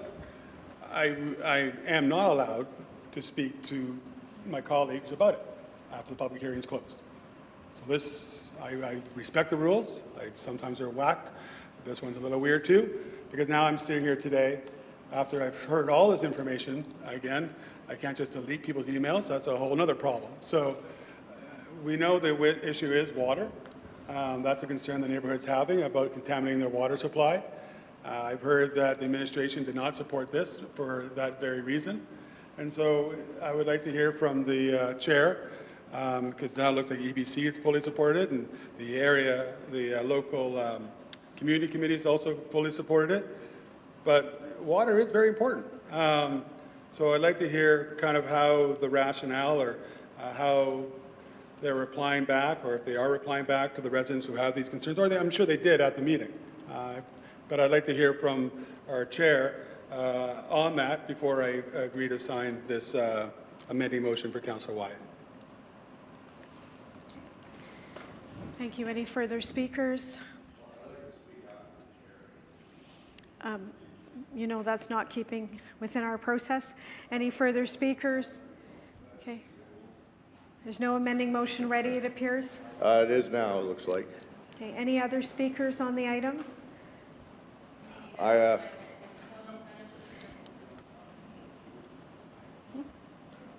Yeah.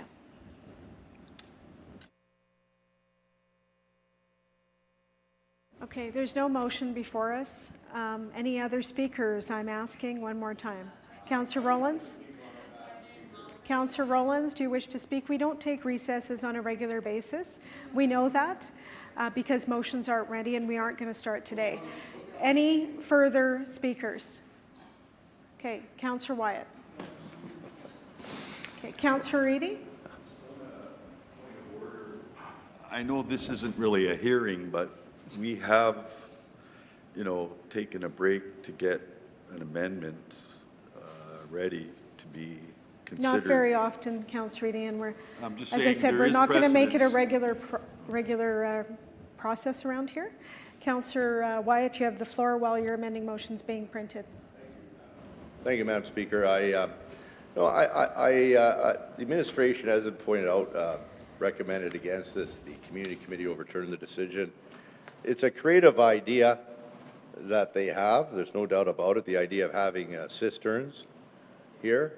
I am concerned. I guess the biggest concern I have, I'm not against the idea of the cisterns necessarily. I mean, at one point, we have a water pressure issue up in the northeast of my ward, where the developer in question is not able to do high density there. And I, you know, threw the idea out to Water and Waste, why can't we put up a water tower like you see in rural Manitoba? And could be a big happy face on it. Welcome to Transcona. So right on the Perimeter Highway. But, you know, and the technology and the cost of putting water towers up have actually dropped dramatically over the years. The response from our water and waste at the time was, no, we don't want to have a water tower on the edge of the city. But anyway, we've come up with this idea with cisterns. What I find interesting is twofold on this. Number one, apparently this is allowed under the secondary plan, but it's a secondary plan that goes back to 1977. What I find interesting about that is that when we did the whole zoning changes in June, we did kind of a catcher's catch-all where we amended all our secondary plans, but somehow this one didn't get amended, or didn't get caught up in the whole spirit of densities and services and everything. So he's allowed, apparently, on this side of St. Mary, south of the perimeter, to have 2-acre lots. The issue there, though, is apparently there's something going on with the water and water quality. So the idea is to provide, everybody has to have their own cisterns, and everybody's supposed to have their own holding tanks for the honey truck to come. And, well, that's fine. That's fine. All I'm saying is my motion is to say that a caveat be placed on each and every lot, that upon such time as either a local improvement comes down the street or city services are made available, they will be considered fully enrolled. In other words, they will have to pay for the city services. Because we've seen too many times in the past where when individuals already have their subdivision and they don't necessarily want to pay for the city services, they vote it down. And therefore, we do not have orderly development and orderly city services. Everything that we are demanding in every other part of the city, folks, every other part of the city, let's keep that in mind. Orderly city services. We could do the timing of the city services. I'm all in favor of phasing the timing here. I'm just saying that when the time comes, they are considered enrolled, which means they pay. Now, if it's a local improvement, they have the benefit of paying for it via local improvement and all at once. If there's no local improvement, well, then they have to pay for it. They got to either go to the bank or they have to pay for it. But especially when it comes to the sanitary pipe and the city water, those two. The land drainage, if you're on a 2-acre lot, you're near the river there, you know, maybe you could potentially not have a paved road, not as concerned, but I'm more concerned about the sanitary and more about, in terms of the long term here, the liability to the city, Madam Speaker. Because we've never really done this before. We've never created a cistern system, and we never created a permanent holding tank system. And we're really now cutting new territory. And I would prefer, I mean, if somebody wants to move this back to the Standing Committee for consideration, discussion with the administration, I'm in favor of that too. I had to step out for a funeral the day that this came up at the Standing Committee, so my apologies. It was towards the end of the agenda, so I was not able to deal with this then. Otherwise, I would have. However, I'm moving this, and I believe that if we don't put the caveat on, they will not vote in favor. It's just based on what we've seen in the past, attempting to bring municipal services down a street. There are exceptions to that where some residents have voted. You know, I'll admit that, where they have voted to, where they're tired of dealing with their septic field, or they're tired with their well water is contaminated. Well, in this case, the well won't be contaminated. They'll be getting clean drinking water coming in all the time. So, you know, I'm just very hesitant, especially when you had an administrative report against it, to overturn it. But I don't, and again, I can work with something like this as long as we have some sort of safekeeping in the future and that we don't have a long-term liability here for the city. Let's keep in mind that these lots are going to be probably sold, my guess, is $250,000 or more. The developer told me, apparently, I read in the paper, $1 million houses on the street. So, you know, we're not talking about a low-end community here. We're talking about a high-end community, right? Now, it could be said, well, they'll vote, for sure they're going to vote in favor of a local improvement. Well, my experience is sometimes those with money are the ones who vote against the local improvement, the first and foremost. And they said, we can deal with our cisterns, you know. So I just think orderly development, we've tried to be very consistent in this city. When we start doing these sorts of things, I know there's a secondary plan that allows it, but it could open up to the Watergate's vote and put us all in certain neighborhoods that we have under, well, you did it there, why can't you do it here, Councillor? And I'm just very reluctant we've been very consistent in this city, to our credit. when it comes to planning on these initiatives. And so that's why I move the motion, Madam Speaker. And again, I welcome it to be sent back for consideration to have the dialogue with public service because we did not have that opportunity. Thank you. Okay, thank you, Councillor Wyatt. Motion 5, amending Motion 5 has been circulated. Madam Clerk, I'd like to ask you to read it into the record. Moved by Councillor Wyatt, seconded by Councillor Orlikow. Be it resolved that item 22 of the report of the Standing Policy Committee of Property and Development dated September 12th, 2025 be amended as follows. Add the following new recommendation 1AII. In section 4 servicing conditions, add the following 16. That the City of Winnipeg place a caveat on each lot requiring an automatic enrollment in any local improvement and or when full or partial municipal services become available, namely city water, sanitation services, paved roads, and underground land drainage. Thank you. With that, Councillor Orlikow, you wanted an opportunity to speak to this. And anyone else? This is what I'm, You're moving automatic. because an amending motion, I can't do an automatic referral? You're moving the item, are you? The whole item, You're automatic moving- referral? Well, sure, I'll try that with the amending You're moving- motion.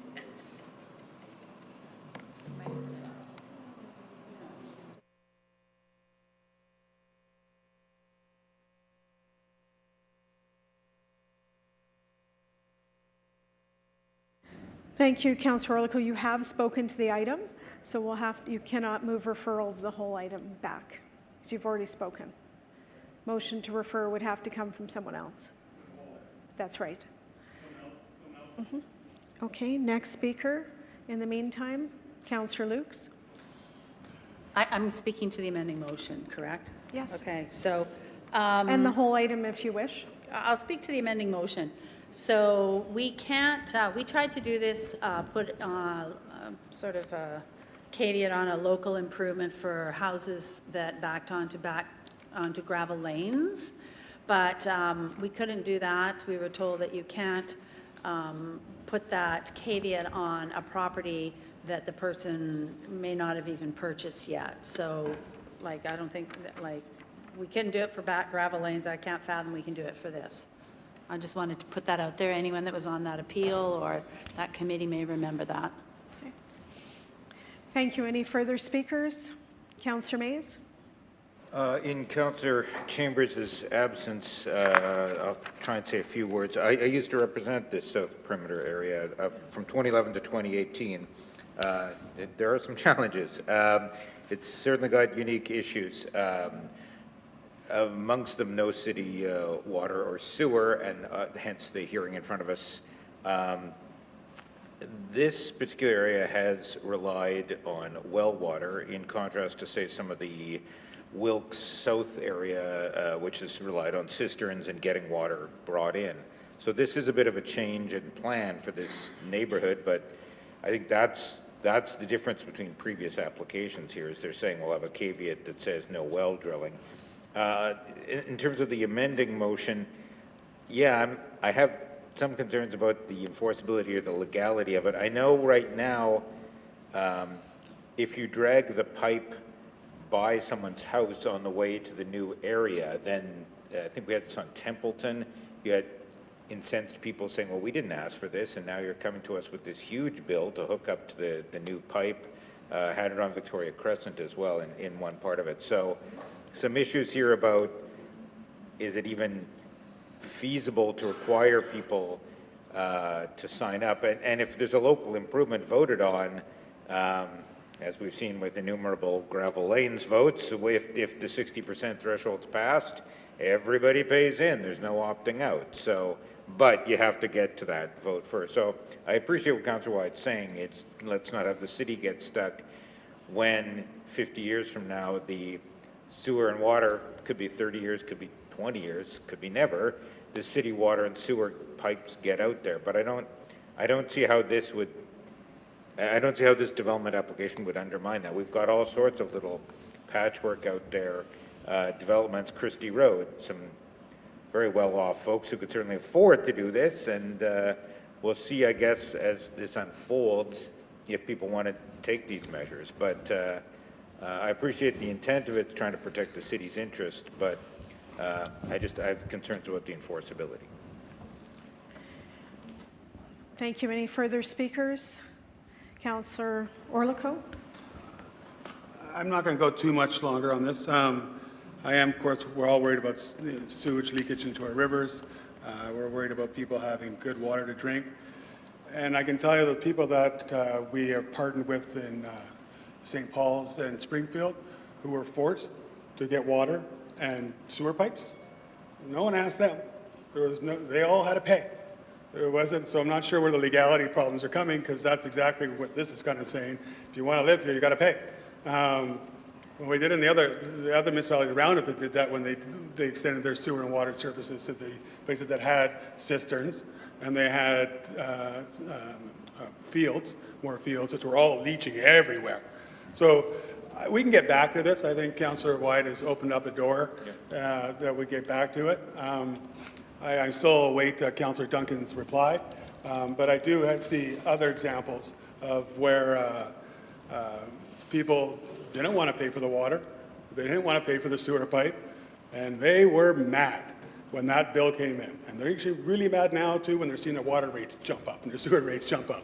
They're really not too happy with our partnership out there. But again, they didn't have a choice. I think they may even have to vote on it. But again, I'll step back from this for today. I'll wait for Councillor Duncan, but I do want to thank Councillor White for bringing another very unique idea forward, because as Winnipeg grows, and Councillor White, I'm sorry, growth does not pay for growth. So as you get all very excited about your new doors opening with the sprawling areas, I get concerned about it. How are we going to afford that? Some people around the council chamber believe growth does pay for growth. Again, I thought we had done that years ago, but we're back. So I'm not convinced that growth does pay for growth.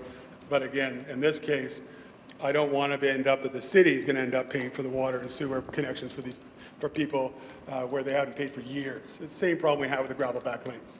I have a very strong proponent of two people, really, in a very affluent part of my neighborhood who have a gravel back lane who are very, very upset about it.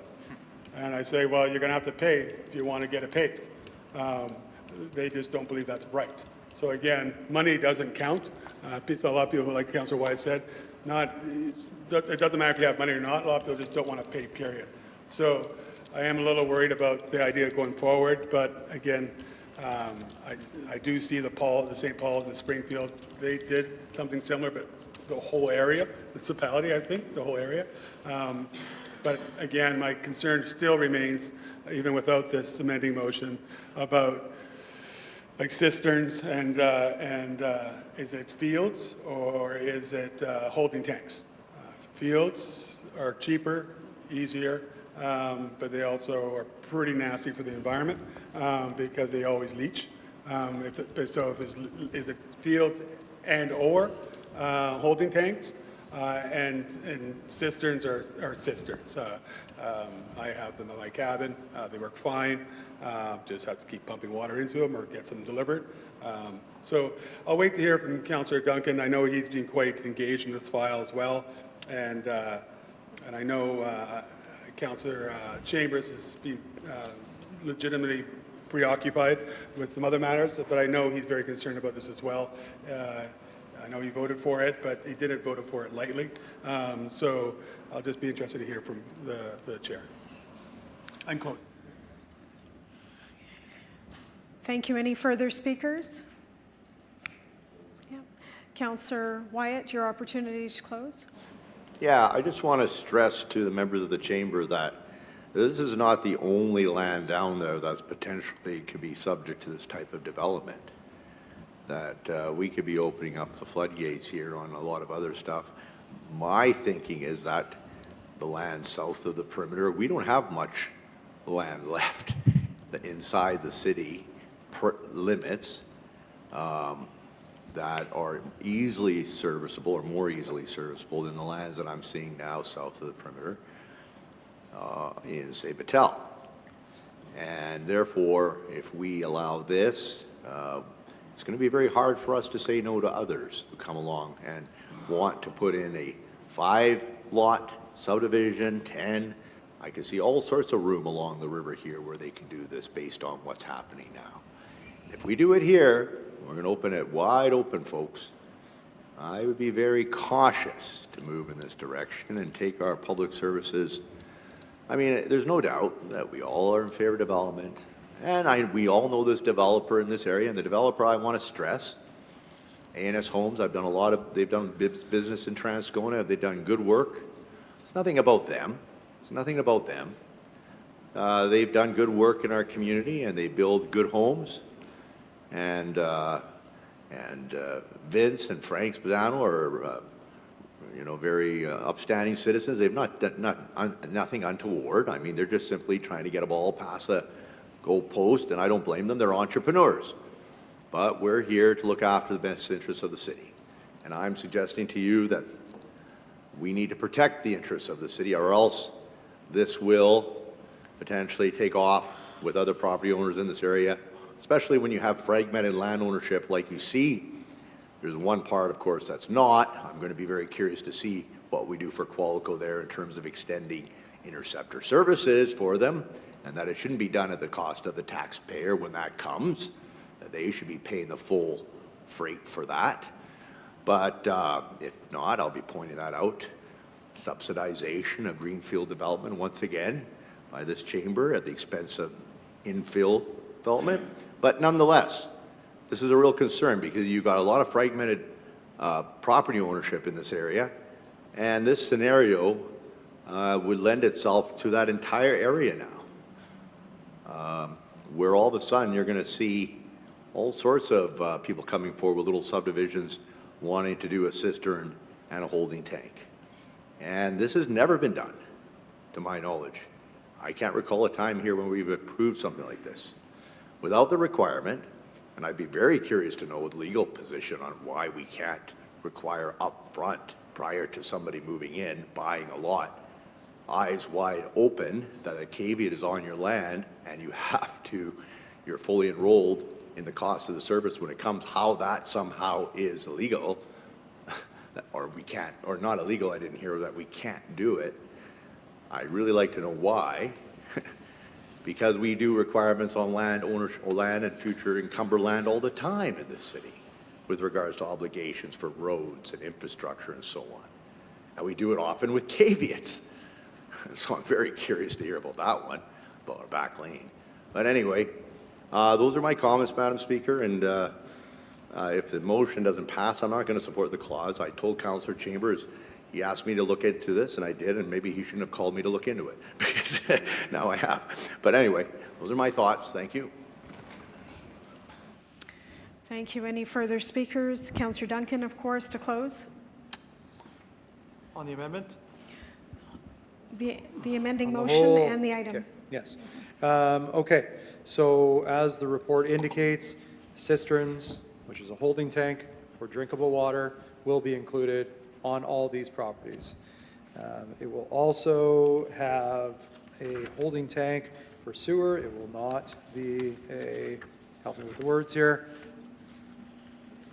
Yes, anyway, it will have to be pumped out time to time to accommodate the homeowners there. At the homeowner expense, no expense to the city there. There was an argument made that that's not feasible. And, I appreciate Councillor Wyatt's guess at estimated land value at $250,000 per lot. I'm in if that's the cost. I'm thinking more like $500,000 per 2.5 acre lot. And multi-million-dollar homes on these lots, which takes me back to Councillor Wyatt's earlier comments that I indicated I would reference. We're increasing the tax roll here, not city taxes. So I think that's important also to take in consideration. I'm not going to profess to be an expert on this, but I have heard from many residents who do not want to see this happen, who are very concerned about the water table.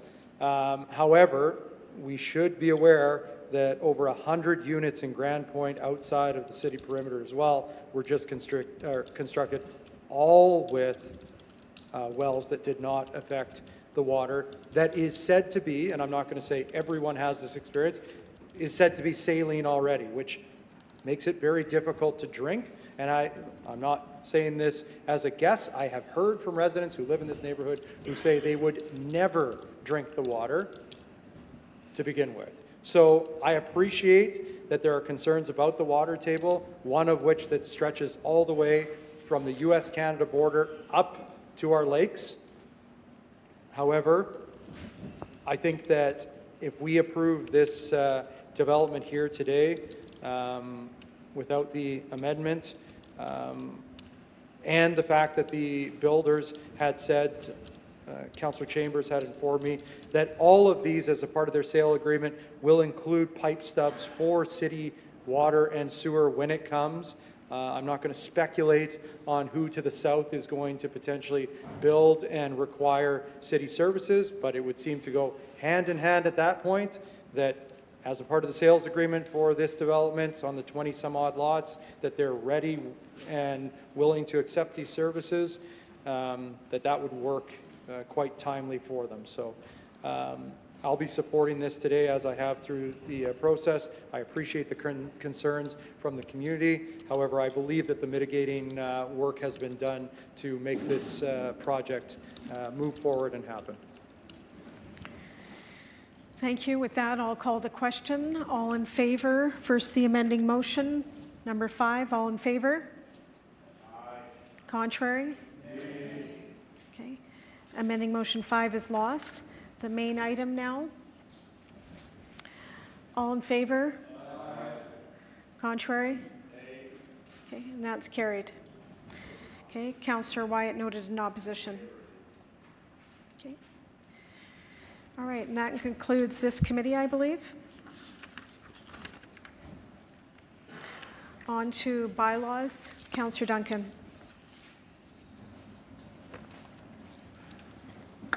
Speaker, I'd like to move that the following bylaws be read a first time. Bylaw number 54, 2025, bylaw number 75, 2025, bylaw number 78, 2025, bylaw number 83, 2025.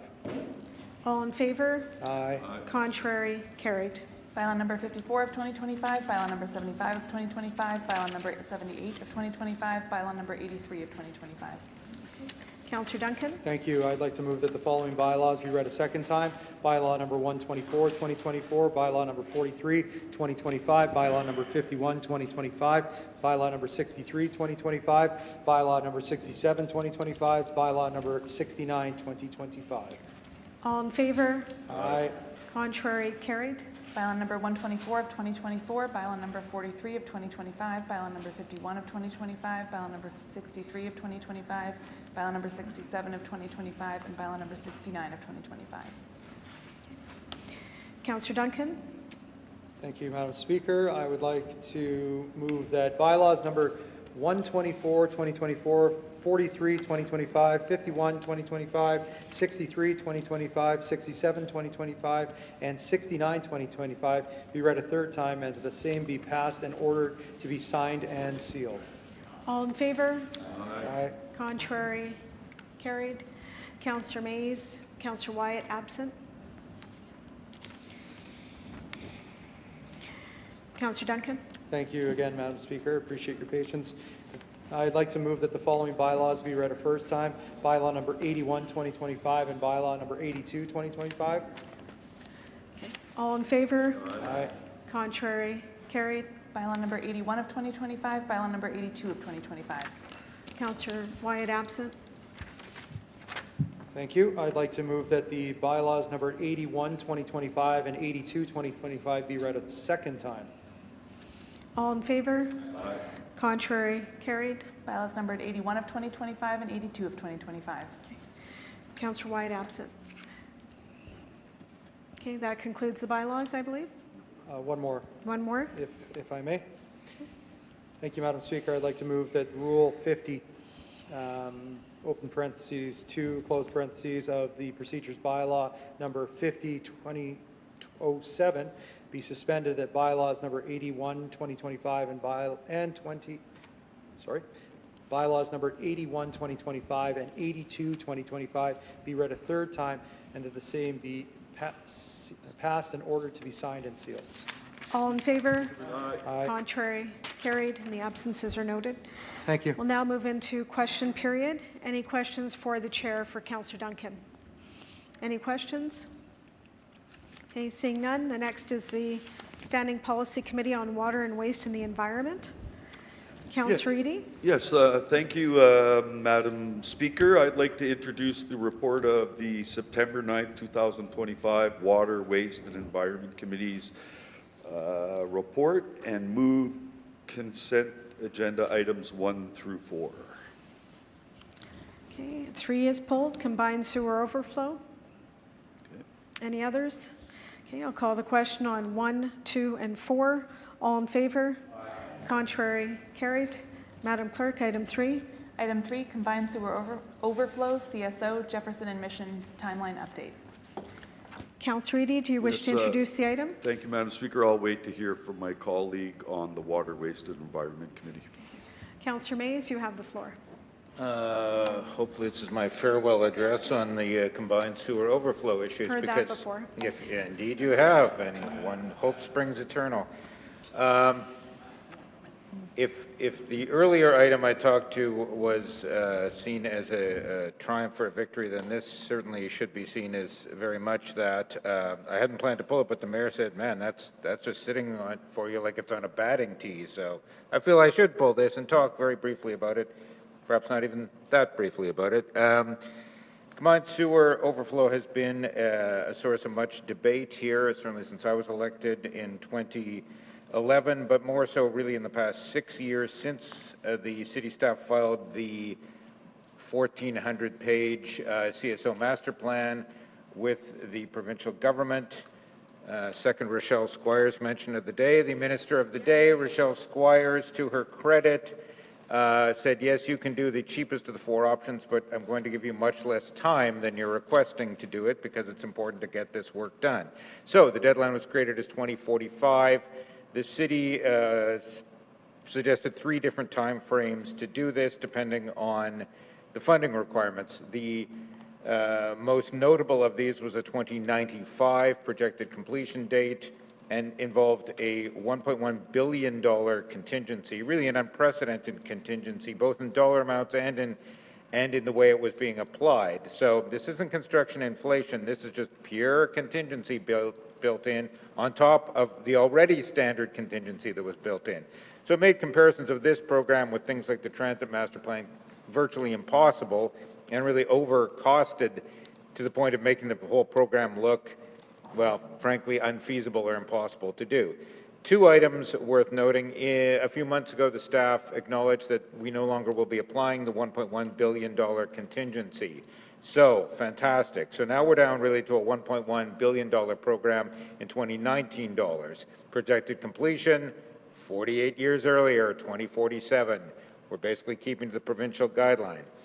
Further good news then in this report, because I think the mayor had moved, or had seconded a motion of mine perhaps, to ask the staff, look, there are the big 3 projects here. The big 3 make up $400 million of the $800 million cost. The big 3 being Ferry Road in St. James, Mission in Councillor Allard's ward mostly, though by adding in Rowland, I don't know the ward boundaries, that might get into Elmwood, might get into Transcona, and Jefferson, which is up in, I believe, both your ward, Madam Speaker, as well as Councillor Eady's. He has reminded me many times Armstrong goes across both wards. So further good news then in this report, which is the staff are saying, we think we can now bring in all of this work by 2047 without requiring federal and provincial help if we simply adjust for construction inflation each year and go from the current 30 million up by 3% a year. So good news indeed, we don't need to add 60 million a year, as had been the original projection. We do need to add 3%. I don't even think we need to do that in 26, because we're already at over 40 due to some work by the previous council, Councillor Gillingham then as finance chair. I don't even think we need to do it in 27, because we're still at over 40 million. But next multi-year budget, I would flag for everyone, we do need to start bumping this up by 3 million a year or so for 20 years. This will grow to about 50 million, but it's construction inflation, as our late friend Councillor Schreier would want us to note. So really a very good news item here. And the way this has been designed is you do the, Cynthia Weeb would say it's ward agnostic. You're doing the biggest projects first, the ones that get the most reduction in the flow. So there's a reason why we're doing it in a particular sequence, and this is the reason. So we will start getting the reduction in flow quite soon. Armstrong's big on that, Ferry Road. Obviously, there's a whole complexity brought on by the green infrastructure part of this, but Councillor Allard and I have talked to Save Our Seine, and that's literally $15–16 million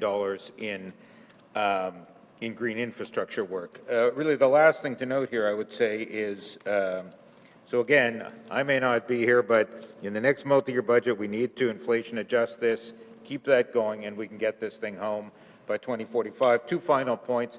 The work at Jefferson, and you'll remember we first started awarding this stuff in early 2020, and it was way under budget, which I've mentioned.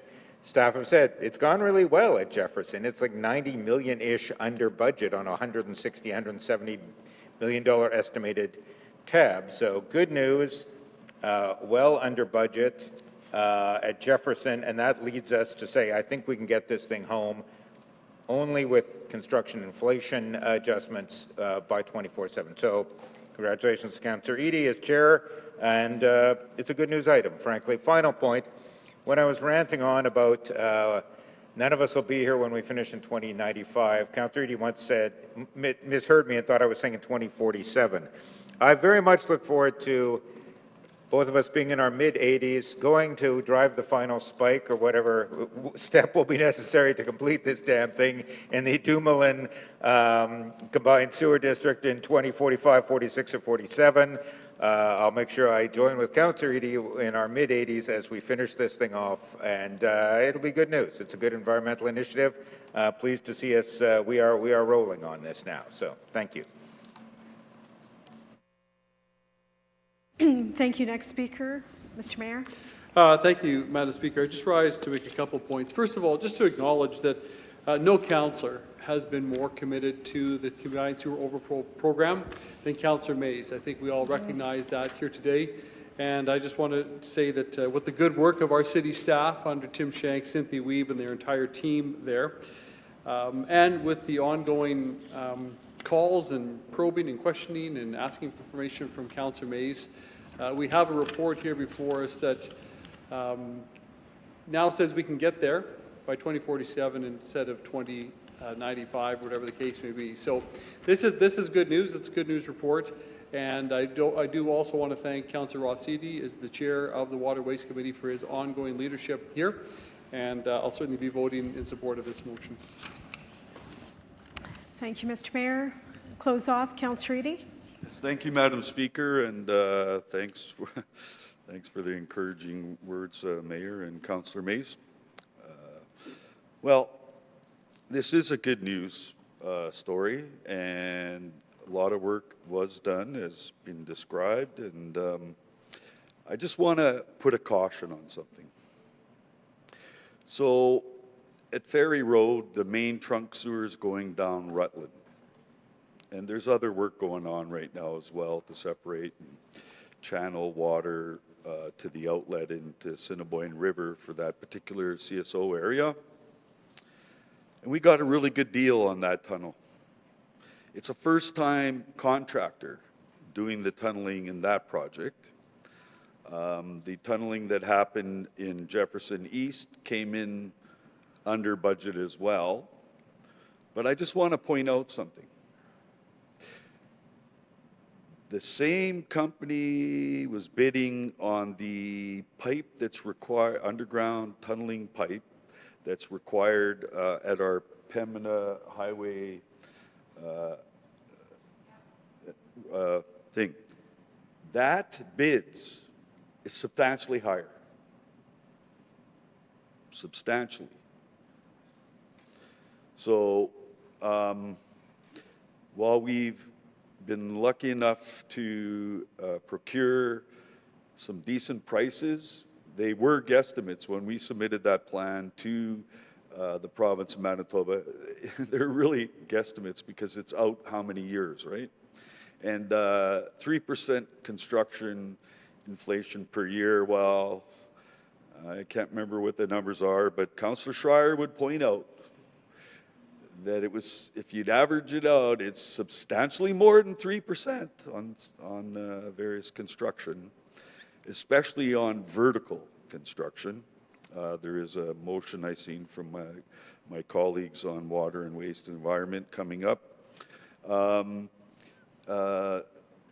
There's a difference between vertical and the horizontal, even though it's underground. Vertical construction is way different, and the inflation related to it. So this is a good news story. Thank you again to Councillor Mays for the work, and I continue to be diligent on this to make sure that the money is there, because for me and for everybody in this room, this is about not polluting the Red River, right? Or the Assiniboine River. So, because when we have those overflows happen at high rain levels, and there still will be some, Madam Speaker, but there's a substantial reduction. And with the Armstrong area, work is already looking at going with this. We'll be almost at our 85%, about only another 3 or whatever percent once those projects are done. So there'll be a lot more discussion at Water and Waste, and please, this is a vote for this good news story. Okay, thank you. With that, I'll call the question on item 3. All in favor? Contrary? Carried. Okay, no bylaws under this committee or motions. Let's go into question period. Any questions for Councillor Eadie? We do have motion 2 actually that's been circulated. Let's go back for a moment. This is moved by Councillor Mays and seconded by Councillor Rowlands.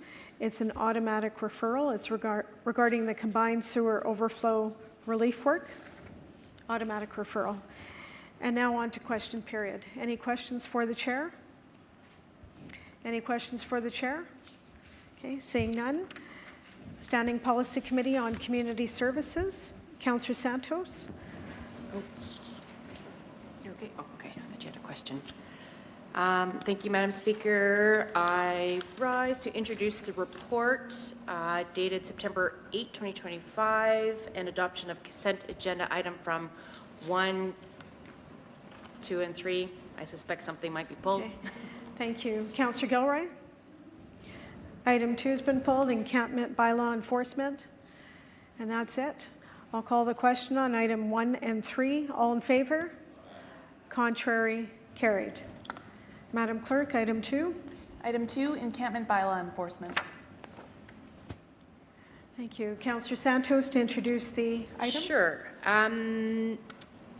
To date, looks like we'll be debating the encampment bylaw enforcement. I do want to thank Councillor Gilroy for bringing this motion forward together with Councillor Rowlands through Council all the way to SPC on Community Services, EPC, and we'll note that there were some revisions that were done at Community Services that was spearheaded by Councillor Gilroy, which we are very supportive of. So I'd like to hear, obviously, the discussion that's going to be occurring today before I add any more comments. Thank you. Councillor Gilroy, over to you. Thank you, Madam Speaker. I'd like to take this time to actually speak and kind of make clear on why I'm putting this motion forward, because I do want everyone to know that I've been doing this work for over 2 years. I have been somebody that has gone to encampments, large ones, mediums, and so I have been there. I have actually cleaned up my own encampments, and I have worked with people that are right every single day in the last week. I have met with people, worked with people that are right now experiencing homelessness.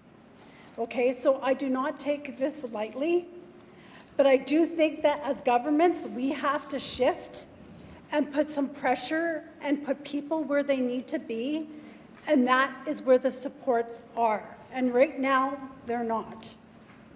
And so I want to share with you, because my experience is not what some of the speakers were talking about today. So I want to share you what my experiences are and kind of highlight some of the concerns that were raised today. I think we're all wanting the same thing, but I think we have a different maybe path to get there. So for example, when they talk about the interference of Our Way Home strategy, I think it's really important for you to understand now that we're seeing people housed in apartments, we're noticing it's not solving the issue. We're having massive issues in community where people are now being housed. They are in local people are in local parks. And so in order for Our Way Home to be successful, and I've talked with the province, so they've heard my concerns, and I think they understand it. I think they know, because they're getting all the residents calling as well.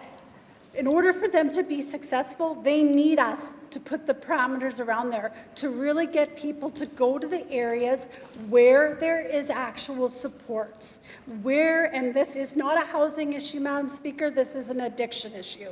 And this isn't cocaine, and this isn't alcohol. This is a very different kind of drug that has taken an impact in our city that changes people's behaviors, that can potentially really harm themselves and others.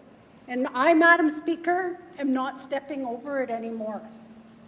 I, Madam Speaker, is saying that those people that are experiencing this need us to step in because they can't do it for themselves.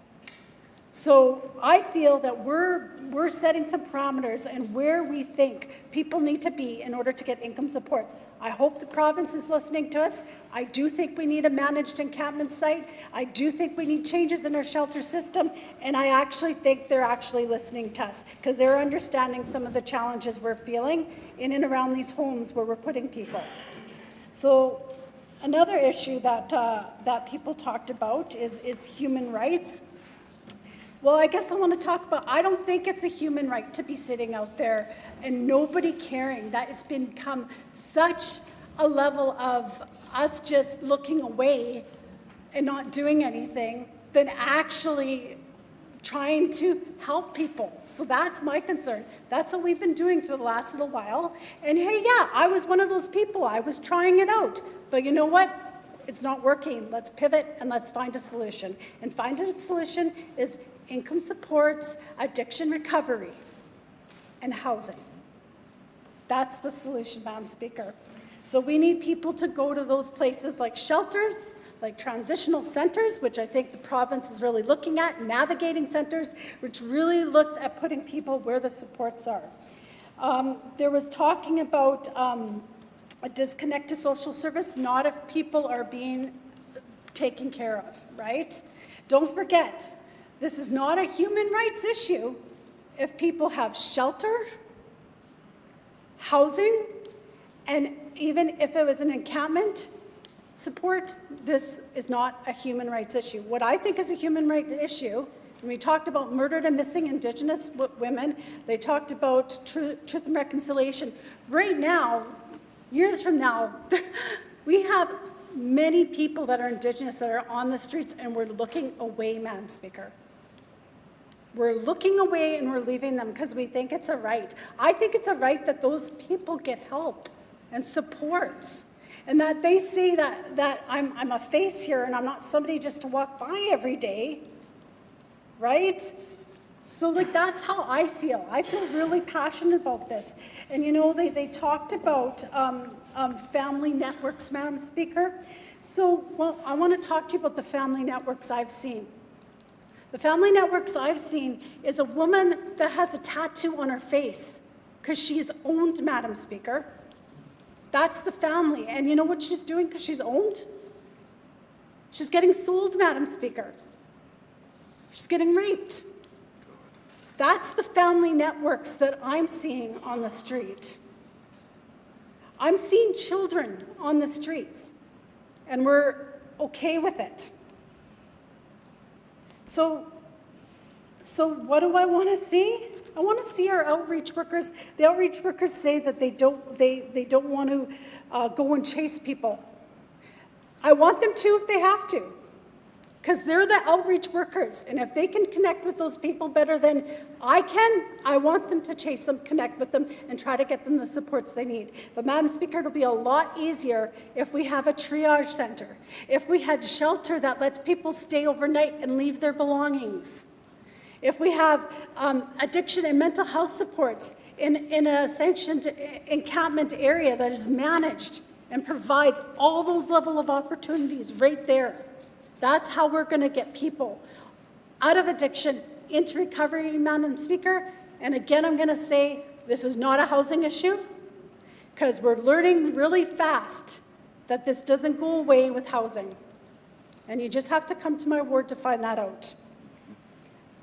So I really want you to think that this is our moment in pivoted time. This is not about not caring. I care very much, Madam Speaker. I've cared bringing food to people. I've clothed them. I've cleaned up after them. I've watched and helped them move into housing. I've done that, Madam Speaker. So I care very much. And when people are recovered, and that's the ones I'm listening to right now, they're telling me that we need to care about these people. That right now, we're not. So we need to change our way of thinking and say that when we're housing people, there's addiction and mental health supports right away, right? And it's really a challenge for us as a city, because that's not our responsibility, right? But I do want to say I've had really good conversations with the province, and they're knowing and understanding the challenges that we have, and they're coming to the realization that they do need to rethink how we're our homeless and our shelter issue with people, because their success is going to rely on it, because now we're seeing all the encampments from one area. Madam Speaker. Mayor Gillingham moves extension. All in favor? Aye. Contrary? Carried. Thank you. Now we're seeing all the encampment issues that we see in one area now travel to an apartment building, Madam Speaker, where we're housing them, right? Housing people. And we're going to have people coming in and out if we're not dealing with the addictions, because they can't be good tenants when you're addicted, right? On some of these drugs. So I want to remind, because we heard from somebody nationally, a national program, Madam Speaker, that I signed a letter from the City of Winnipeg as a city councillor saying I want affordable housing to the federal government. And they're not liking what they're doing, but they're not here, Madam Speaker.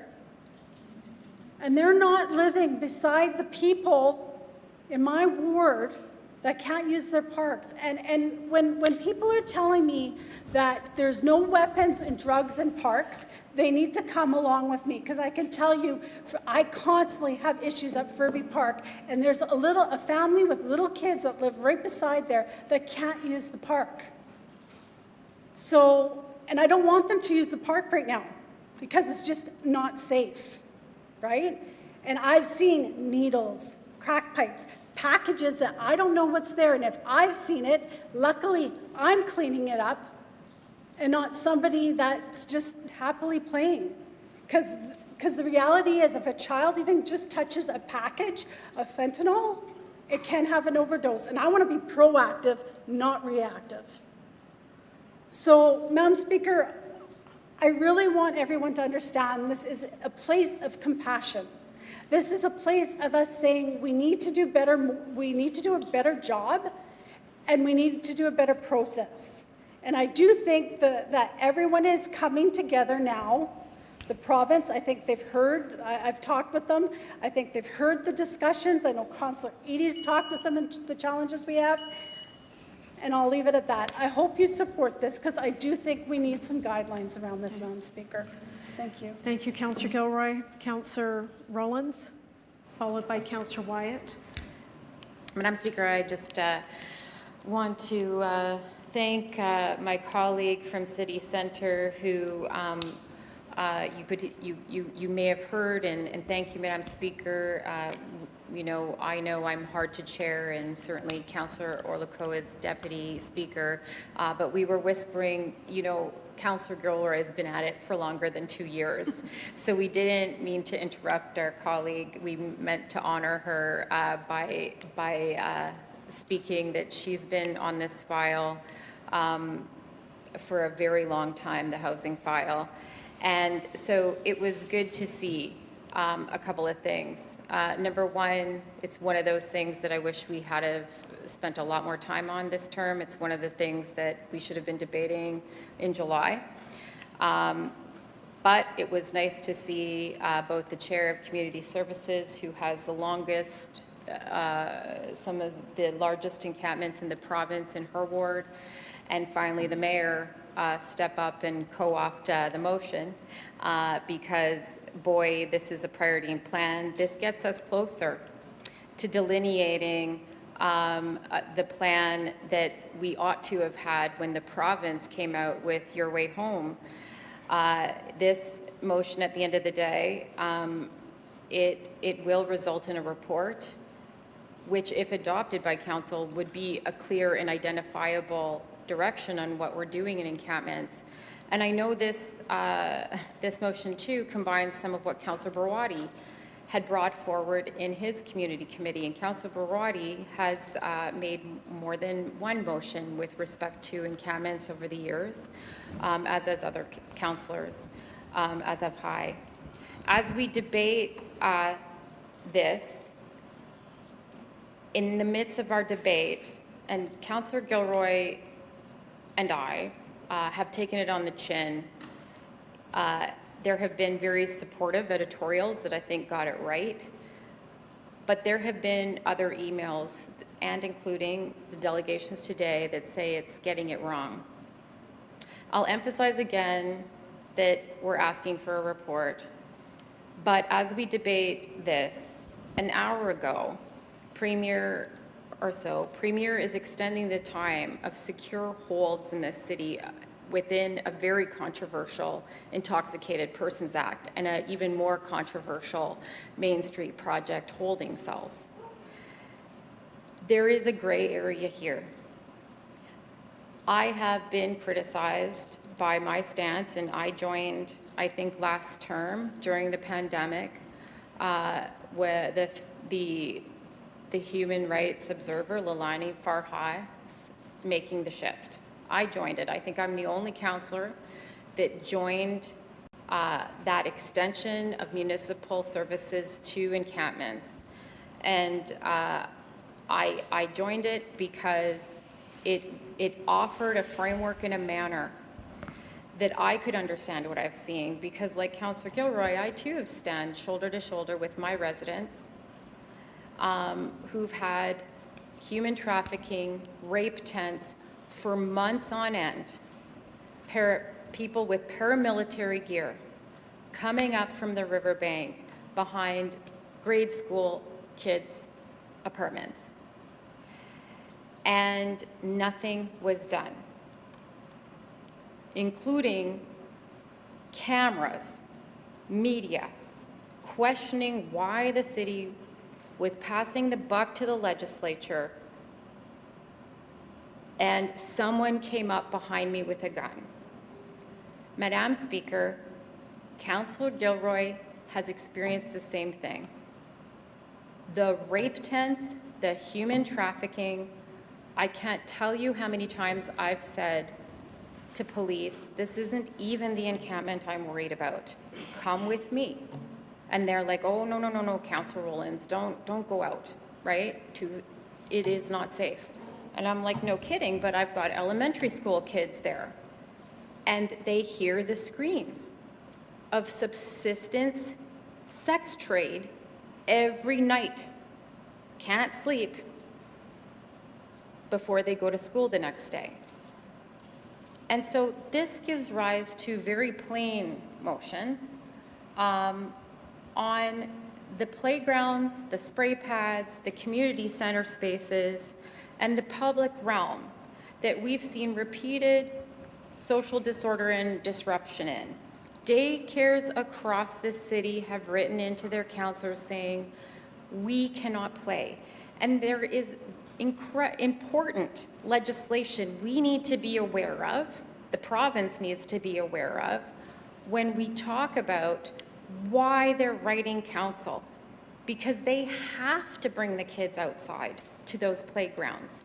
And so then if there are needles, they have no choice because the province hasn't changed the legislation. It's just a the series of massive binders. Those of us that were school trustees, we probably know that it's actually easier to set up a school in this province than it is a daycare. There are more requirements, and I'm not even kidding. I'm very proud to stand shoulder to shoulder with Councillor Gilroy all the time. But it is the spirit of bravery in this that I think is really important. It is very important for us who've all worked through the pandemic together to understand where we're at and understand the gray area and understand how we're going to move forward. I want to get the report. What I also want, though, is I would like to vote on some of this line by line. It has been changed. There are things that I think, like Roman numeral 8 under item number 1, on the prohibition of encampments and prioritized enforcement in the following areas where life safety issues exist. Well, Madam Speaker, we do this. Under Mike Jack and Brian Bowman, and with the help of Mitch Bourbonniere, we did vacate the encampment in Councillor Santos's ward right on the foot of the Manitoba Métis Federation for life safety issues. We have done this and we continue to do this.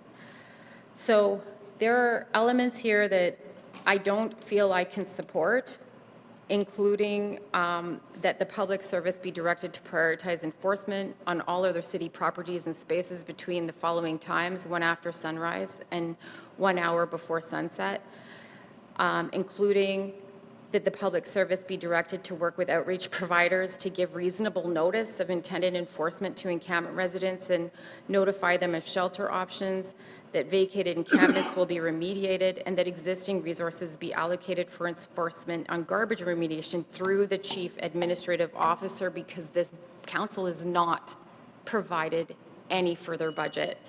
So, Madam Speaker, if we could get a line by line. Councillor Santos moves extension.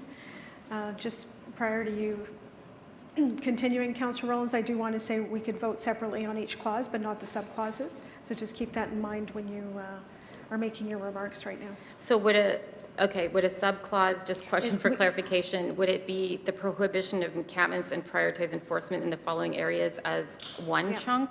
That's right. Not the subclauses?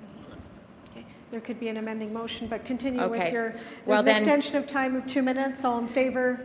Yeah. Contrary? Carried. Well, then, if that is the case, what I will then do is vote likely just for the report and go from there.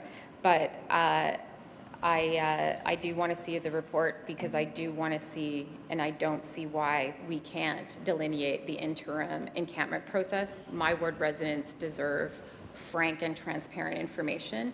We've deleted that website. I have another contract happening with Siloam. Councillors like Cindy and Councillor Gilroy and I have no idea where the budget's coming from. It's at the mercy of the CAO, or we're paying for it ourselves. And this, the garbage piece, well, it didn't work out this summer for Osborne Biz, Downtown Biz, West Broadway. So why would it work out even if we direct it? Okay. Thank you, Councillor Wyatt, then Councillor Orlico, and Councillor Eady.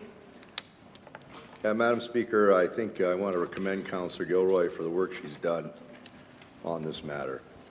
I think this is, you could argue, a clash of human rights. Yes, the human rights of those struggling in the encampments, but also the rights of those who wish to enjoy parks safely and to live in the neighborhood safely are being impugned by those who are struggling with mental health and addiction issues. And so I think she's trying to strike a balance here. From what I've read, from what's been out there since this has come forward, even in the national news, that the attention that this matter has received, that legally, actually, most lawyers are of the opinion that this will stand actually in the courts. because of the fact that it is a balance between rights of citizens municipality trying to strike that balance. And I appreciate what she's trying to do. Great challenge I guess I have when I deal with, when this issue always comes up is, and the frustration I've spoken before on the floor of this council is the fact that, you know, since June of 2019, this council spearheaded under Brian Bowman, under the previous Conservative government, under the Liberal government, a task force, the illicit drug task force. And it was involving many very well-known, recognized, respected citizens, as well as experts in the field. And they came forward and they produced a report that was issued in June of 2019, a very comprehensive report, one with recommendations, far-reaching, and that if implemented would have a massive impact on what's happening out there today. When I asked one of the citizen members, Dr. Ian Rabb, why in the report was there not the who, what, when, where, why, who's going to do what, when, how, and by what time, his response to me was, Russ, that's what the governments wanted. They didn't want that level of accountability in the report. So right now we have in this country, happening right across this country, a massive urban health crisis in every city, every city. And what is it going to take? It's really not that long ago, if you recall, when we were dealing with the small encampments, you know, the tents going up here and there, and now all of a sudden it's just exploded. And it's going to get worse. It's going to get worse. And yet, the solutions are so clear. Matter of fact, every city, I would say, except save Alberta, save Calgary, save Edmonton. Right now, Alberta is leading the country. They are investing in prevention, education, and treatment. They are not rushing to open drug use sites, safe drug sites. That's the BC model. Ideally, that comes last. First, you invest in the facilities. Right now, we have a province, and as I said earlier, this is somewhat personal because when I needed help, I was able to get it.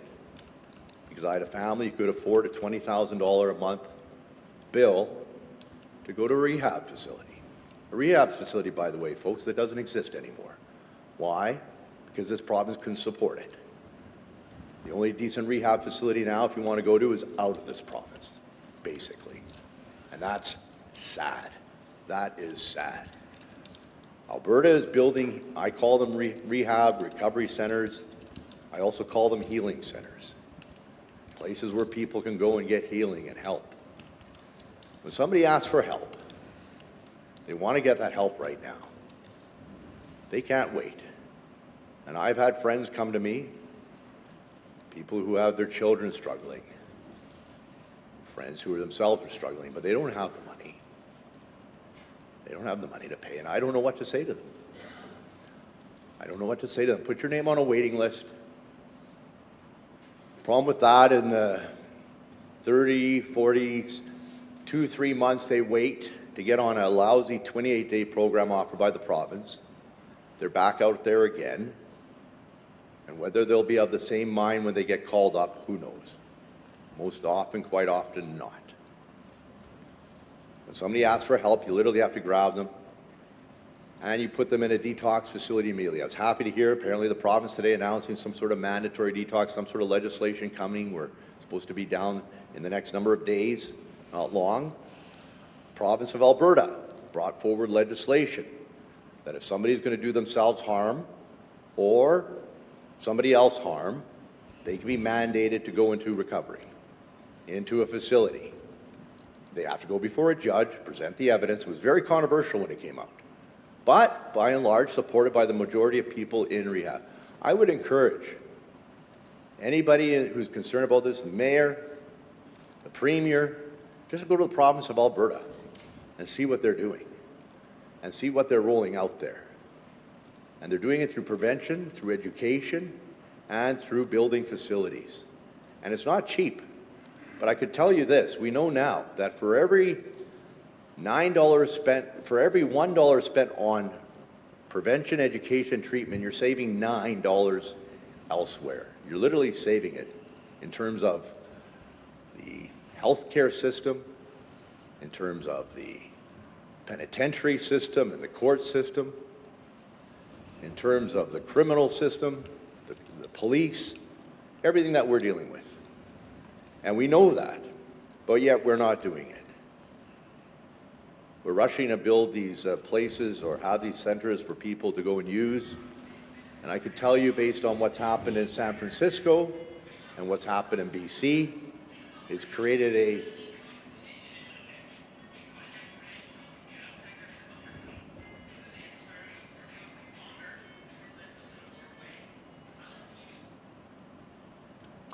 created nothing but chaos, where use of drugs actually increases use of substances. The issue is not the substances, Madam Speaker. The issue is not the people struggling with the substances. Instead, we do stigmatize both. The issue is that what should be stigmatized is the trauma. The trauma these folks are dealing with, the mental health and addiction issues, most of it related to childhood traumas. Those that are in these encampments typically suffer from childhood traumas, the worst of the worst. Dr. Gabor Mate has written about this extensively and has documented it extremely well. It's not a disease. It's not a choice.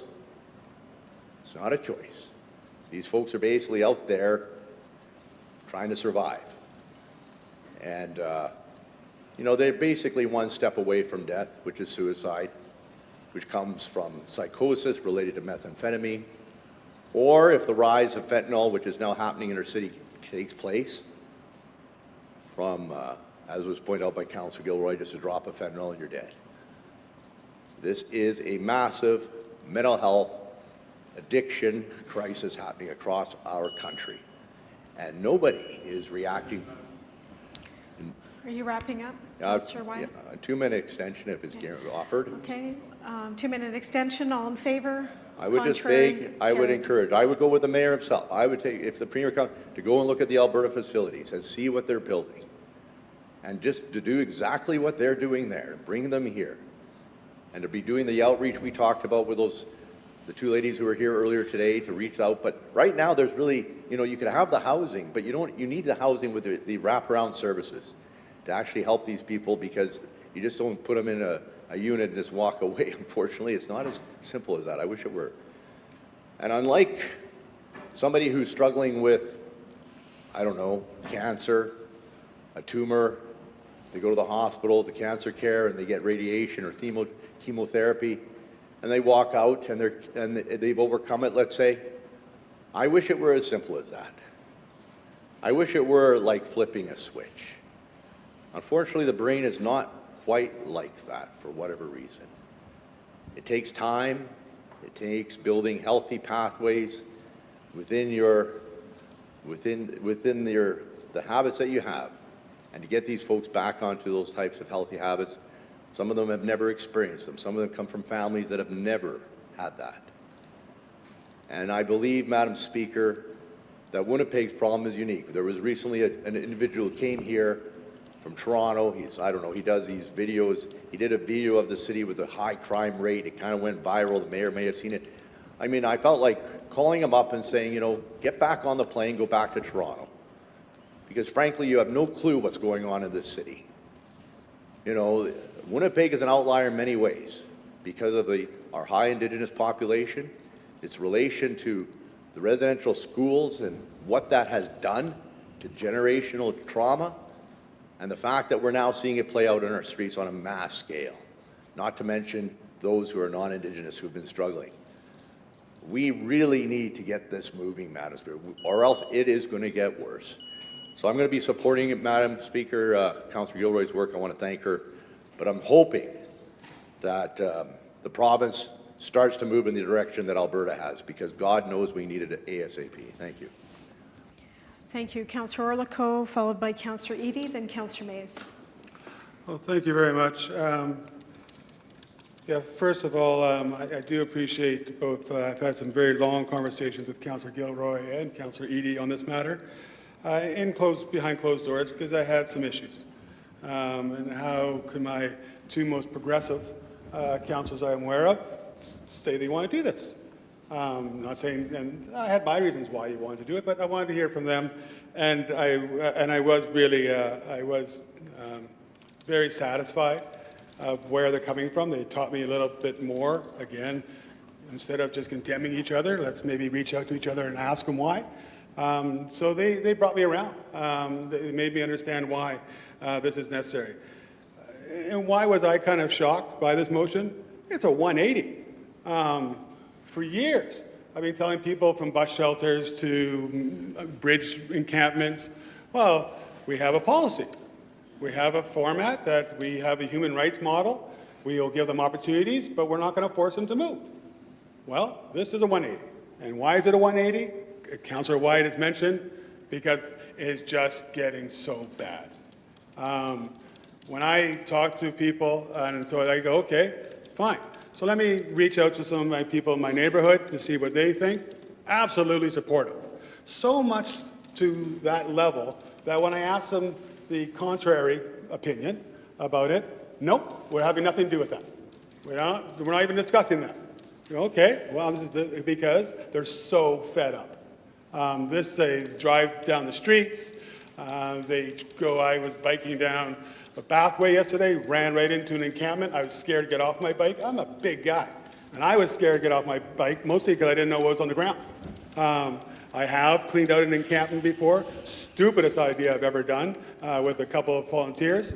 It was so dangerous down there. They were not there, people were not there, but the amount of needles, the defecation, the garbage, and whatever else was happening prior, little old ladies and me should not be down there with no safety equipment trying to clean this up. But we are so fed up by this happening over and over again. But one question I do have, and again, I'm with Councillor Rollins on this, I do need to see a report, and I will support this today for the report for sure. But what I am very worried about is there will be no action behind here. This is going to be, and again, please take this with a grain of salt, because I'm not running again. Maybe, probably not. I'm keeping it open. But hopefully this won't be just a open-ended kind of, hey, we're doing something, but we're actually not. Where are the funds going to come for this? We don't have enough bylaw officers right now just for the housing file. We don't have nearly enough people. Who's going to clean up these sites? We don't have nearly enough. What happens when the person calls me up and says, hey, why is that encampment still there? You had a policy that said they couldn't be there. I go, because we don't have the enforcement to do it? Because we have nowhere to really put them? I don't know. But again, I'll be dreading that day that it does come, and I really do wish it's happening more in the spring because the winter's going to be rough. But regardless, we have tried. We have really tried the best we can. Problem is, with all our efforts, it is in an emergency situation where we need to be funding it hard. Not just us, all three levels of government. So I am going to wait for the report to come back. I hope to see the funding, how it will be prioritized. So when those residents call me why mine is still here and that one's not, I can actually explain to them. Before it was a carte blanche. Well, it's a human rights issue where we have outreach workers going there to try to convince people to move. I got at least 10 bus shelters in my neighborhood. They never moved. Again, thank goodness for a couple of years down the line, the bus shelters have been a little bit less occupied at night. Still happening quite a bit. But we also got to be really realistic in the fact, and this is why I do appreciate you're going to go talk to the service providers. And you've probably seen some videos, and I've seen them on the news about other cities that have done this. They are communities. This is a place where, we're going to highlight the horror ones, and absolutely, that's what is true. The needles everywhere, the sex trafficking, the gang activity, but not everybody is there. And like when they talk about, supportive housing, that's the group I kind of want who are there because of economic reasons, a lot of reasons. They just need help. They just need help to move forward. Other people are not at that stage yet to be able to move forward, but they do need help.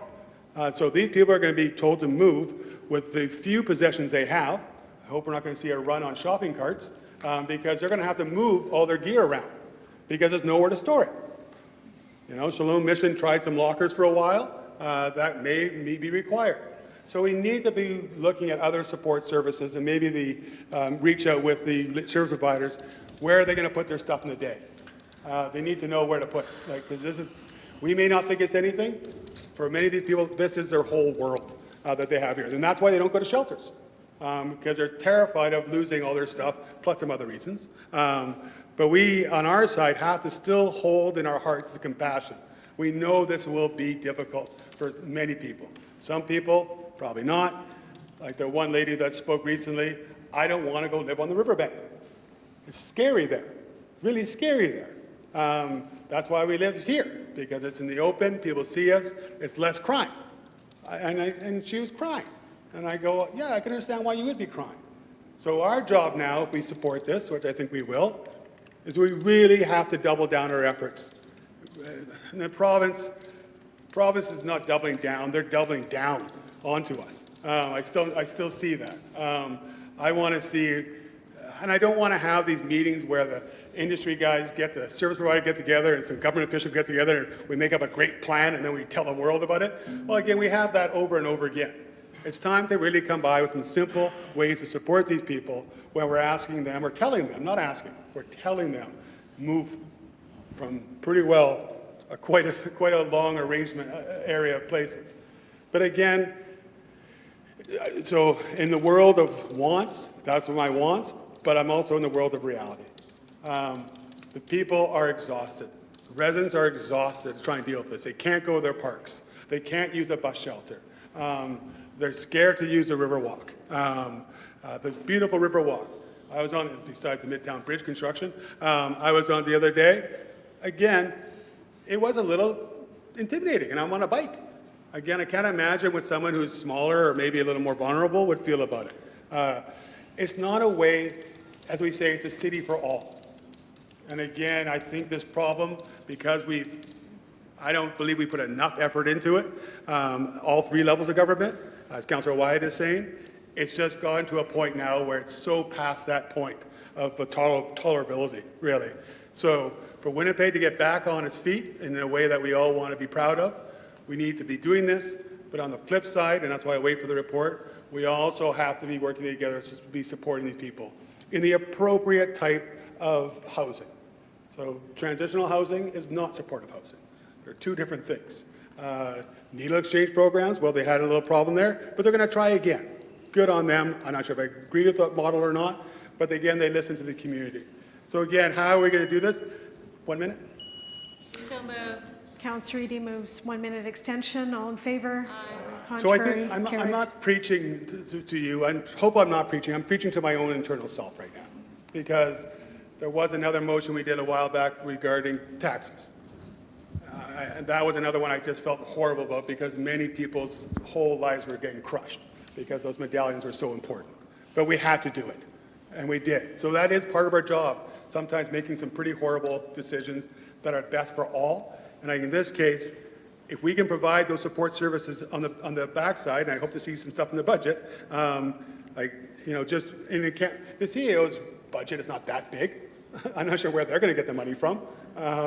So maybe they have massive amounts of money, and then I'll probably be going after that in the budget time. But regardless, how are we going to be able to help and support these people when this motion, which I believe will go through and which I will be supporting?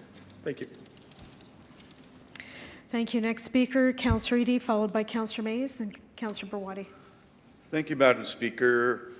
Councillor Gilroy has described it, a lot of what I might say. So I'm going to look at it from this perspective, Madam Speaker. I care about the rights of all Winnipeggers and those who end up having to be here because the urban center is maybe the best place to live, where there's the most, hopefully, most levels of support. So it's about the people living in the encampments. And one thing I do want to clarify, I hear about riverbanks, and sometimes when people are talking, oh, the encampments are on the riverbank, which is, they say, adjacent to St. John's Park. Well, I hate to tell you this as a kid, it's all St. John's Park, okay? All of it, right to the river, right to the river. So, aside from that, it is a more prominent problem in inner city, older areas of the city, but we do know that there are encampments that do get set up in many different places aside from the inner city. And we need to do something so that the residents' rights to being safe, they do have a, you could call it a privilege, but they have a right to use the parks, use the recreation facilities, but they're not able to because we're not actually taking care of the rights to housing for the people who are living in encampments. And it's not all the 3,000. Apparently, I'm listening to people from the street. Encampments, there was somewhere between 700 and 800 living in encampments, which is a big number as well, way bigger than it has ever been than in the past. What we need, though, as we implement this, the City of Winnipeg is already in the business. How much money is it costing? Well, firefighters, paramedics, police officers, in some cases it has been by law. If an encampment sets up on a private property, the private property owner has liability, just like the City of Winnipeg does on our public properties. But they can be removed from private property. And I know one example where they were kind enough to allow an encampment, but guess what started to happen? Crime.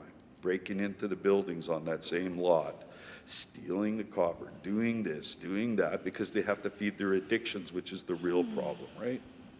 So when we're looking at getting housing, there needs to be detox beds for those who are ready to start on their journey to beat the monkey on their back. So we need to help them, and how we're going to need to do this afterwards. The city, we have some pieces of land in my ward. There's an area near the riverbank, but there's an area where we could have what I would call, we're looking at, and Councillor Gilroy will be looking at, and St. Boniface Street Links and everybody else, they're all looking at what these managed encampments are. But what we want to see is a managed encampment to housing. So that is the reason they're there, because if they don't have if they can't stay in the park, then they're going to need a place to live because there isn't enough shelter beds, or people refuse to go to a shelter because, as what's happening in St. John's Park, it's not safe. If I was out on the street a number of years ago when I was younger and I could handle it, I was out there, and you know what? If you're by yourself, oh, you're in trouble. You're in big trouble. I was lucky enough, I almost got jumped. Luckily, another guy who was living out on the streets was there to help me out, and I joined a group and spent the weekend out there on the street. It's really dangerous for those people living in encampments. So, the danger and safety is all around, but we're in the business. And I think that we should, and I'm willing to say, yeah, I'm good with a managed encampment to housing in my ward, because we're going to have to deal with the people, as Councillor Orlikow has mentioned. We've got to work towards that with the province, because what kind of services are we providing? Like paramedics, we got an EPIC program that's working around the Main Street project area and stuff with people, but why not increase those paramedics? Because you know what? It's true. Our paramedics, our firefighter paramedics, they are overwhelmed. I listen to the sirens every night sitting in my place on Scotia. There's sirens all over in Elmwood, EK, North Kildonan. There's like the sirens are just like, and what are they responding to? It's not all fires. They're responding to people struggling on the street. So what I'm saying is those kind of supports can be provided there. Let's look at how they deal with solid waste related to managed encampments, dealing with the garbage, because there is a huge amount of garbage, Madam Speaker, a huge amount that gets involved. I'm not talking about the stuff that gets spread in the back lanes. Solid Waste has a program.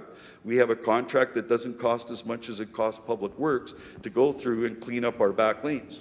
And pretty soon, they're going to have the specialized equipment to just go through and vacuum up needles and all that very dangerous paraphernalia, whatever it is, so that the workers are safe. Because that's really what it comes down to, too, is when you're cleaning that up, you need to be safe. So we need to be looking at again, a managed encampment site to go along with this change, the 180 turn.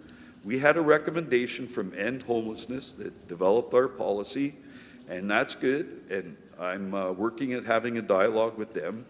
But I know that in my ward, at least 29 people have been moved from encampments by the Your Way Home, okay? And they have to provide supports. I know that St. Boniface Street Links ensures that there's supports for the places where the people are moving into. You have to have them in place. And when somebody's ready for addiction services, there better be a detox bed first of all. Then, if you have to move into a program, you're living in, I would call living at the Bruce Oak Center, I would call that transitional, living to beat your addictions. And then once you're out, hopefully you can find a place, get a job, so that, you don't get immersed back into the milieu of people who are struggling with those addictions out there on the street. We see it every day. And so I am voting for this. And remember, everybody who has a right, they have responsibilities. And I know that when you have addictions and you're wasted, very hard to undertake your responsibilities. But we all have a responsibility to each other. We have rights, we have responsibilities. And this is what we're moving towards. Thank you. Next is Councillor Mays, followed by Councillor Berwadi. Thank you, Madam Speaker. Thank you to Councillor Gilroy for first bringing forward this motion. Glad I didn't have to speak directly after her today. That would have been a hard speech to follow. I'll be supporting, I would have supported the original motion. I would not have supported the idea that was floated around of let's ban the encampments near image routes. That to me seemed a sort of Potemkin village, kind of let's just hide this from everybody and then we'll pretend it's not there. But this is, I think, a compromise I would support. That said, I do want to point out one of the great legal thinkers of the past 100 years, in my view, the longest ever serving U.S. Supreme Court justice was a guy named William O. Douglas, who was sort of a legal hero of mine when I was studying at law school. And some of his best, greatest, most profound decisions, I think, were about the issue of vagrancy laws in the United States. And the core principle that he talked about was you can't make poverty, you can't criminalize poverty. I did a French interview on this talking about pauvreté and criminalité, and it's not the same thing. This motion doesn't say that, though. It doesn't say we will jail you. What you're doing is illegal. So there's a perhaps fine line to be drawn here, but it's important to remember that vagrancy and poverty are not the same. It's not, poverty is not criminality. So a bit of a tribute to William O. Douglas. He wrote, in that opinion, he remarked that people generally implicated by the imprecise terms of the ordinance were poor people, nonconformists, dissenters, idlers, who were apt to be the victim of discriminatory enforcement. So that was in part of a famed U.S. Supreme Court case striking down very broadly drafted vagrancy laws. So I appreciate the spirit here and very much appreciate Councillor Gilroy's words, so I'll be voting in favor. But just, it is worth it to remember that we're dealing here with an issue of poverty and addiction, and we shouldn't be trying to criminalize any of that. We should be trying to seek for other solutions.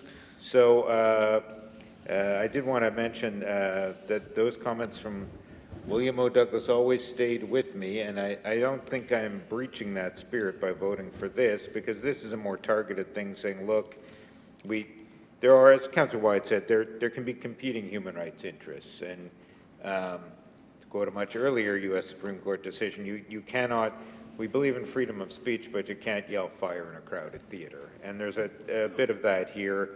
We support people's human rights, but there comes a time when you have to protect the interests of people who are children, families, people using these facilities. So I'll be supporting the motion, and thanks again to Councillor Gilroy.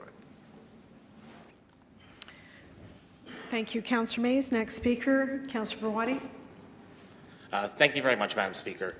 I'd like to first respond to the comments from the opening prayer of Councillor Orlikow. Have to appreciate that everybody in this chamber, we may disagree with you, we may think otherwise of the opinions you generally purvey in this chamber, but I do believe at the end of the day we all come here trying to make our community a better place. This is an awkward motion for I know a lot of people around this table.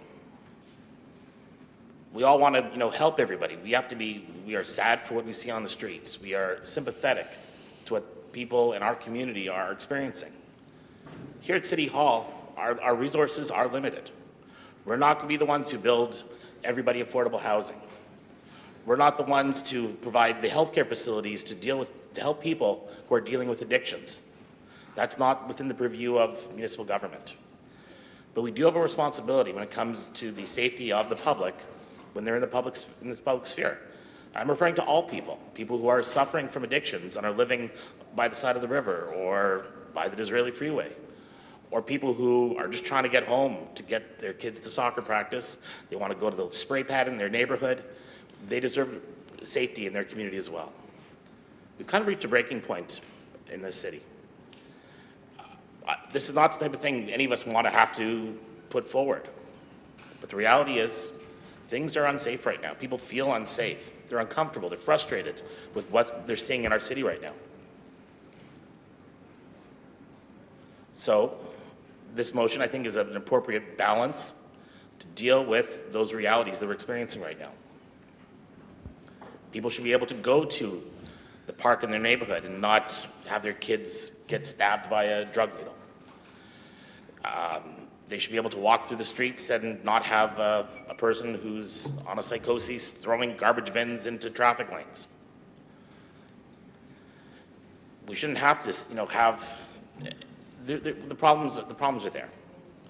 This is, I think, an appropriate motion for today, and let's hope that some of these issues out there are addressed. When it comes to housing, I really do appreciate the Marion Willises of the world. Like, let's not have, perfect be the enemy of the good. It's better for somebody to be living in a substandard rooming house with some limited supports than it is to be in a tent on the side of the highway. We can't wait. We cannot wait for the federal government or the province or whomever to build brand new $500,000 per room, per door apartments and stuff. We need to take what's available to us now and find a way to provide some supports and get people off the streets. We need to work with shelters. We need to move up the whole housing pyramid. But we can't afford. I mean, we're going to tax people to death to the point where people are going to, start self-medicating themselves and go down their own spirals into addictions and problems. We can't afford $500,000 per door housing. It's just not possible. So we need to help people, give them an arm up. We can't make it acceptable to have the vagrancy and crime and everything we're seeing on our streets today. This is an unfortunate but necessary step. Thank you very much, everyone. Thank you, Councillor Brawadi. Next, Mayor Gillingham. Thank you, Madam Speaker. My comments will be brief. I want to thank several people councillors who were involved in the original motion and then the subsequent motions. So thank you, Councillors Santos, Rollins, Councillor Brawadi, who helped inform us as well, and certainly Councillor Gilroy, who has taken a real lead on this, and I really, really appreciate it, as others have said today. Councillor Gilroy's comments and statements on record today regarding not just this motion, but the ongoing struggle and matter of encampments in our city. I think we all know, we do recognize, there's a lot of work being done by a lot of people at a lot of levels of government, many within our departments as well, many outreach providers who are working on this matter. What I am seeing certainly is not perfection, but what I am seeing is more collaboration in many parts than there has been in previous years. And it's going to take that for us to move the needle on this really entrenched problem. Many people have said it today, and it's the word that I have used repeatedly, even today with media.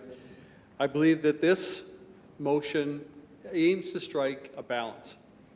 This is not a motion to end homelessness. We know that. We are under no illusions that this will in any way end homelessness. But what this says is that we just can't permit and allow encampments to be set up anywhere in this city. It's not right or fair, and I think we fail the residents of our community, the residents of our neighborhoods, if we allow it to continue. So we're not going to allow it to continue. Yes, we need to report back from the public service. Yes, long-term, we're going to have to look at hearing from them the implications of the resources required to fully execute on this plan. But this is a first step. And I do want to also acknowledge the work of members of the public service who've worked so hard and continue to work so hard, not only day in and day out on all things related to encampments and homelessness, but also in the preparation for this motion. This motion was an amendment of the original motion that was brought forward. It didn't happen overnight. There was a lot of discussion that happened with the public service that helped inform what we have in front of us here today. And so I do hope that there's good support for this motion, and it is a next step. I think it's important that we're saying we're hearing from the public. This motion, I don't think, lacks compassion, because we do recognize there are times when people are going to have to shelter overnight. We realize that that's a reality. But what we're saying is that kids playing in playgrounds matter also. And we want to make sure that those spaces and other spaces are protected so that families that want to use them as playgrounds can use them as playgrounds and parks and the like. So again, my thanks to all who've worked on this motion. This is certainly not the end. It's really only the beginning of yet another step, another phase in our collective ongoing work to address homelessness.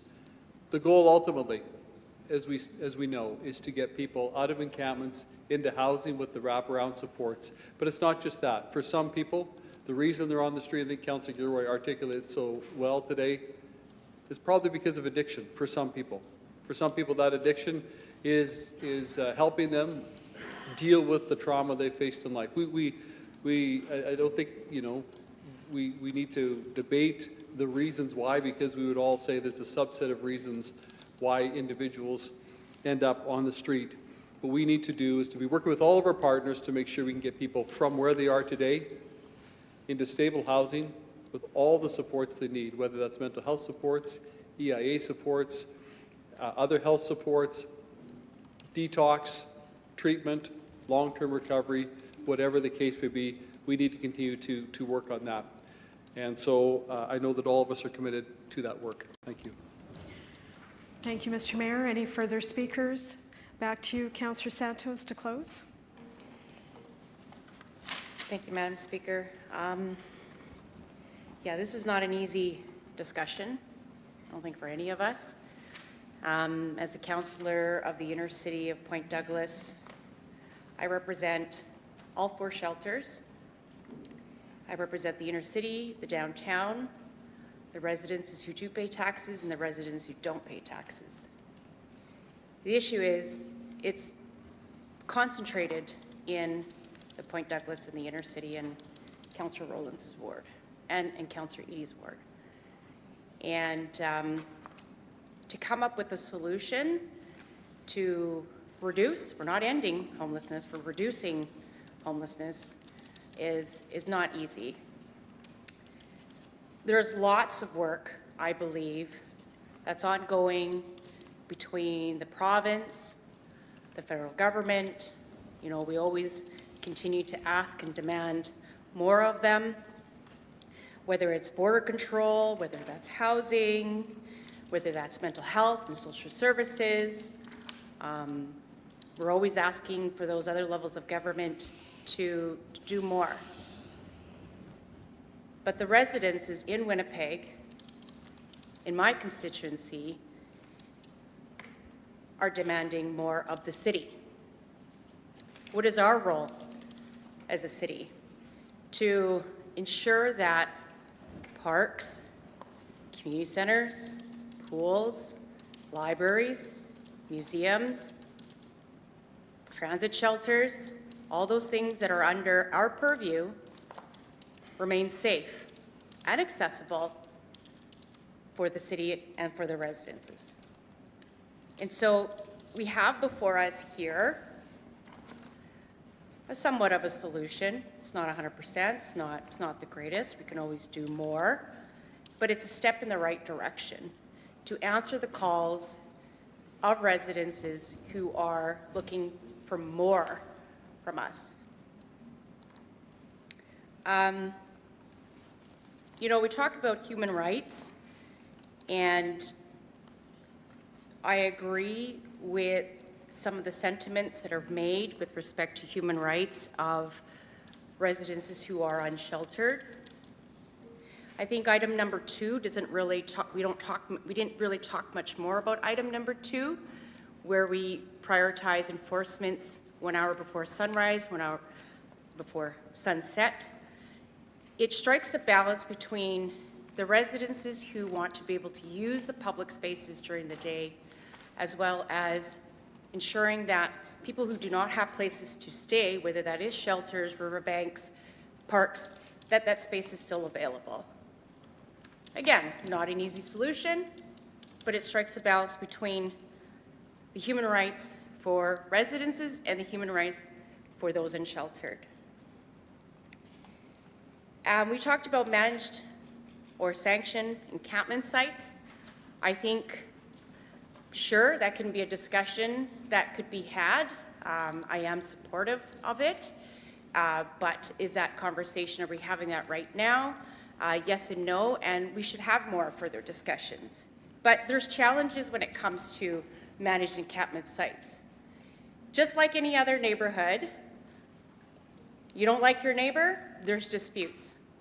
Similar with managed encampment sites, guess what? There's groups in there that don't like each other. You know what? There's going to be disputes in there too.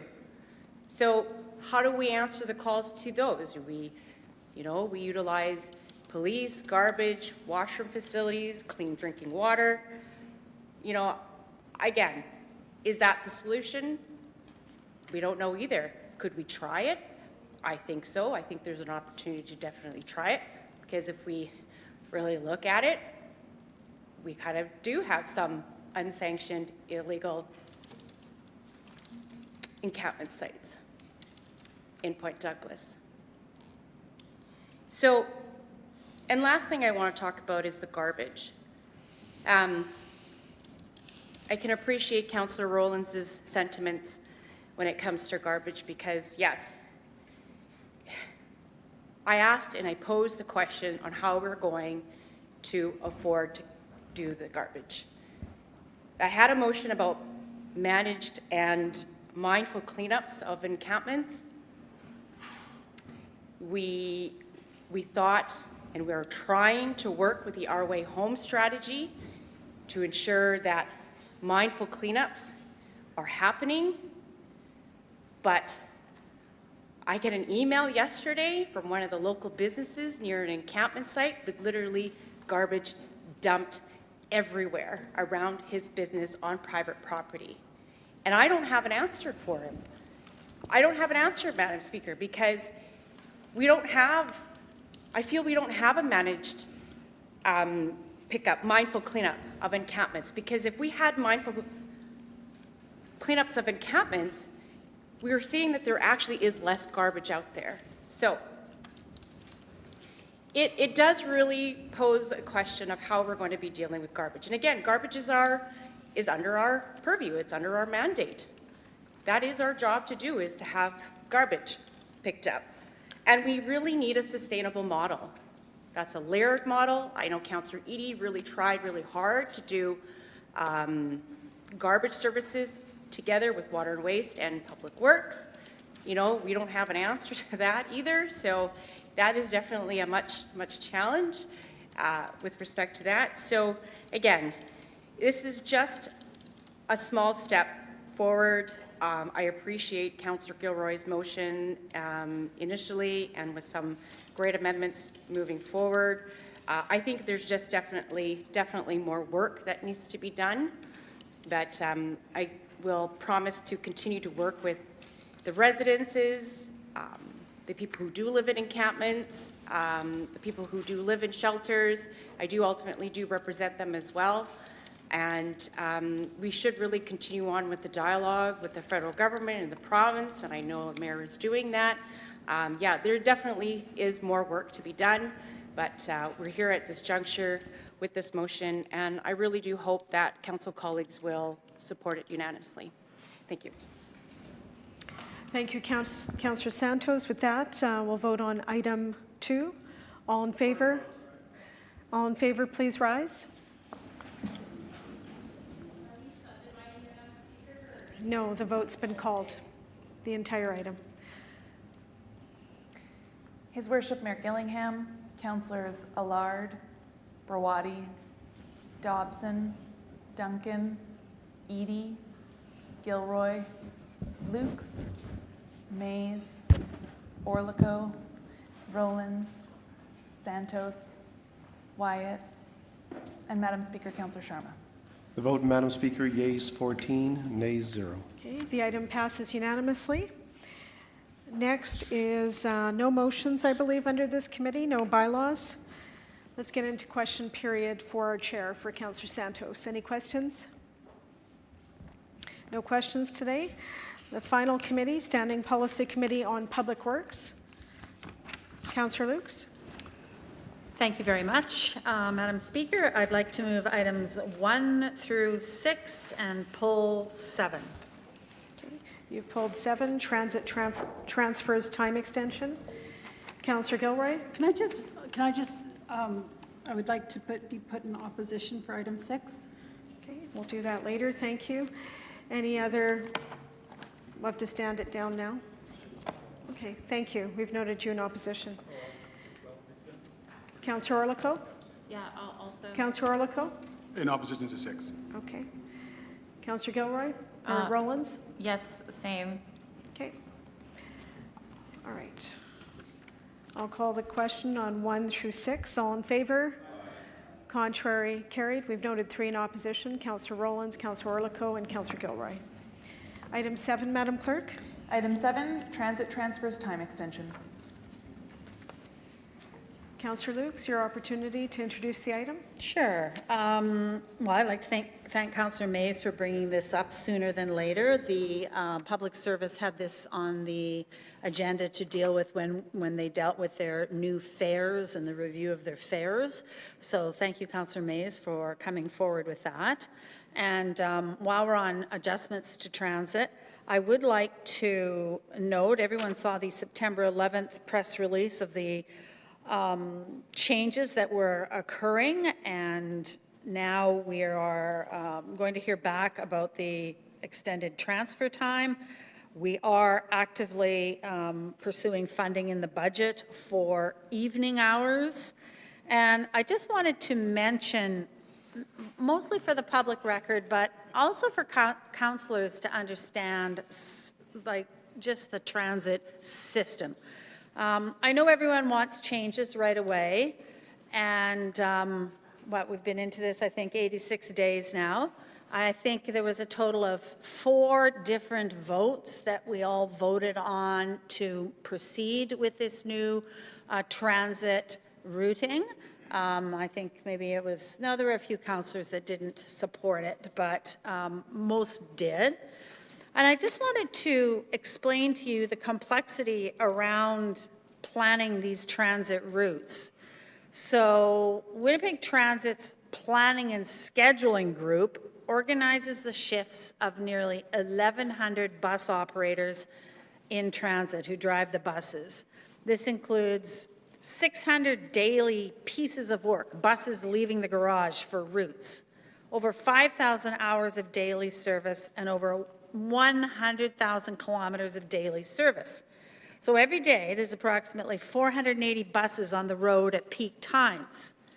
Now, the scheduling process, Winnipeg Transit changes schedules 4 times a year in what is known as service changes. And so between the service changes, routes are monitored for performance. With each change, there's always slight tweaks to improve performance. The task of scheduling itself falls into 3 general steps: assessing and recommending changes to the current service, developing the schedules themselves, then the drivers select their work and they prepare for the schedule change. So this process, changing schedules, generally takes about 3 months. Drivers start to choose their work 5 to 6 weeks before a scheduling change. And this process takes 3 weeks to complete, which leaves 3 weeks for drivers to plan their routes and work schedules, and it allows Winnipeg Transit time to complete admin duties required to launch the new schedules. So changing a schedule is very complicated. It's got many layers to it. Add to that hundreds of calls requesting changes like we're seeing right now.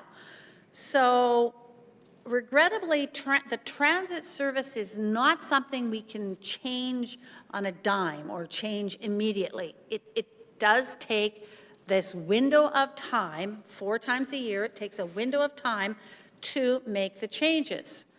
So I've said this multiple times through media interviews and when asked and in my emails.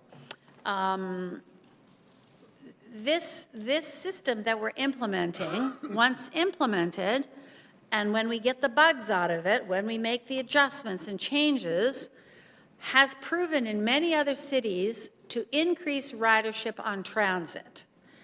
So I continue to ask people to send in emails and changes. I will say, Councillor Wyatt, I've had some very interesting emails and calls and frustrations from people, and I hear you. I take the bus, but I mean, my route's a straight route, so it isn't a connecting route. We are working on this. Please send in your changes. Virtually all of us here have voted for this new system to be implemented, and it's just going to take a bit of time. I wasn't here when we did the garbage transition. I know there were challenges with that. And you look around now and you just see all these beautiful recycling and garbage cans, and you couldn't fathom what it was like in the old days. And I truly believe,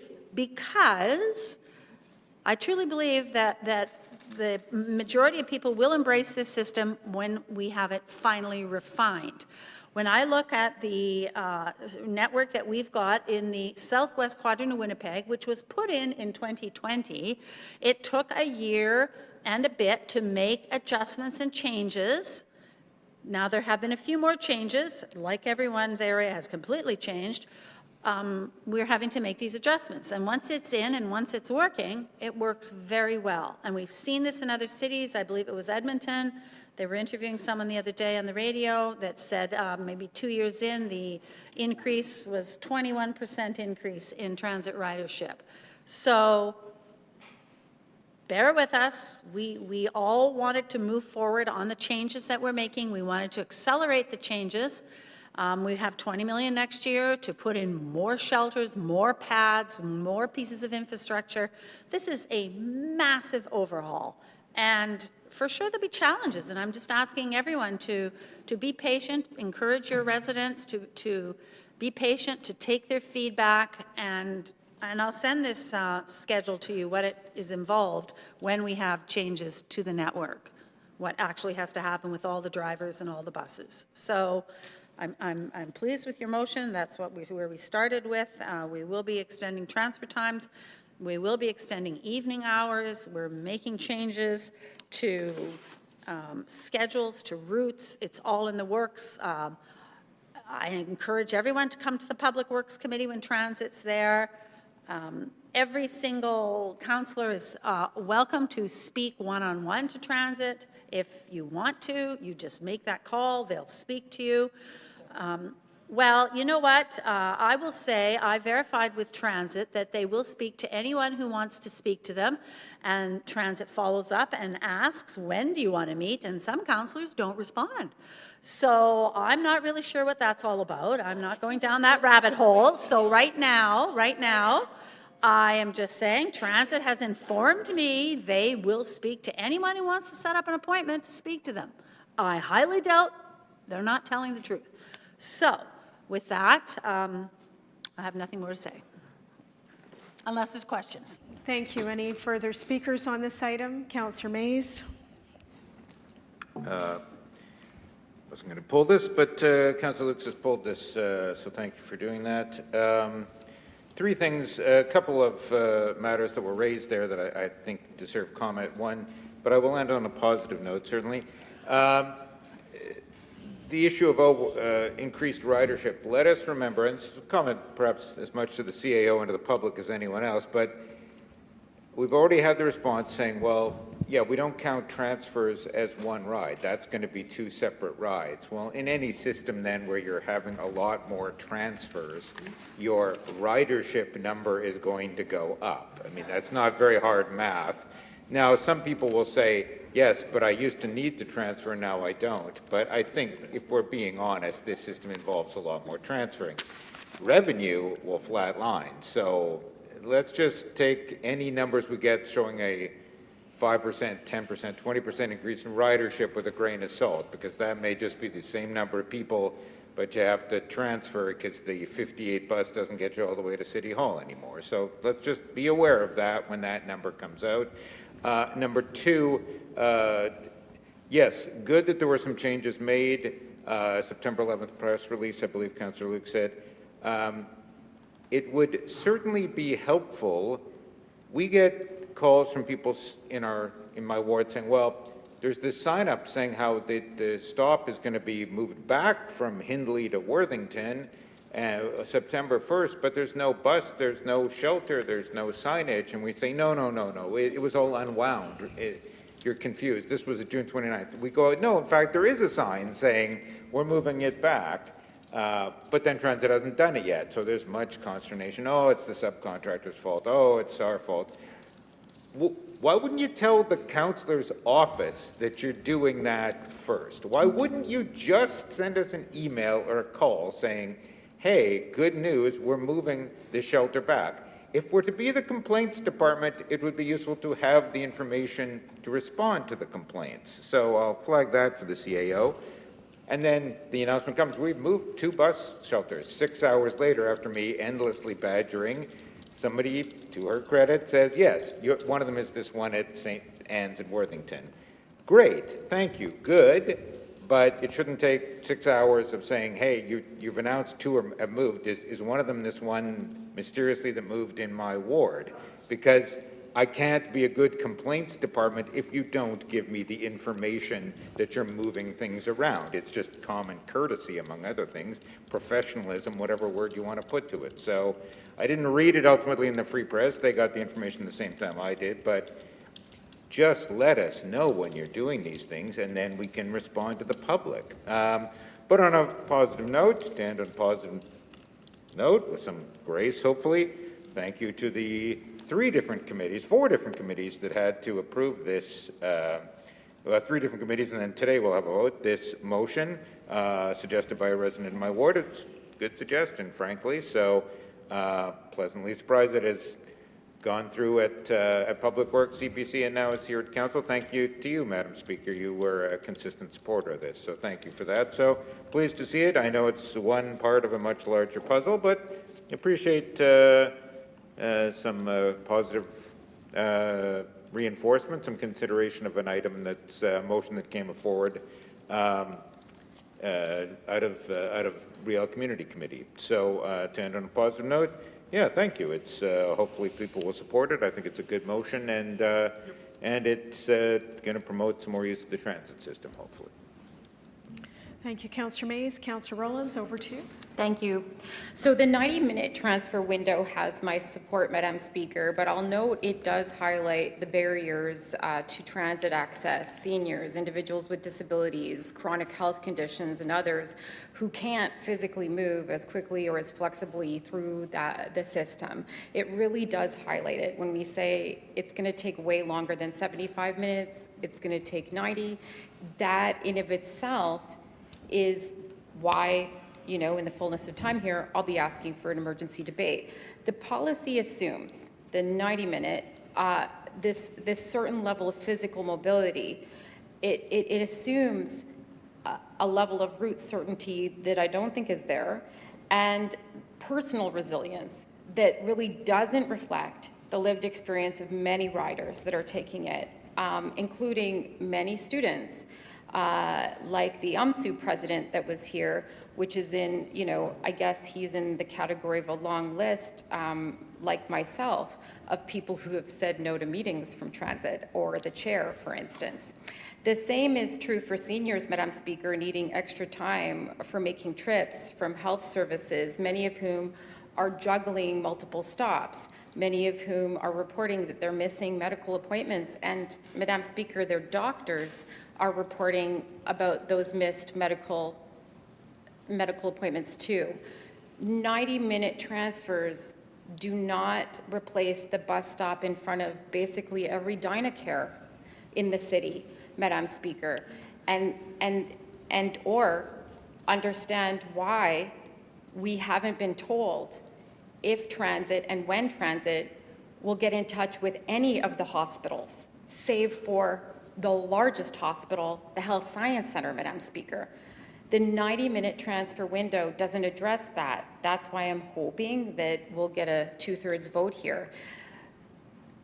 I really want to emphasize that while the technical processes that the chair has expounded upon, and I look forward to that email, the response from the department or the chair has focused on the technical processes and long-term system goals, rather than the immediacy of the human lives and the feedback.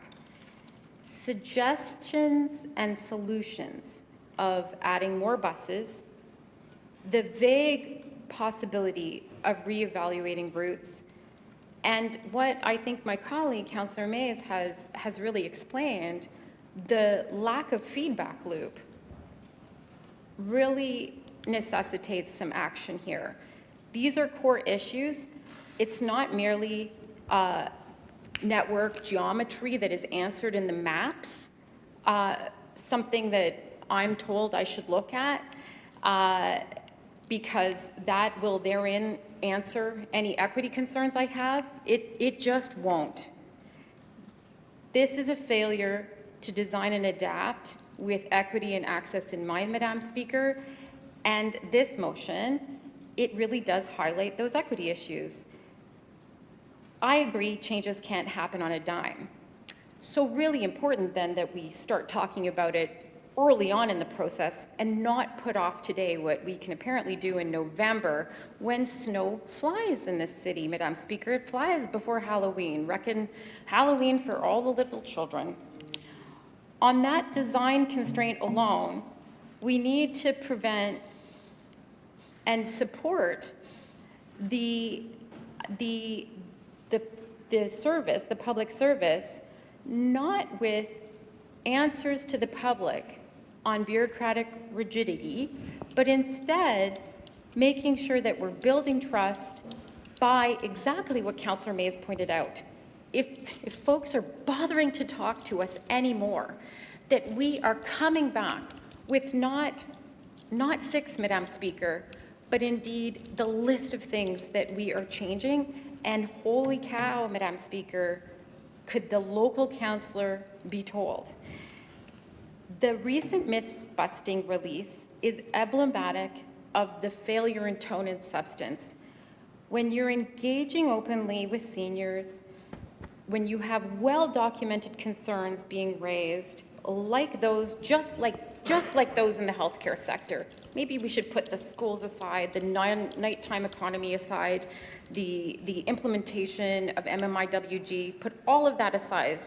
But just on hospitals alone, the unreliability of service, the missed medical appointments, the waste of time for the medical field, at this time being critical, that dismissive framing really is a disregard. And Madam Speaker, it's really hard when we're not going to potentially talk about transit to not see that as a policy failure of this council and not to see that as inaction by this council. That narrow transfer window, the cut and evening service, the lack of access to departmental staff, and the limited space for non-EPC councillors to raise or advance motions to point to broader governance concerns like the motion City Centre put forward. And, you know, there was a lot of praise in this chamber for Councillor Gilroy. There was a lot of recognition for the ward residents she represents. Well then, why? Explain why the West End wasn't allowed a voice and City Centre did not have access to transit. Public Works prevented that, and it's moved out to the only opportunity under an hour of discussion. None of the answers that had been forwarded prior to that meeting, by the way, were answered in that meeting. The groups explicitly named in our city's own equity frameworks, in our transportation accessibility clauses that we send up to the legislature, are being overlooked. We have data sources, Madam Speaker, not, you know, methodologically impenetrable master's level sourcing and research, but just practical sources like 311, Transit Plus. We have sources too from the 311 data if we would give it some air and disclose it proactively in commensurate with the anger we're hearing. Commensurate with the anger. That requires more disclosure, more discussion of democratically elected officials, in my opinion. Post-secondary partners, labor groups, community organizations, healthcare institutions, all of them have provided anecdotal 311 policy relevant feedback. And when we call that a myth and we don't correct the record here, we are dismissing it. We are misrepresenting it, and dare I say, maybe we don't deserve the feedback. Moving forward, it isn't sufficient to characterize this as adjustment pains. We have to act. Thank you, Councillor Rollins. Councillor Berwadi, next speaker. Thank you very much, Madam Speaker. As the Chair of Finance, I am slightly hesitant to support this motion without knowing the complete financial ramifications of this decision. That said, recognizing the significant changes we've made to the transit system, I will be supporting this motion today. As I think we're all aware, we've gone from a system where we had a lot of snaky routes that went from all sorts of suburbs throughout the entire city, all fed to downtown, and then all, you know, if you wanted to transfer, you took another snake out to another part of the city. It wasn't that long ago, I remember transfers on buses were paper. They had numbers punched out for your route. They had a time, like there was, 4 o'clock, was it 4:10, 4 o'clock, 4:15, 4:30? They ripped it off on an angle, and it was in a particular direction even. If you were on the 11 bus going one direction, you couldn't get on the 11 bus going back the other direction. If you took the 11 bus downtown, they could look at the thing and you could get on an 18 going to North Main, going one direction, or you could take the 18 going the other way to Corridon. But you couldn't take the bus home. It was only a one-way thing.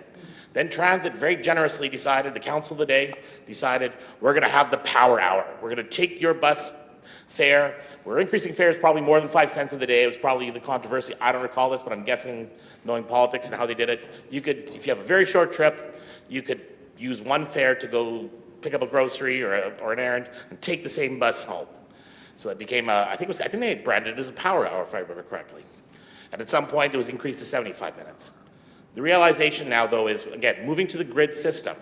You're going to get on one bus, you're going to take a transfer. You may have to transfer for that final leg onto another local bus, and that trip now, the city has grown, traffic is severe. It is a possible reality that on a single trip in a single direction, it could take more than 75 minutes. So based on that, based on all the changes we're making right now, I am going to support this motion, even though we haven't fully costed out the financial ramifications. That's all I'm going to say on this one today. You know, the transit system is going through all sorts of significant changes. I've heard a lot of good things about ideas on how we can enhance it, moving little pieces here and there. To the public, I'd say just hold tight. I appreciate, for some of you right now, there are certain trips and you're trying to go certain places, and it's frustrating as heck. I recognize that, you know, and I commented, I think, on the floor of this council many a times, that there's going to be routes where the single bus thing that you've been used to forever is broken. If you're coming from North Main and you go to Corden every day, and you now have to transfer, people are going to get very upset and realize that, you know, this one bus routing is not going to work anymore. There are a lot of trips, though, where, you know, trying to get out to Kildonan Place from North Kildonan, it was awkward and infrequent and goes through all sorts of weird loops. There are now multiple ways from most of North Kildonan to get to the regional shopping mall for the area. Way smarter, way easier than there was in my entire lifetime. So again, the system is not perfect on day one. It's a big step. It was a big change. But I've heard very good things about enhancements that are coming along. We're working again, as the mayor announced today, to bring back evening service for those people that really depend on transit in those evening hours. And I'm optimistic that this will be a wonderful system for Winnipeggers with a couple tweaks and some changes here and there. Thank you. Thank you, Councillor Berwadi. Next is Councillor Wyatt. Thank you, Madam Speaker. I wasn't going to speak on this, but I was going to ask questions, but I'd prefer to speak rather than ask questions and drag out the meeting in that way. I'm the only member of the council that voted against the plan. I just want to say that for the record again. Not everybody voted for this, as Councillor Luke's trying to allude to. It was not unanimous. The shortcomings I pointed out then that I'll point out again now. The system was built on the basis that the major corridors would be the backbone. We don't have a rapid transit system like other cities. We don't have the capacity or the frequency even on those main lines. They are struggling on those main lines to compete with traffic, and in traffic that is growing. The mayor likes to point out that we've added 70,000 more people to Winnipeg in the last 3 years. 70,000. Most of them new Canadians. Many of them new Canadians. Guess what they're taking? The bus. We had an existing system, Madam Speaker, where the buses were already packed. In my ward, in the morning and at night, buses are full. Buses literally pass stops where people are waiting because they can't get on. They don't stop. They know the bus is full. Henderson, same thing all over the city. The last time we expanded the fleet in any significant way, when I was chair of finance or just before, I remember Tom Broadbeck attacking me because we're adding all these employees to the city's workforce. Well, a lot of them were bus drivers. We were hiring hundreds, expanding the payroll of the city because for the first time we expanded the fleet. We need to expand the fleet again. We had a wonderful report here today, item number 1, where we're buying a 24, what did the report say? We're buying ourselves 25 heavy-duty, 40-foot low-floor battery electric buses. Wonderful. That's great. That's replacing the old diesel buses. That's fantastic. But we're not expanding the fleet. The fleet needed to be expanded already. First problem, if you want to have a system where you have more transfers, the crucial thing when we did the Rapid Transit Task Force back in 2005, what we heard over and over and over again was frequency. Frequency, frequency, frequency. Absolutely crucial. Now with more transfers, people are having to wait. They miss. It's okay right now with the weather. But in the winter, I hear what the councillor's saying, Councillor Luke's saying that we got all this $20 million of new infrastructure coming, but that's great to tell these people this coming winter. Not to say that even after we spend that $20 million that they're going to actually have a heated bus shelter, no. And not only that, Number one, the size of fleet has to be expanded. The city is growing, and we just have to bear down and expand the fleet, again, in a significant way. Number two, the idea of combining the stops and reducing the amount of stops somehow was going to speed the system up. It was asinine. The same amount of people are getting on the same amount of buses. They just have to walk further. Now the buses are stacking. It's actually making them harder to get on them. Makes no sense. And it made no sense back then. But somehow somebody came out, oh, this is going to speed up the process. People moving on the bus. Nonsense. It doesn't. And now it makes it longer for people to walk to get to their bus or to get to their destination at the other end. Number two. That was number two. Number three, if you want to have a system like this, you got to start investing in rapid transit. You really do, with dedicated corridors. The whole system that Bowman came out with, oh, let's get rid of campaigns to get elected in 2014 on 5 new rapid transit lines and then abandons them all. You guys abandoned them all when you were all here. Voted to put them on the city system, the same regional streets, by the way, that were taking the lanes away to put bike paths down. Oh yes, let's take a bike lane away for bikes. Meanwhile, we got the buses and we got trucks and we got no regional, no LRT system. We got no BRT system built since we built the Southwest Corridor. The only way a system like this really works is when you have a rapid transit line that it's feeding into. Matter of fact, most successful cities make their feeder lines free. You get on a feeder bus, you get free. You get on a main line, that's when you pay. But you have the frequency. You have the frequency. That's crucial. Those are the things. Now, to turn around and ask us councillors, give us your changes. That tells me of a system that's totally failing now. That if you're relying on us and our calls coming in to save the system, and then to find out a month or two before that the guy who authored the plan, transit doesn't have a massive policy arm or development arm. I met with them about this. I flew up a red flag a year before it all rolled out when we found out that they didn't buy one dime on social media, didn't spend one dime for their public open houses to advertise on Facebook. They just put it on the city's website. And they're wondering, why did nobody show up? Tell us about the plan. Well, you didn't buy any advertising to tell people that was actually happening. And then they had the nerve of the committee to say, well, council should do that. No, we're building a whole new transit system, and you're not buying advertising. You're not even putting it out there. We just put it up on the website, Well, nobody's going to show up. No wonder. And I wonder why people went berserk or going crazy around the city right now. So to turn around to us and say, give us your changes and everything else, that tells me, and then the person who writes the plan, Madam Speaker, to go off to take a plum position, I don't blame him. He got a job at Victoria, BC. Who wouldn't want to live in Victoria, BC? Well, he is now. And he wrote the plan, and he's gone. And we're the ones implementing. Poor Bjorn, I feel for him. Anyway, when I say, there's nothing wrong with pushing the restart button and going back, I mean, I'm serious. The existing system wasn't great either. I'll be honest, when buses are packed, they were already packed, but at least people were not having to take multiple transfers, or you had a surging increase in transfers, and they're having to wait, and that's going to be the killer this coming winter, let me tell you. That's what we're going to be hearing it from folks. And when people start getting sick or ill or missing the evening shift, we're going to hear changes there. That's a massive change. I'd like to see how much we're actually going to do to address that. People have already lost their jobs or have had to change their jobs. Shift changes on weekends and evenings because they can't get back from work. Never mind, they can get to work, they just can't get back. And the on-demand is great, but you need the fleet. You need the fleet. You need a bigger fleet. And we're not expanding the fleet. Until we do that in a big way, we're still going to have these challenges. Anyway, those are my comments. Thank you, Madam Speaker. Thank you. Any further speakers on item 7?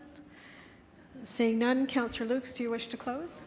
Sure. So just one comment here about we need a bigger fleet, and we need a lot. Every city in Canada is struggling with their transit system. Every city in Canada, a recent report called End of the Line came out, and operating costs are huge in transit. What do we do? 126 million we're subsidizing transit this year.